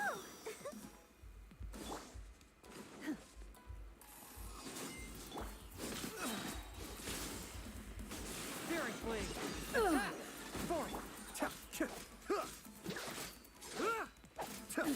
Absurd! I may have overestimated. Be still. Lightning falls on the land of eternity. Let the show begin. This body is eternal.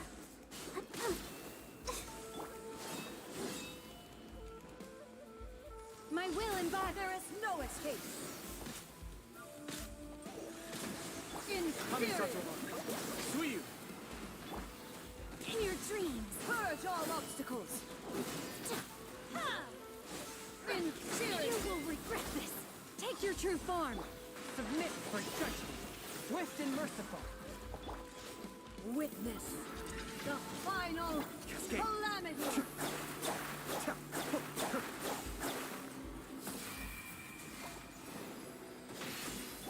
I'll protect us. No! My will embodied!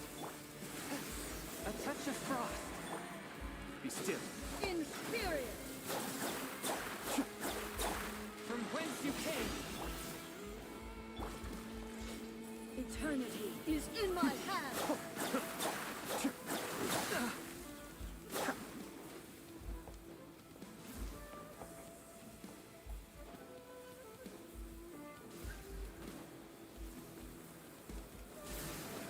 One of us. Let the show begin. Perish.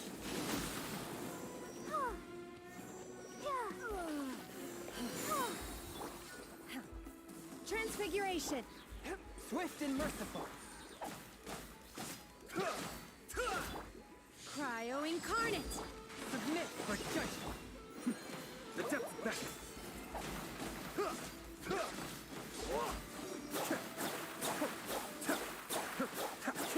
Pathetic.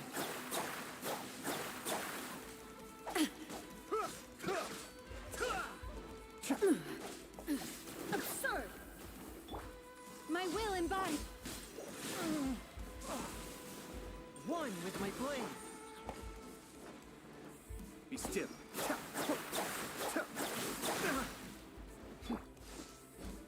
The eye sweeps the land.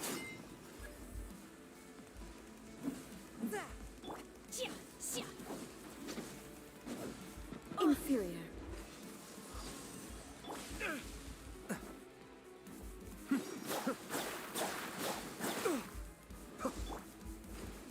Lightning falls on the land of eternity. Forth, my blade. I'll protect us. Come on, we can do it.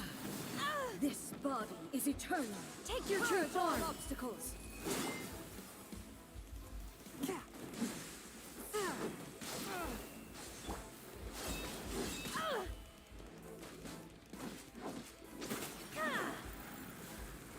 Perish.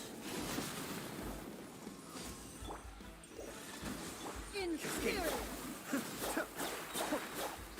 Kami Satori. Sumeru. Witness From whence you the came. final calamity! Let the show begin.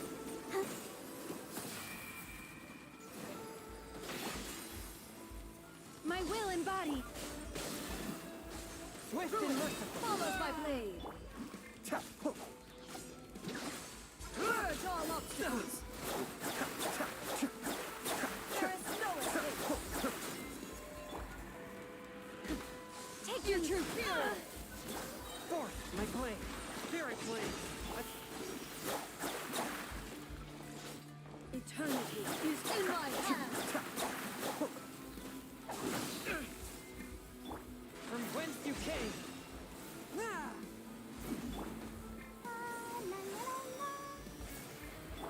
Transfiguration.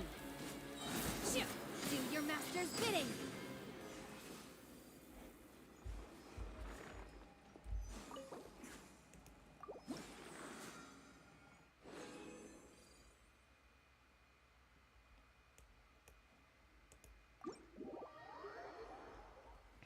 Okay, one more. Storm Terror.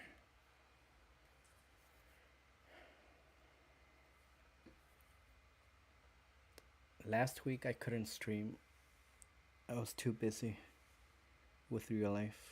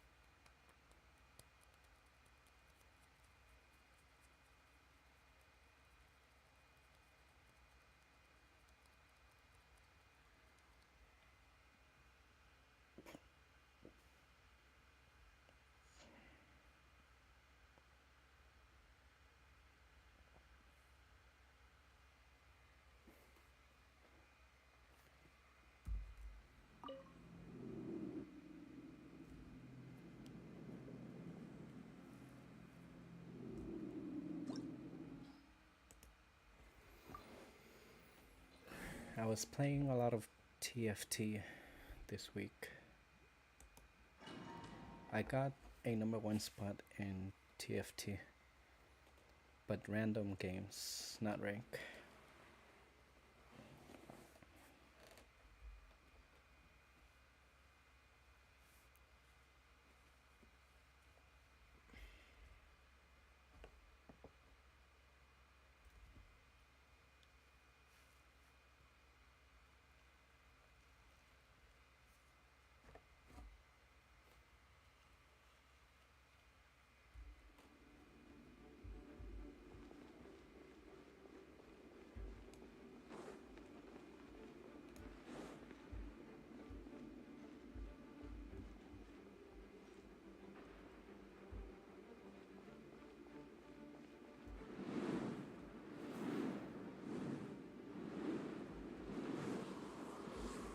I shall not yield! Let's dance.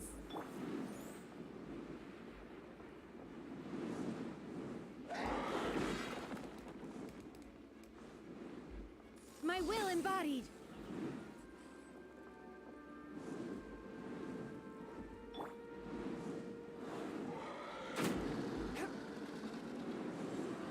One with my brain. Be still.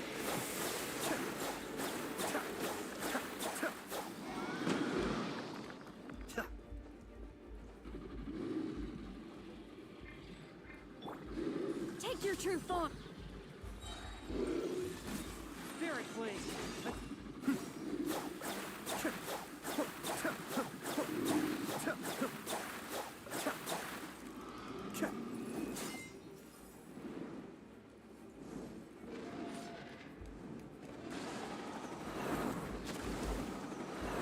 No.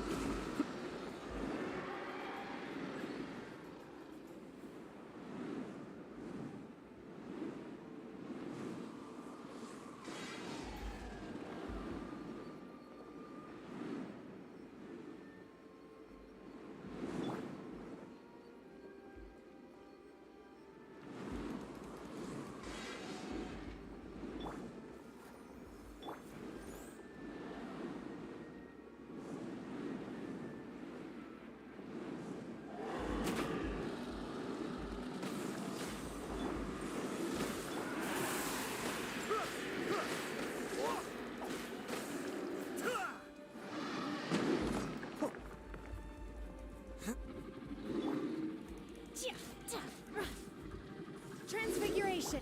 A touch of frost. Submit for judgment. Be still.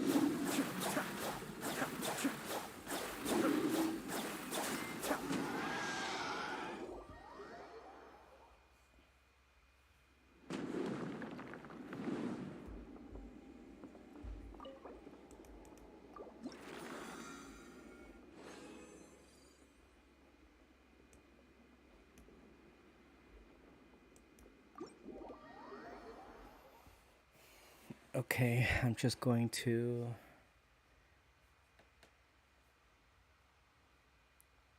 the Adventurers Guild, specifically to the craft table.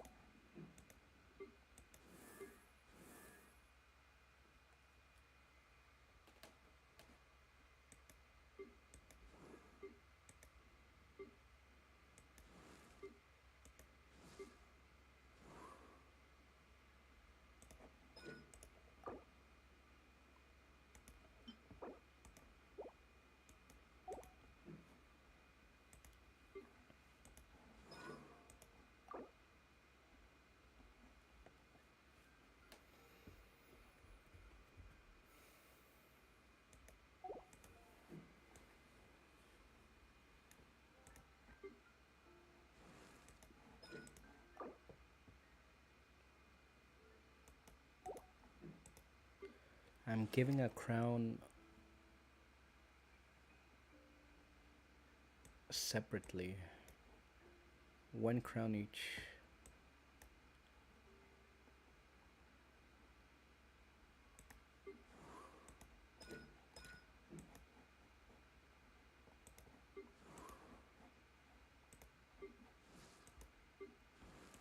Some of them already got a crown.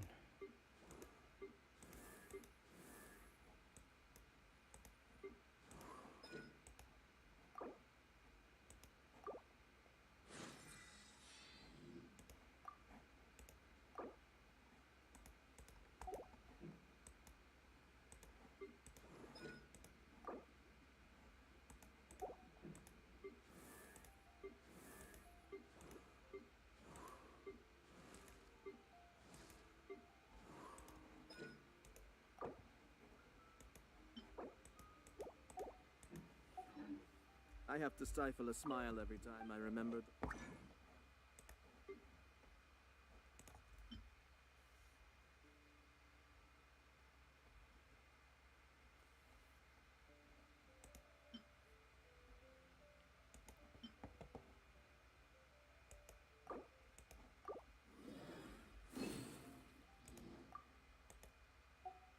Look on my retainers' faces when I inform them of my plan.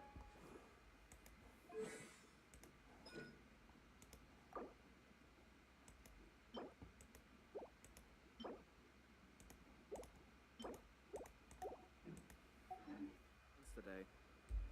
Panic-stricken, but unable.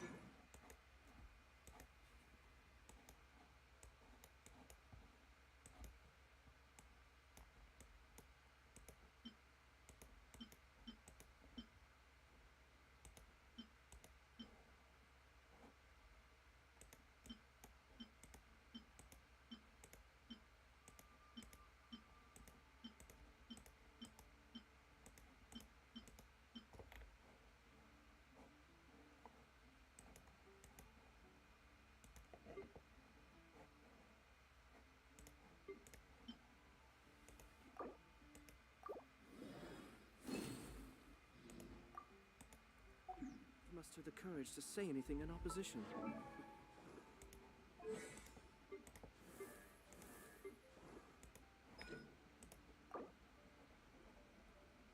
I'll do those later.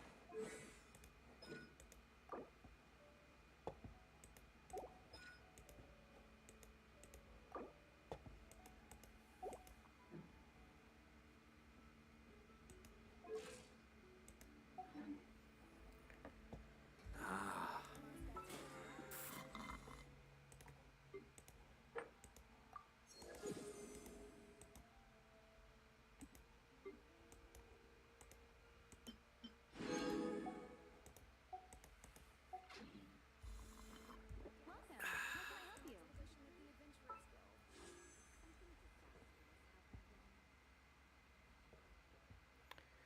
85. Decent.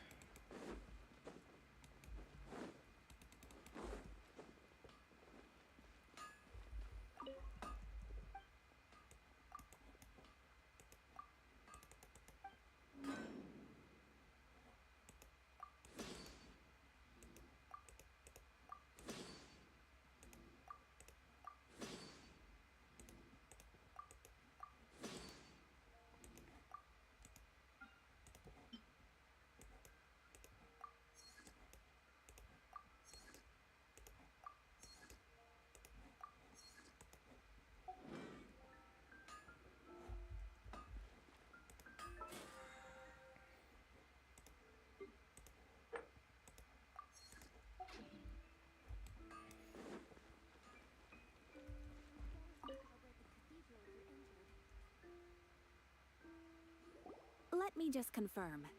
Yes, all tasks on the checklist are complete. Traveler, Paimon, we are grateful for your assistance. Thank goodness you were able to come as soon as we contacted you. The last couple of days have been pretty... When we heard that you were stored on people, we... Being the season... Huh? Why's that?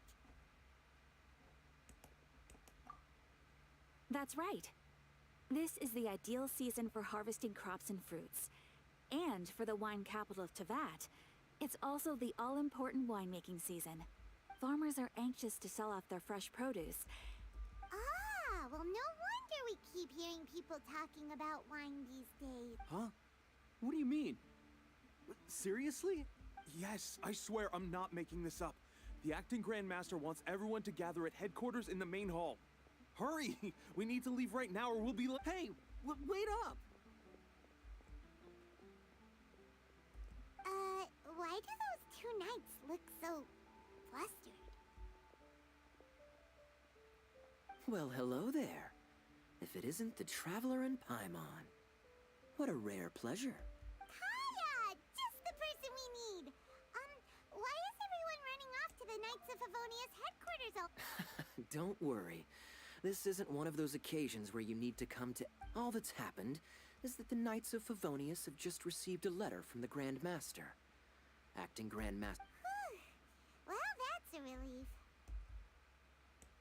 Wait, hold on a second. What did you say again? The Grand Master of the Knights of Favonius? Isn't that Varka? So, what did Varka say in the letter? How's the expedition going? Oh, so interested in our Grand Master all of a sudden? Never knew you were... It's only normal, isn't it? Bet you'd be curious too if there was someone you'd heard loads about but never met. Even Master Jean says he's a living legend. Oh, pretty hard not to get hyped up after hearing. Besides, the expedition has been going on for ages, and we still never heard a single thing about what they're up to. The acting Grand Master is very gracious in her appraisal. Varka brought quite a bit of trouble to those around him on the road to becoming a legend. I'll have to tell you about it sometime. Anyway, since this has piqued your interest, why don't you join me at headquarters? And we'll see what the letter says. We do miss our honorary knight, after all. Sure, let's go and see what it's all about. Bye, Catherine! See you soon! All right. Take care now. Okay. Interesting detour. Ad Astra...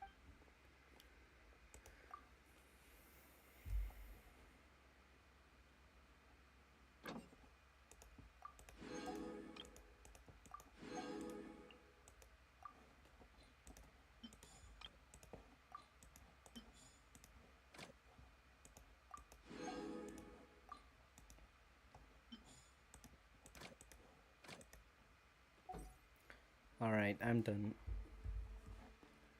Thanks for watching. Thanks for stopping by. Good night. Rest. See you next week, maybe. If I'm not too busy with school. I'm sure I've forgotten something. Not to worry, I'll simply send someone to Alright. fetch it. Thank you for liking. As Thank you soon for as I remember subscribing. what it was.